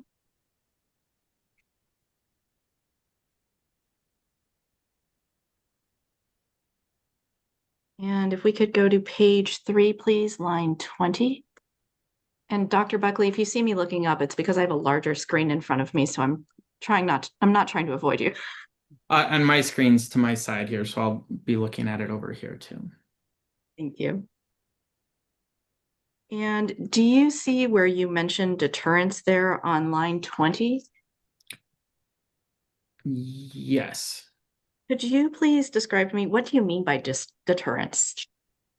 Yes, I worked with one attorney in particular at U.S. Department of Justice in their Environmental Enforcement Division, and then a number of others over time that originally approached me to support their analyses as an expert, as an economic testifier, to consider Clean Water Act violation penalties. So the purpose, there were about 3 or 4 cases, although I'm not sure if all of them have been fully revealed. So I know I have some cited in my CV, but ultimately it was intended to support calculation of penalties that would provide general and specific deterrence in terms of thinking about what kind of penalty would a potential violator of the Clean Water Act try to avoid and not just see as a cost of doing business. So developing methods outside of some of the standard US EPA penalty guidance in order to take into account the specific context of defendants that had been accused of violating the Clean Water Act in terms of pollution, generally on rivers and waterways, and what the factors. So we sort of built a framework for how to calculate penalties that would take into account things like time delays, uncertainty of penalties, benefits of the actions that generated the violations, those sorts of things. And why did you highlight that in your testimony here? Probably because it was work for a federal agency, and I do consider the work for the Department of Justice relevant. Certainly, it's sort of a water resource context, and I understand that this section of my report is generally to give a sense of where I have areas of expertise. I'll say this is sort of the expert litigation context is in more of sort of a regulatory compliance context, and that is obviously a little bit distinct from what we're doing here today. Thank you. And what do you mean by a sort of a water resource context? Well, it's involving Clean Water Act, so water resources and understanding those resources. I spend a relatively limited amount of my time in sort of litigation, expert testimony context, but it generally is where the topics relate to some of our broader work on water and land management issues. And while we're often thinking about benefits and costs and positive incentives, I think understanding those disincentives and penalties and sort of the overall framework of how decisions are made regarding water resources, water quality and water quantity, and at least for me, helps me understand and think about how to evaluate the economics, affordability, financial circumstances. Basically, I think a lot of our work is in the context of incentives, and the penalty side tends to be on the disincentive side. Thank you. If we could go to page 4, Ms. Mullen, please, lines 13 to 15. And Dr. Buckley, what do you mean by water and land related proposals in this section?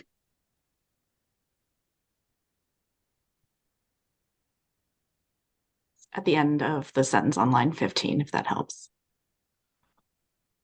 When I ran through a bunch of those examples, those are the kinds of things, sort of large water supply projects that include sort of broad, disaggregated programmatic behavioral elements, as well as structural elements, green infrastructure, as well as gray infrastructure.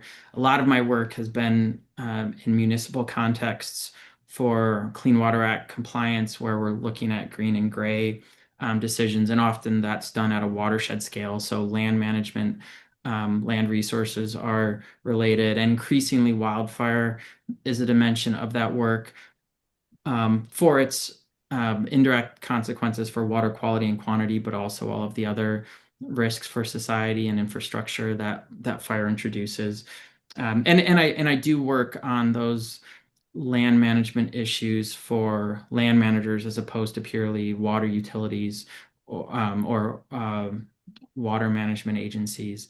And that's why I mentioned the Forest Service and BLM as well as CAL FIRE, Oregon Department of Forestry, Washington Department of Natural Resources, those kinds of agencies. Thank you. And are these proposals identified in your testimony or any of the exhibits submitted? And when I say proposal, I would consider DCP as a proposal. So when there's sort of a proposed project, in general, I believe everything should be in my CV, and if it's important to point them out, I do think I mentioned some of the most relevant, several in the Yakima Basin, some in the Deschutes Basin, Southern California, Central Valley, Sierras, the Tahoe Basin. Great. And Ms. Mullen, could we pull up Dr. Buckley's CV, please? It's C1005.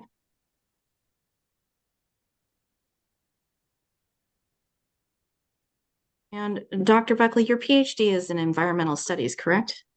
Yes, yeah, that was the department where I had that. It was structured so I could have my economics training. So I had 3 economists on my committee and 1 ecologist. So I took the economics PhD, microeconomics course sequence, and several other economics graduate courses, but also several natural science courses, hydrogeology, groundwater contamination, some ecological oriented courses. I'll say when I was working at Research Triangle Institute on benefit cost studies for EPA studies at that time in the late 90s, I felt like we weren't, as economists, using scientific information very well. So I wanted a graduate program where I could learn how to at least understand and consume the natural science. I don't consider myself a natural scientist, and I don't produce natural science, but I've always felt it's important for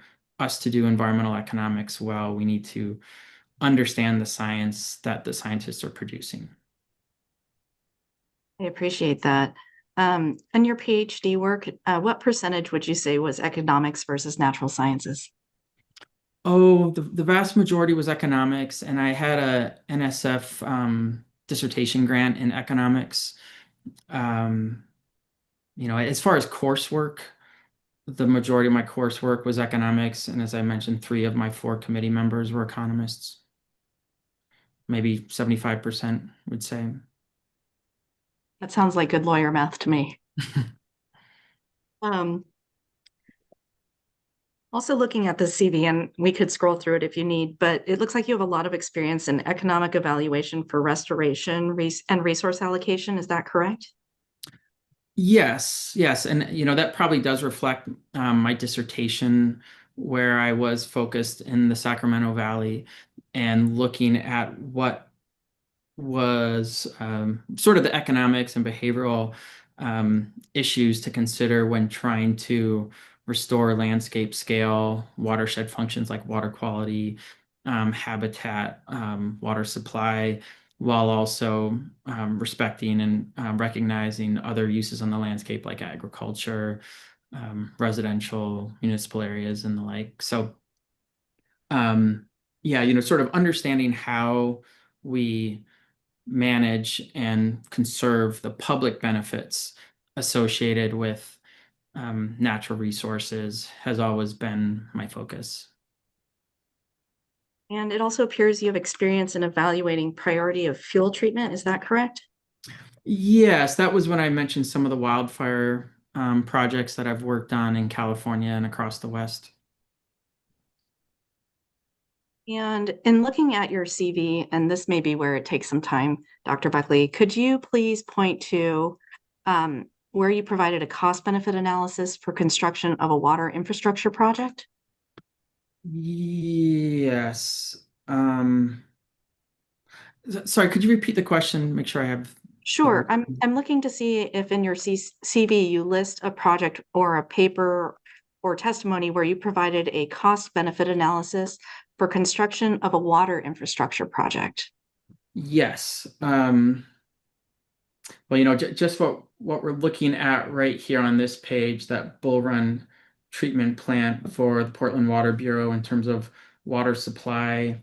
That was one, the Scoggins Dam one, which is in Oregon, also looking at pool raise issues. If you keep scrolling down. Oh, just before you scroll, those are those last 2 bullet points on the page. Is that correct? Yes, those both involve structural water supply capital projects and O&M. And were those 2 projects for water treatment? The first one, Portland Water Bureau, is treatment. The second one is water storage. These are not large, prominent projects of mine. If I was going to choose the largest, most relevant, I would not necessarily choose those. But if we're going to go through this, we can start there, and we can keep going.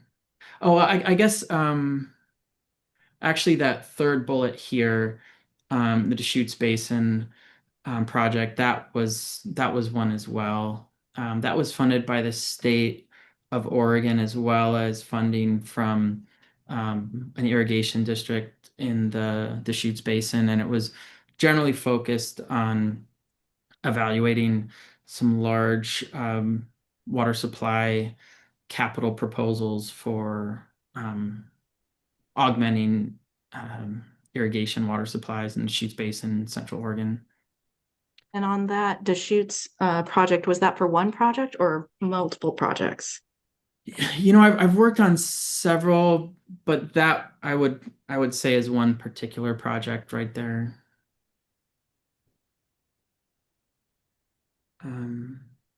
Yeah, you could keep scrolling down. And while she's scrolling, I'll ask one more question about the Deschutes project. What was the project? It's a proposal to build a pumping plant on Billy Chinook Reservoir, where the Deschutes flows into the reservoir, and it's at a much lower elevation than the irrigation district, North Unit Irrigation District. And it's a relatively complex context, but there's a habitat conservation plan that has severely restricted the availability of water for these most junior water rights holders, which are these at the lower end of the basin, North Unit.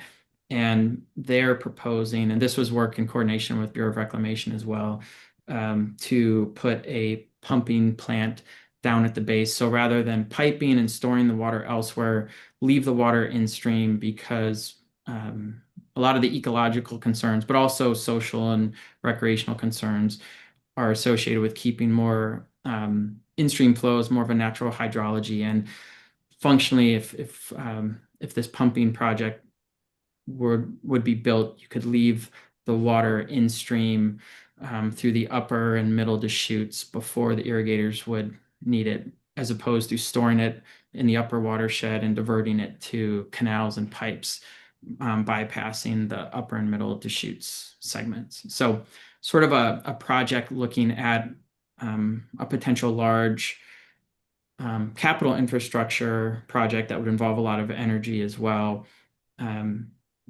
to also provide more total water availability and more natural in-stream flows and the benefits associated with those.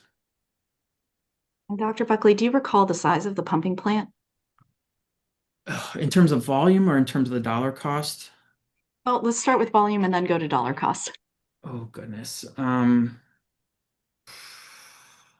I don't think I recall immediately. I probably could look it up or get that back to you.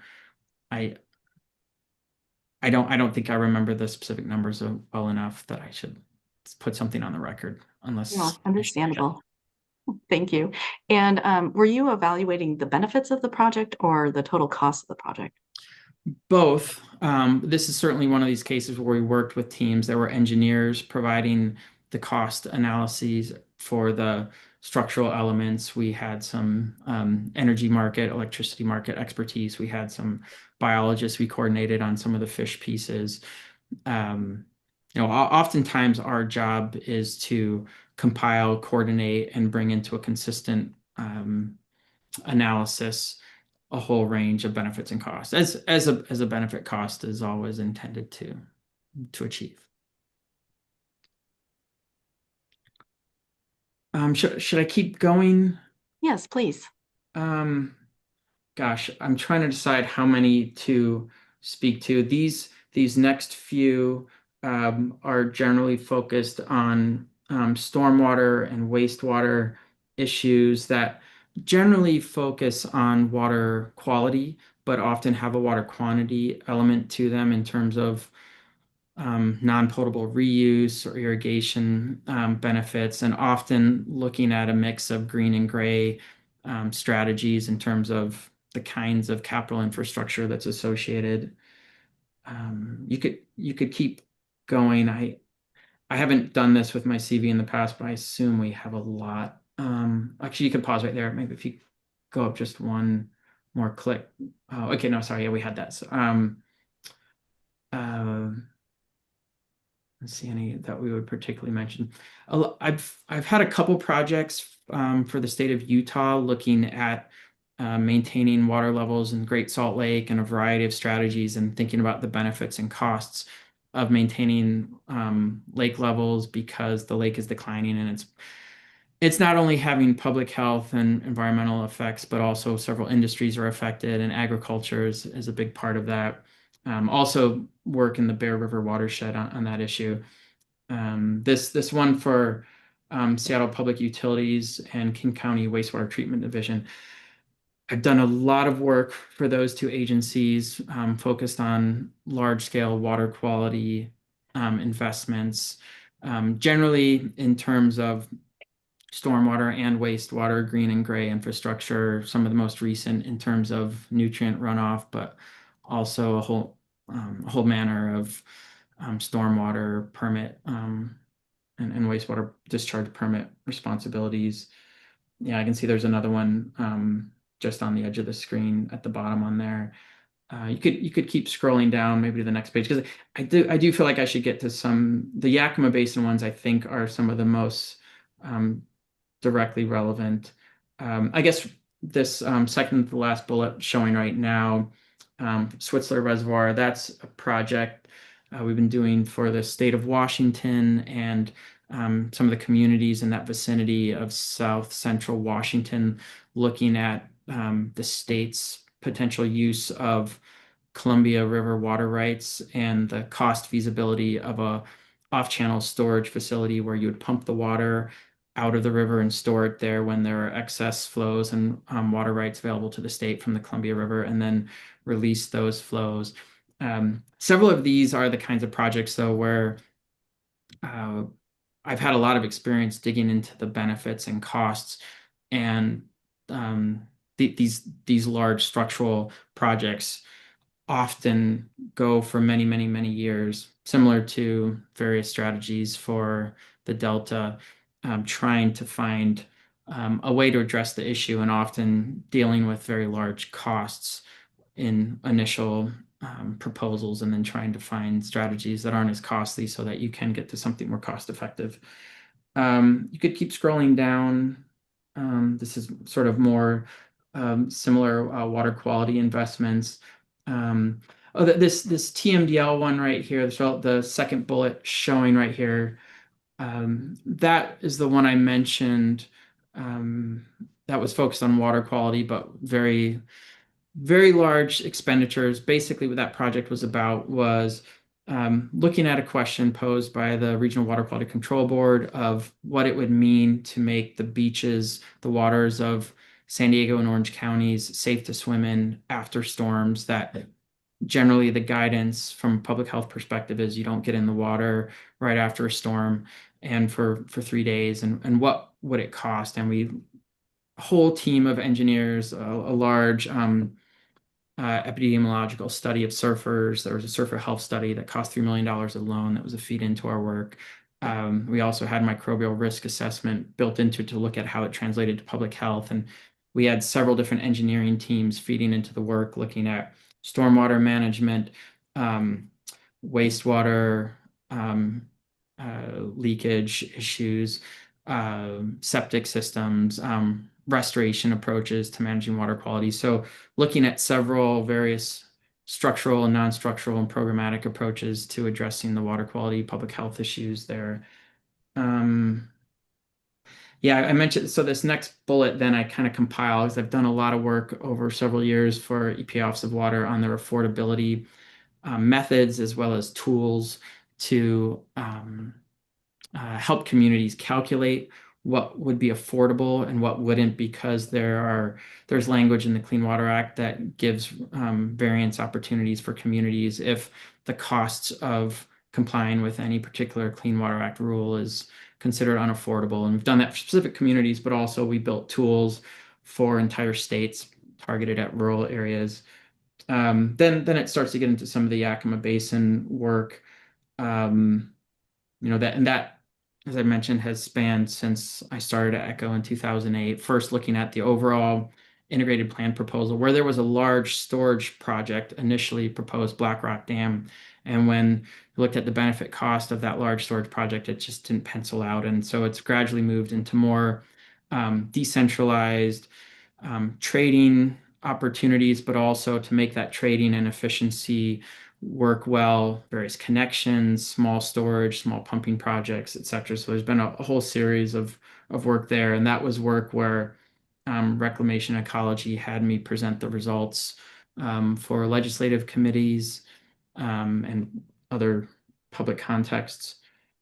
I'm not sure if I'm giving you the right level of detail. I could probably go on for more time than we probably have today, so I'll let you direct me if there's any specific, but if you want me to keep going, I can do that too. No, I appreciate that. I think we're starting to veer off of the large infrastructure part. So I want to go back to, you said that you were digging into the costs and the benefits on these projects. Would you say that you dig in more on the cost side or the benefit side? Could you explain that? Yeah. As I've mentioned several times, we rely on other areas of expertise, and generally we are trying to do a benefit cost analysis. And I should preface this by recognizing there are several different kinds of economic analysis that can be useful in this sort of context. And I think the simplest, most direct is to first think about a present value consideration of all benefits and all costs. And generally on these large structural projects, there is an engineering component that is conducted by other engineering experts from outside of our company, outside of Echo Northwest. But we often take those engineering costs and look at where there are gaps in the engineering costs to get to a more complete understanding. And then dealing with some of the present value issues, discounting, et cetera. And then also looking at the benefits. And we might be getting engineering analyses for the benefits, similar to what I see for the DCP here as well, where they might be giving us information about timing and availability of water supply that's provided. And then we often look at what are the other benefit categories, what are the other cost categories, market and non-market. And when I say that, I mean categories where it might not be a financial transaction. So things like public health or recreation, cultural values, things like that.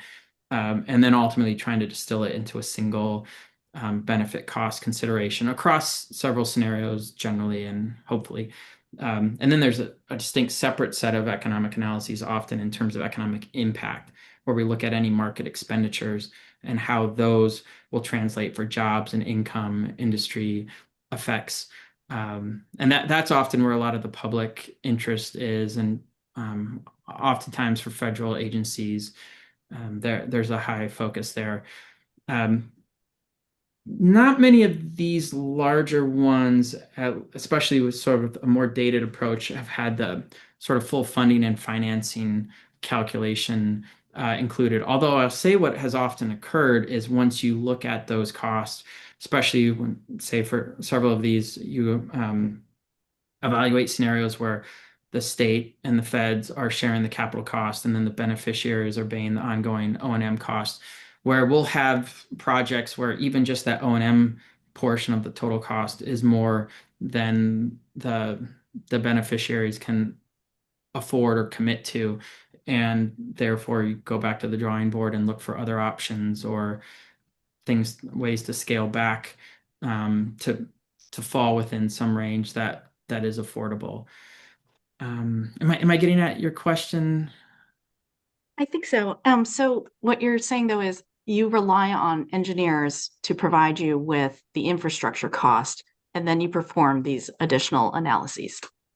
A lot of the time, there's a lot of variation. I'll also say that we like to try to look at retrospective actual costs as often as we can. We have done some very large scale studies. There was a study that we did for the state of Washington and its efforts to develop an overall action plan for recovery of Puget Sound from a water quality perspective and habitat perspective. And we like the opportunity to go and find all the information we can about projects that are similar to what is being proposed and see what they actually cost and compare those to the engineering cost estimates to see where there are potential gaps, and recognize that engineers are often only asked to address a limited set of the total costs that would be required to see a project fully to function in fruition. And then Dr. Buckley, on the very last page of your CV, you list a section called Expert Reports, Trial and Deposition Testimony. Were you providing expert testimony in all of those matters? I believe so. I have to look at it, but probably if I put it in that section, I think those are all places where I provided expert testimony. And Ms. Mullen, I believe it's at the bottom of this page. Maybe. No. Interesting. Or maybe this is is this the list? What is the heading of this list? What's the heading? This might be it. Okay. Yeah. So these. Mm-hmm. Yes. I'm sorry, was there a question? I was just wondering if these items in this section, if you were providing expert testimony for all of these matters. Yes, it should be. Okay, and Dr. Buckley, have you ever participated in a change of point of diversion proceeding before the California State Water Resources Control Board? I testified in the hearing for Sites Reservoir. And do you have an understanding that the State Water Board is not making a decision about funding or constructing the Delta Conveyance project?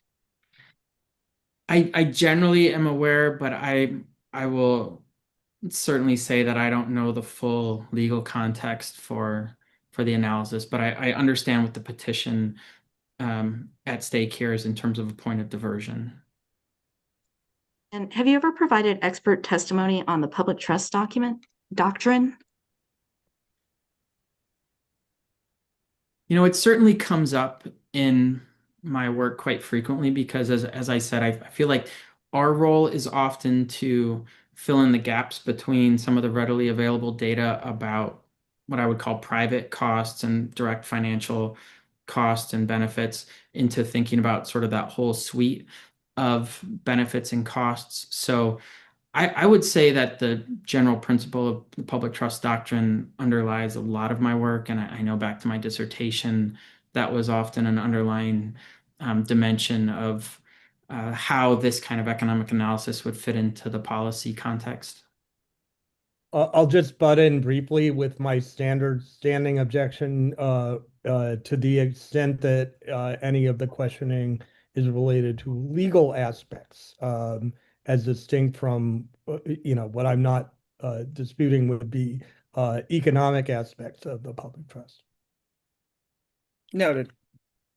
It's Ms. it's Carroll. it's probably an important distinction. Thank you, Roger, that I imagine often our work is used then by attorneys or other experts or advocates, agency staff in a public trust context. But yeah, we certainly try to steer away from doing anything that would be considered legal expertise based ourselves.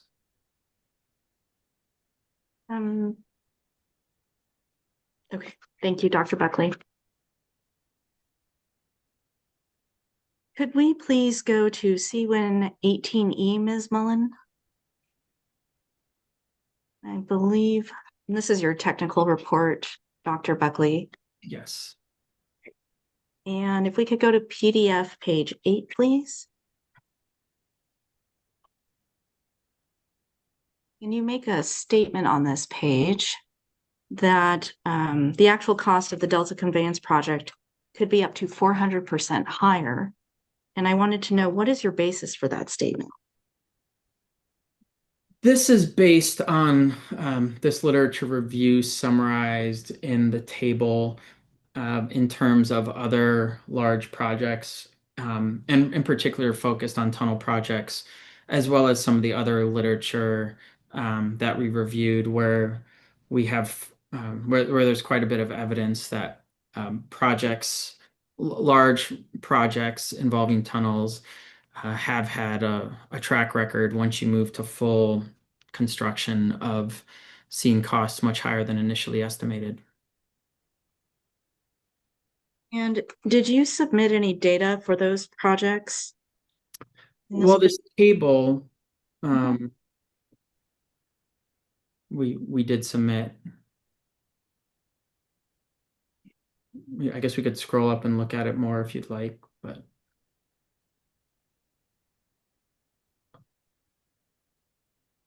If you keep going up higher, probably more of the, I think this is on, yeah, some of these ones. Yeah, and so that statement is, it says potential. And I should say, as you're certainly alluding to, I'm not an engineer. Our team, we aren't engineers. We're not providing an engineering cost analysis, but rather we are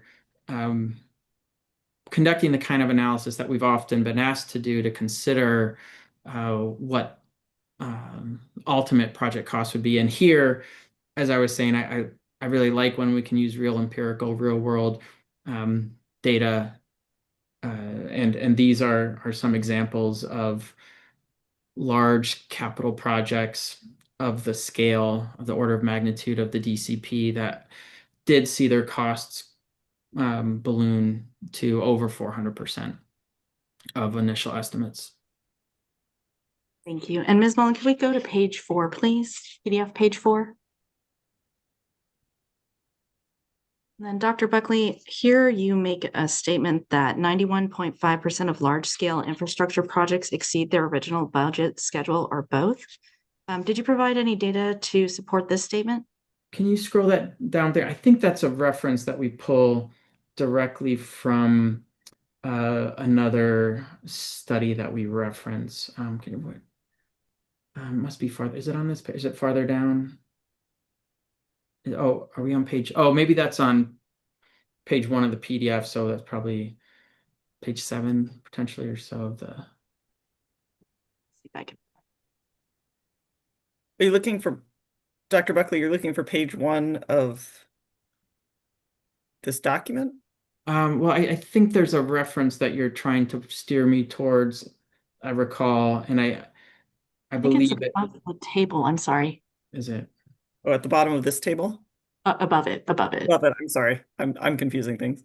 You're okay. It might, if I may, it may be useful as we all follow. It may go faster if we're possible. We could indicate both the PDF page and the page within the report. They're pretty clearly indicated in the report. Yeah, maybe it's a little bit higher. I think just a little bit up this page. You want us to scroll up? Okay. It's PDF page 5 before the table. Oh, right there. There it is at the top, that 91.5%. There you go. Yeah, so that's a review that we did not conduct ourselves. That is, if you scroll down then to footnotes 4 and 5, I believe it's referenced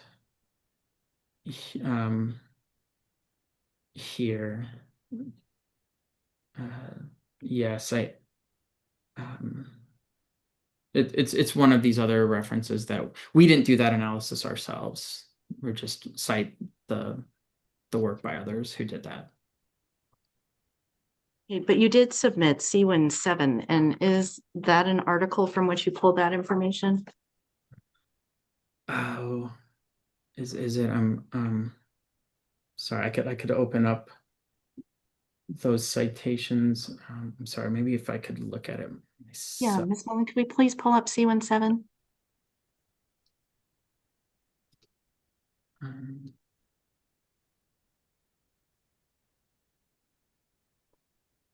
Sorry, I'm trying to. I know we have a lot of numbers in here. Let me see.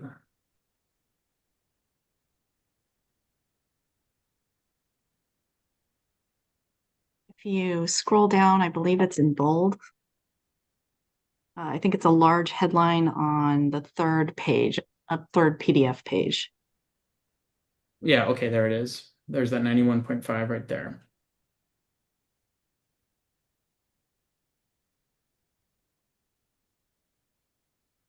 So this is what you cited in your testimony, Dr. Buckley. Is there additional information that you provided in this hearing to support this statement?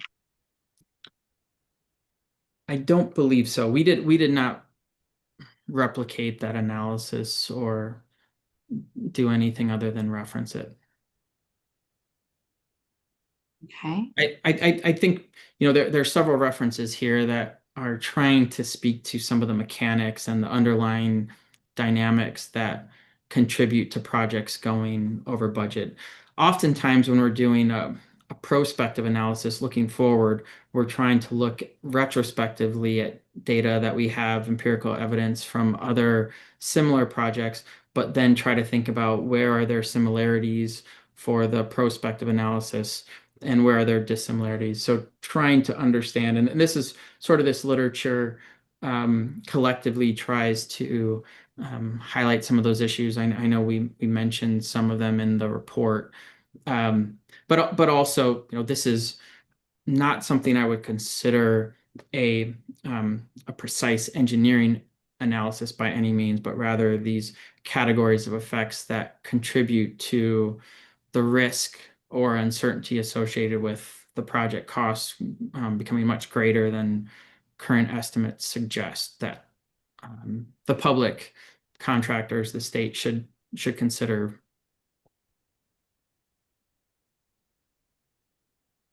Thank you, Dr. Buckley. And if you can see that paragraph right above that 91.5% statement, did you Mhm. provide any information about how much projects exceeded their original budget?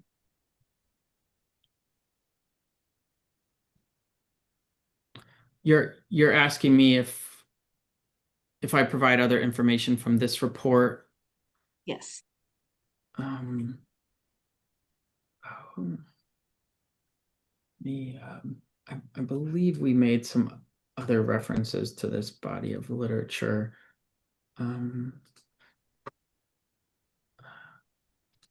Sorry, should we I'm trying to think if I don't think in any of our calculations I don't believe we use any information from that report for actual empirical calculations, but rather a demonstration that this is a very common outcome, that large, complicated, costly, especially projects that involve tunneling, tend to have relatively unpredictable costs and potential for costs to go up. And to some extent, this is given the context of the cost estimates we saw from DWR that describe ways that the cost might be lower than projected, but really no presentation of how those costs might go up, although they do provide a contingency factor of 80% themselves. So even there, without any discussion of the factors. So this is trying to get at some of those underlying characteristics or circumstances of a project that could contribute to it going well above initial cost estimates. And Dr. Buckley, do you know how many of the 16,000 projects referenced are tunneling projects? No, I don't. But it does refer to IT projects and infrastructure for Olympic Games, correct? I'm sure there are non-tunnel projects. Yes. Yeah.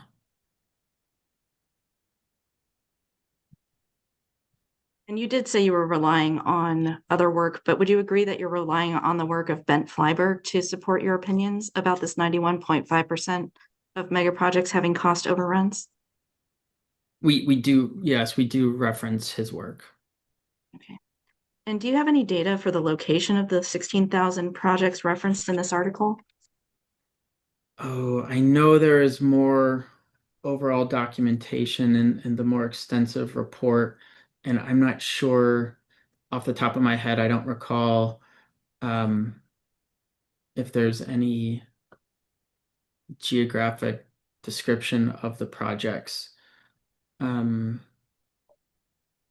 If you know and you want to ask me, and you have a reference, I'm happy to take that, but I don't believe I have that breakdown at my immediate disposal. Do you I guess have... Oh, go ahead. Oh, sorry. I was just trying to look at CWIN 008, the other Flyberg study that we referenced that's got more detail to see if there's anything in there. And I see that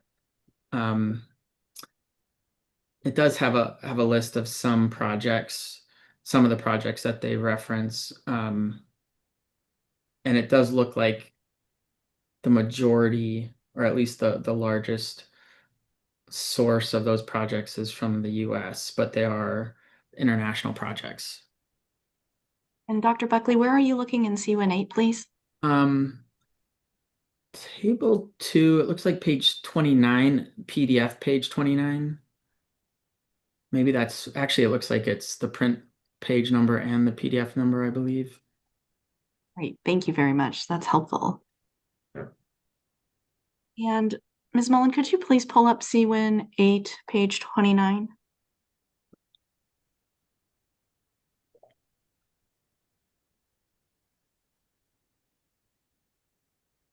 And on here, do you know of any data for the kind of material the tunneling projects list on this table consisted of?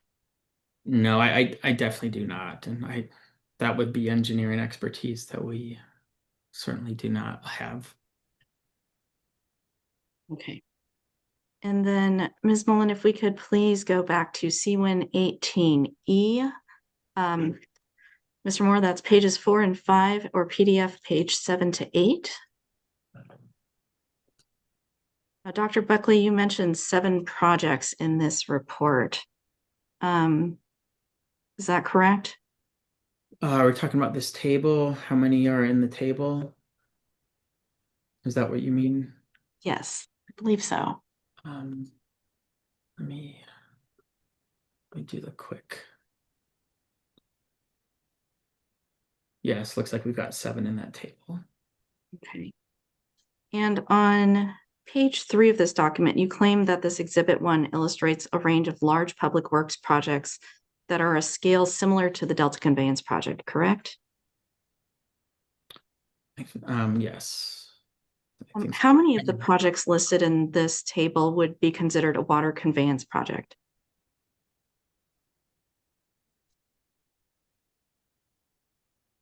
You can scroll down if needed.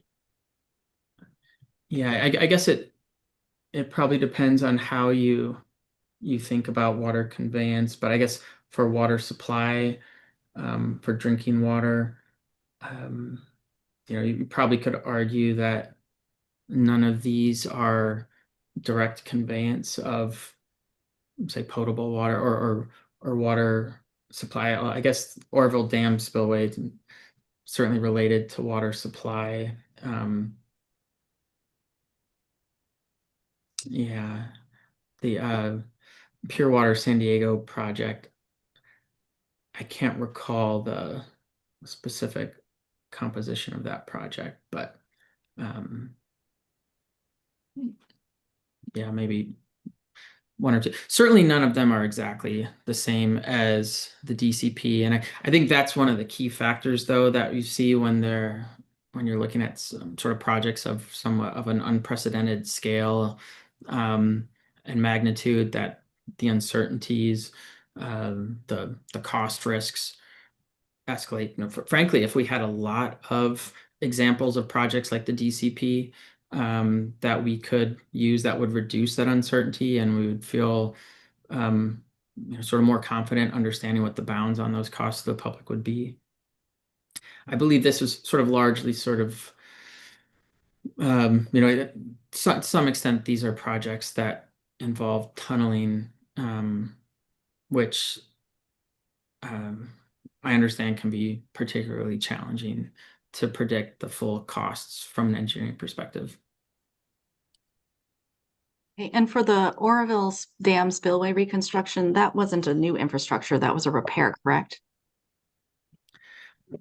Yes. I'm not I'm an engineer. I'll say largely we're looking for projects where we can find initial and post cost estimates, generally of similar technological objectives and financial scales. And Dr. Buckley, did any of these projects involve tunneling? Yeah, so that first one involves a tunnel.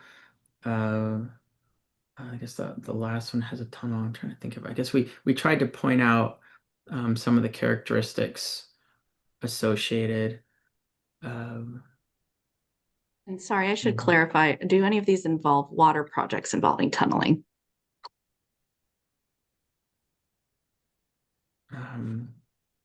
No, I probably not directly. Not the Pure Water San Diego project?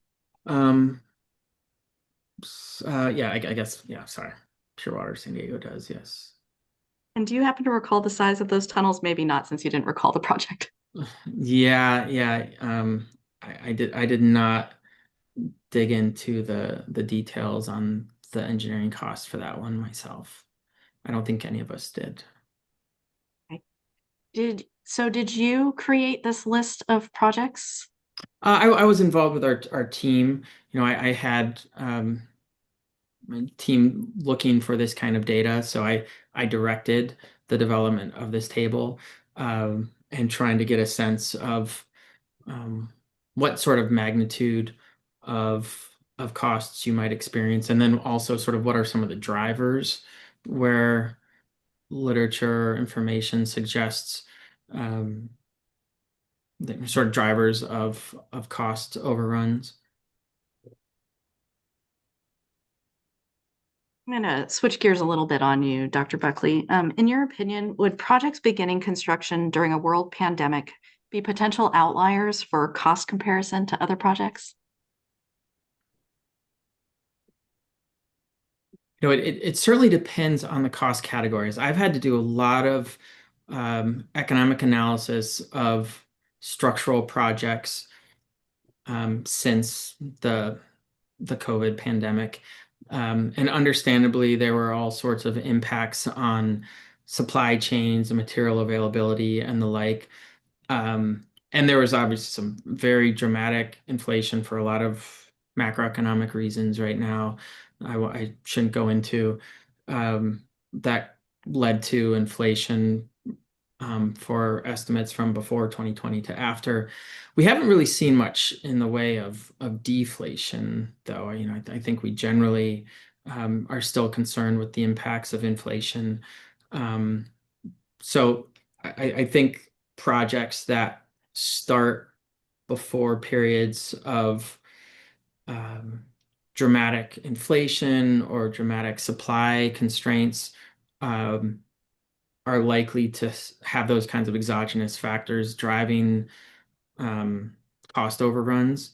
But I think the magnitude of a project, the timing of the project, the extent sort of temporally to complete a project all contribute to that. And again, this is me moving out of my expertise, but from a macroeconomic perspective and other political, legal drivers of cost variation, I think there's a lot of reason to be concerned that between now and 2045, you could see all sorts of various other factors that would drive costs to continue to increase in unexpected ways.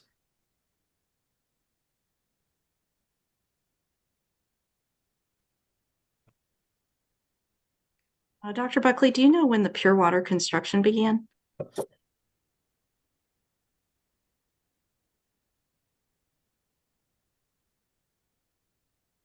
I'd have to look at the references. If you know, I would okay, if you don't know. Review. Trying to look quickly. Yeah. Do you know if the Pure Water project attributes cost increases to increasing construction material and material availability as a contributor to the cost overrun?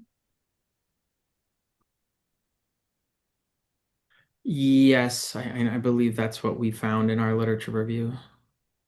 Okay. Have you reviewed the 2023 Bethany total project cost estimate in detail? It's also marked as DWR 12 and referenced in your report. Yes, I have reviewed that. Are you aware that the cost estimate included risk treatment costs?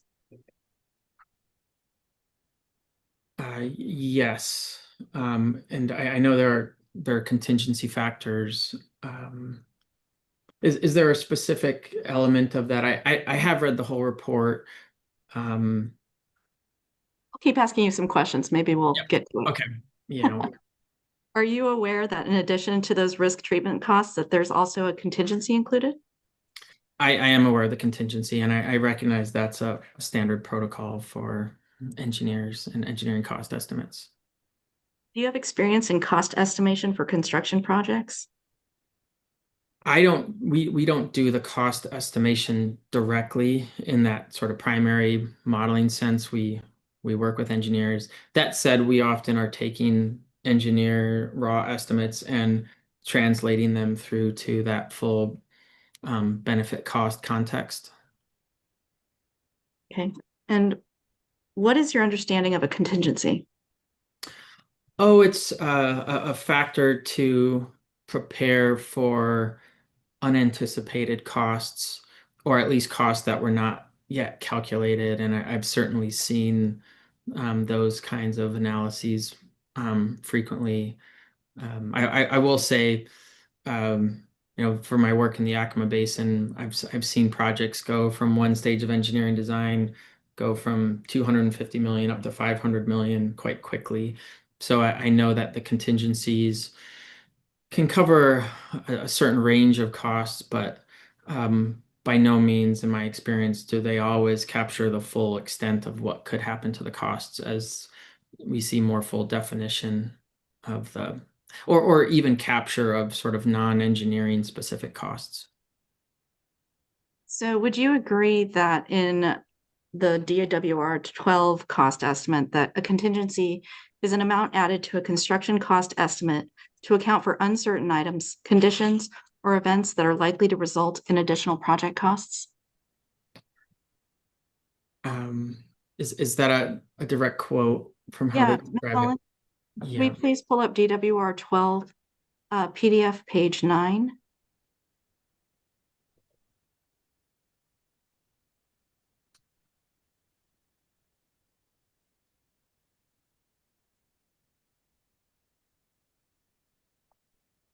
And then if we could zoom in on that last bullet point, I believe it runs over to page 10. Oops, I don't know if we can see that in a PDF. Maybe we'll do one then either. Yeah, this feels very typical of what I see in engineering analyses for the contingency. So you agree that here, that in this estimate, a contingency includes an amount added to the construction cost estimate to account for uncertain items, conditions, or events that are likely to result in additional costs. And if we could please go to the next page, Ms. Mullen. Yes, yeah, no, I recognize that's the purpose of including the contingency cost. I also recognize that it's sort of a standard, very rough ballpark estimate, and it generally capturing sort of the unknown unknowns, or even to some extent some of the known unknowns, but not really the cost categories from a probabilistic perspective that are anticipated.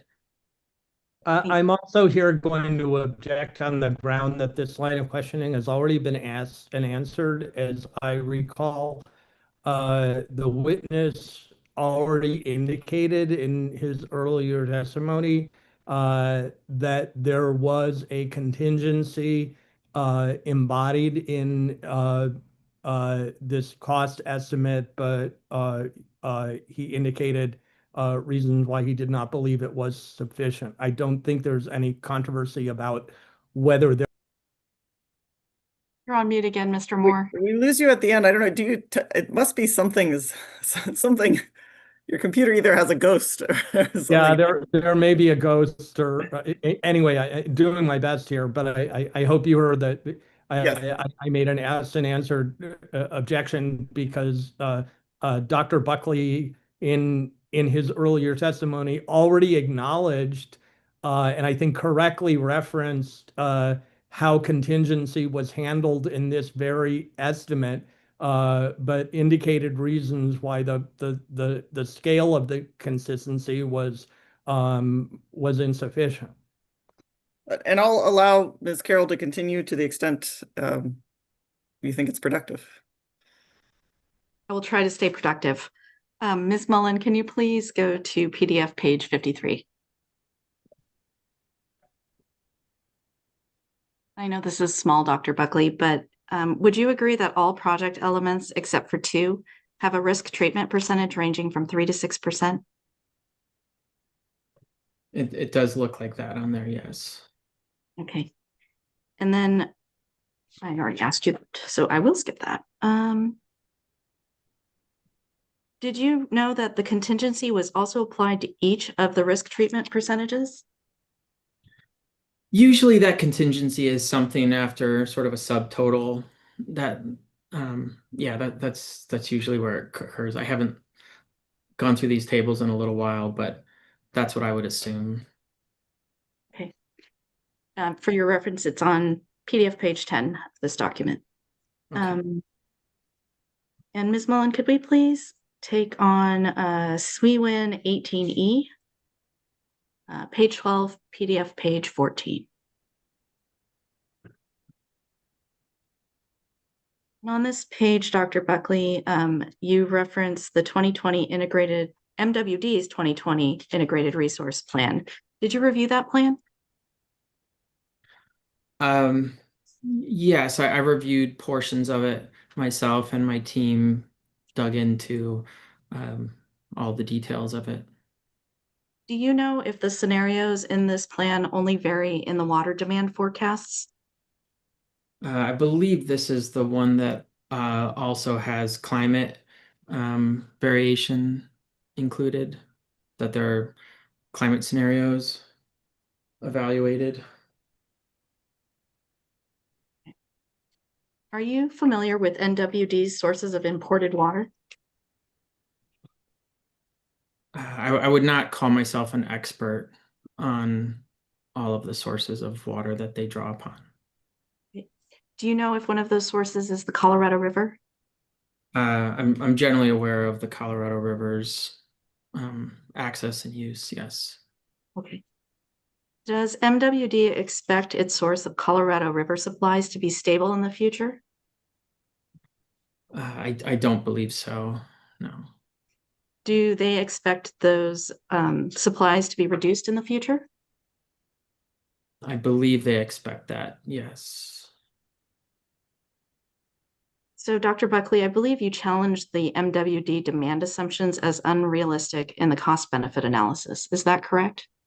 That's in the context of the population growth estimates and the amount of water use per household per individual, just because of some of the disconnect we were seeing between the state's population forecast and trends and what was used in some of these analyses, and recognizing that, as you said, the pandemic and other related factors have really had an impact on population trends. And are you aware that the MWD 2020 Integrated Resource Plan plans to 2045? I can't recall how far it goes, but I would have no reason to disagree with that. Do you believe it true that the DWR cost benefit analysis for the DCP assumes no growth in demand for project water during the 100-year period between 2045 and 2145? No, it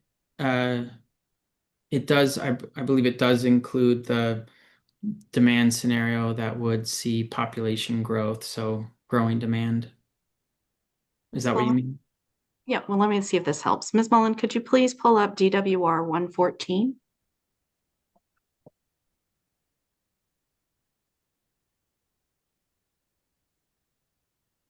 And if we could please go to PDF page 26. And I believe it's that paragraph right there above 3.2, Dr. Buckley, if you'd like to read that, and I can repeat my question.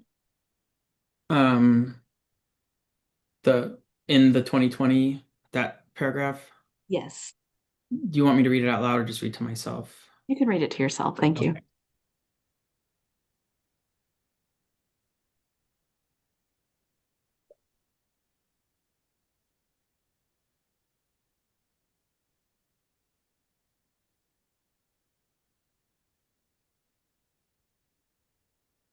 I do see what it says there, yes. Okay, so is it true that the DWR cost benefit analysis for the Delta Conveyance project assumes no growth in demand for project water during the 100-year period between 2045 and 2145? This is one of the areas that we had a hard time really understanding how the analysis actually used some of the data because it wasn't very transparent. And based on the scenarios that we, to the extent that we could glean from the outside, my understanding was that there are many factors that can contribute to demand, and in terms of scarcity of other sources, population growth, changes in water use.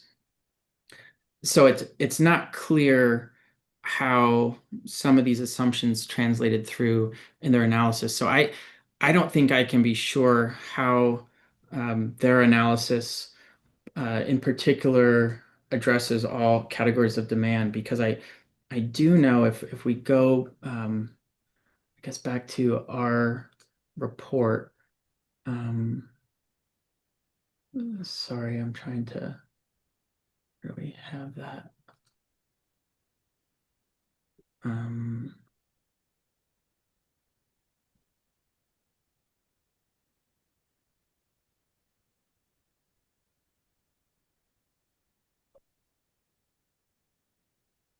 um, my understanding is that the analysis uses their scenario D, which my understanding was that it includes high water demand. So I guess the sort of question of high, low, increasing, decreasing, there are a lot of ways to interpret this. And I know that the population projections in terms of growth are greater underlying scenario D than what the state's forecasts are for this region of California. So it's not perfectly clear to us how exactly the benefit cost analysis fully projects demand. I do see this statement here, but I don't think we had enough data to have a definitive statement about that. Right, but in the cost benefit analysis here, we did assume scenario D, but then the analysis states that there was an assumption that there would be no demand for that 100-year period, correct? Is there confusion about that assumption? So Objection, I don't know what the question was there. And I think to the extent that uh, uh, the questioner is simply summarizing the report, it is an incomplete reference to it. Ms. Carroll, you're referring to the last sentence here before section 3.2? Yes, where it starts in the 2020. Yes. Okay. So I overruled, but can you run the question again, please? I will try. Is there confusion about the assumption that is stated there that we assumed no growth for a 100-year period from 2045 to 2145? I see that statement, yes. Okay, so there's no confusion about the assumption used was that there is no growth for that period, correct? Well, I guess my understanding is that the underlying scenarios in the IRP do include population growth forecasts. So what maybe is that saying that growth above and beyond those scenario forecasts? Maybe that's what it's referring to. I will say that this is probably a better question to ask the authors of this report than me. Meaning in terms of how they address demand, because my understanding is that these scenarios do have water demand growing over time. And here I'm just going to make a standing objection relating to the references to this report, DWR 00114, which was submitted as an exhibit by DWR to another area of testimony, but the witness, the author of the principal author of the report, in fact, nobody who wrote the report was presented as a witness for case in chief testimony. Thus, we and other protestants had no opportunity to ask the sorts of questions that Mr. Well, Buckley noted, is Mr. Moore, referring I assume, or I presume this would be an objection that you raised with, in writing with respect to this exhibit as it was submitted. I'm not ruling on it now, but I will note that in general, hearsay is admissible for certain purposes.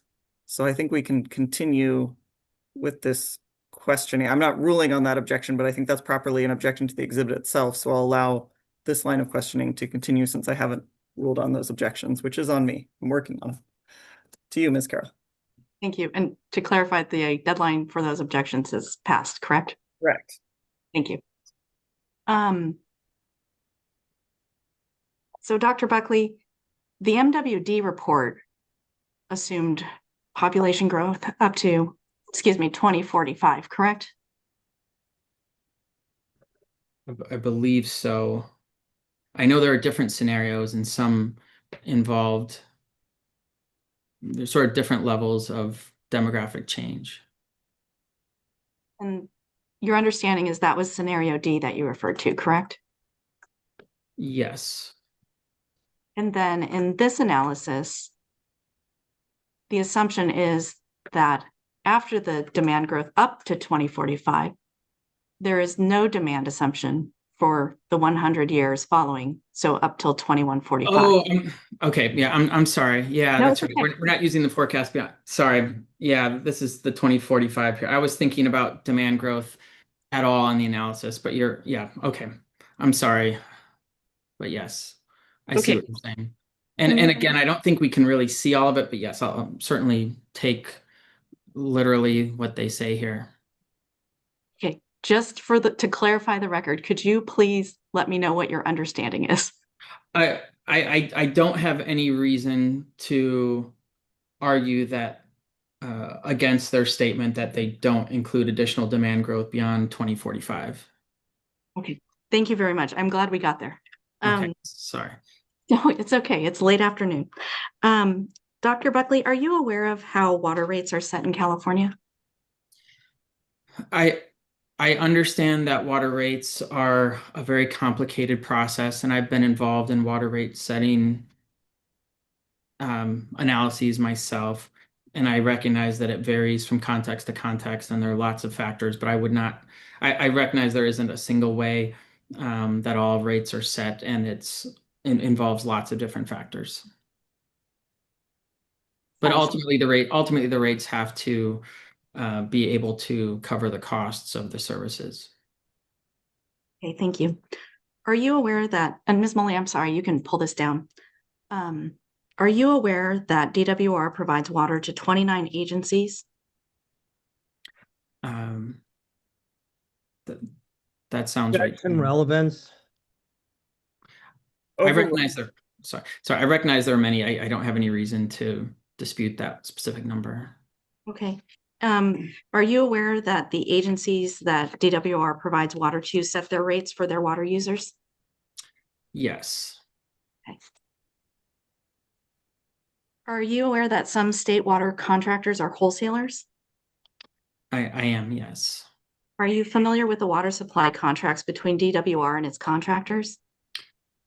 I understand that they exist, but I certainly am not an expert, and I have not been involved in those contracts. And I'm going to object on two aspects here. Object to the extent that it might implicitly call for any legal conclusion relating to the water contracts.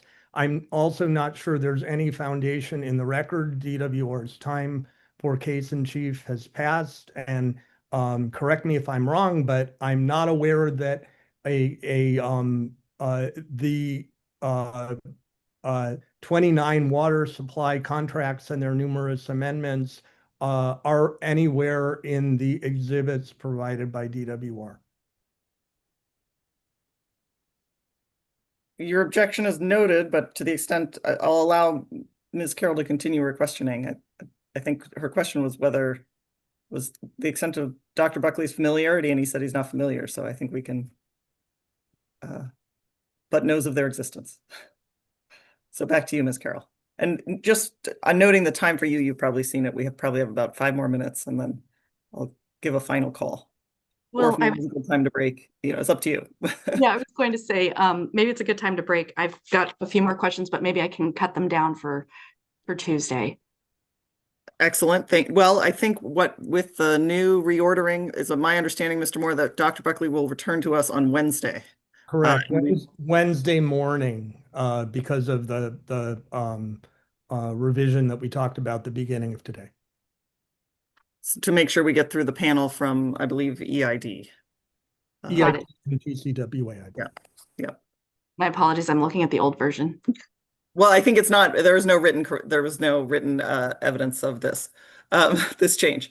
Ms. Carroll, can you give me a quick estimate? I mean, it sounds like you don't have that much left, but can you give me a quick estimate? And then Mr. Krieger, I'll probably turn to you as well for Dr. Buckley. I think they probably have 20 minutes. Okay. And then maybe the team, can we just, well, you might as well elevate Mr. Krieger at the end of the day in the last 8 minutes.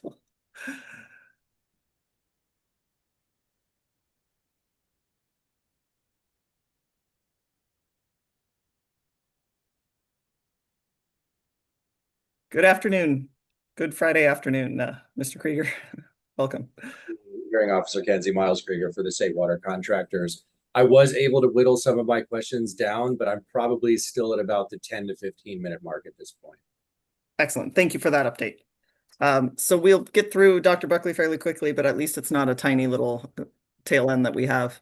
Is there anything else we should address before we break? We will meet again at 9 o'clock on Tuesday morning. We will go until noon. I'll hold a hard stop at noon, and then we will be meeting at the site visit location. That is my intent. Is there anything else we need to discuss before we reconvene on Tuesday morning? All right, then have a great weekend, and we are adjourned. Thank you.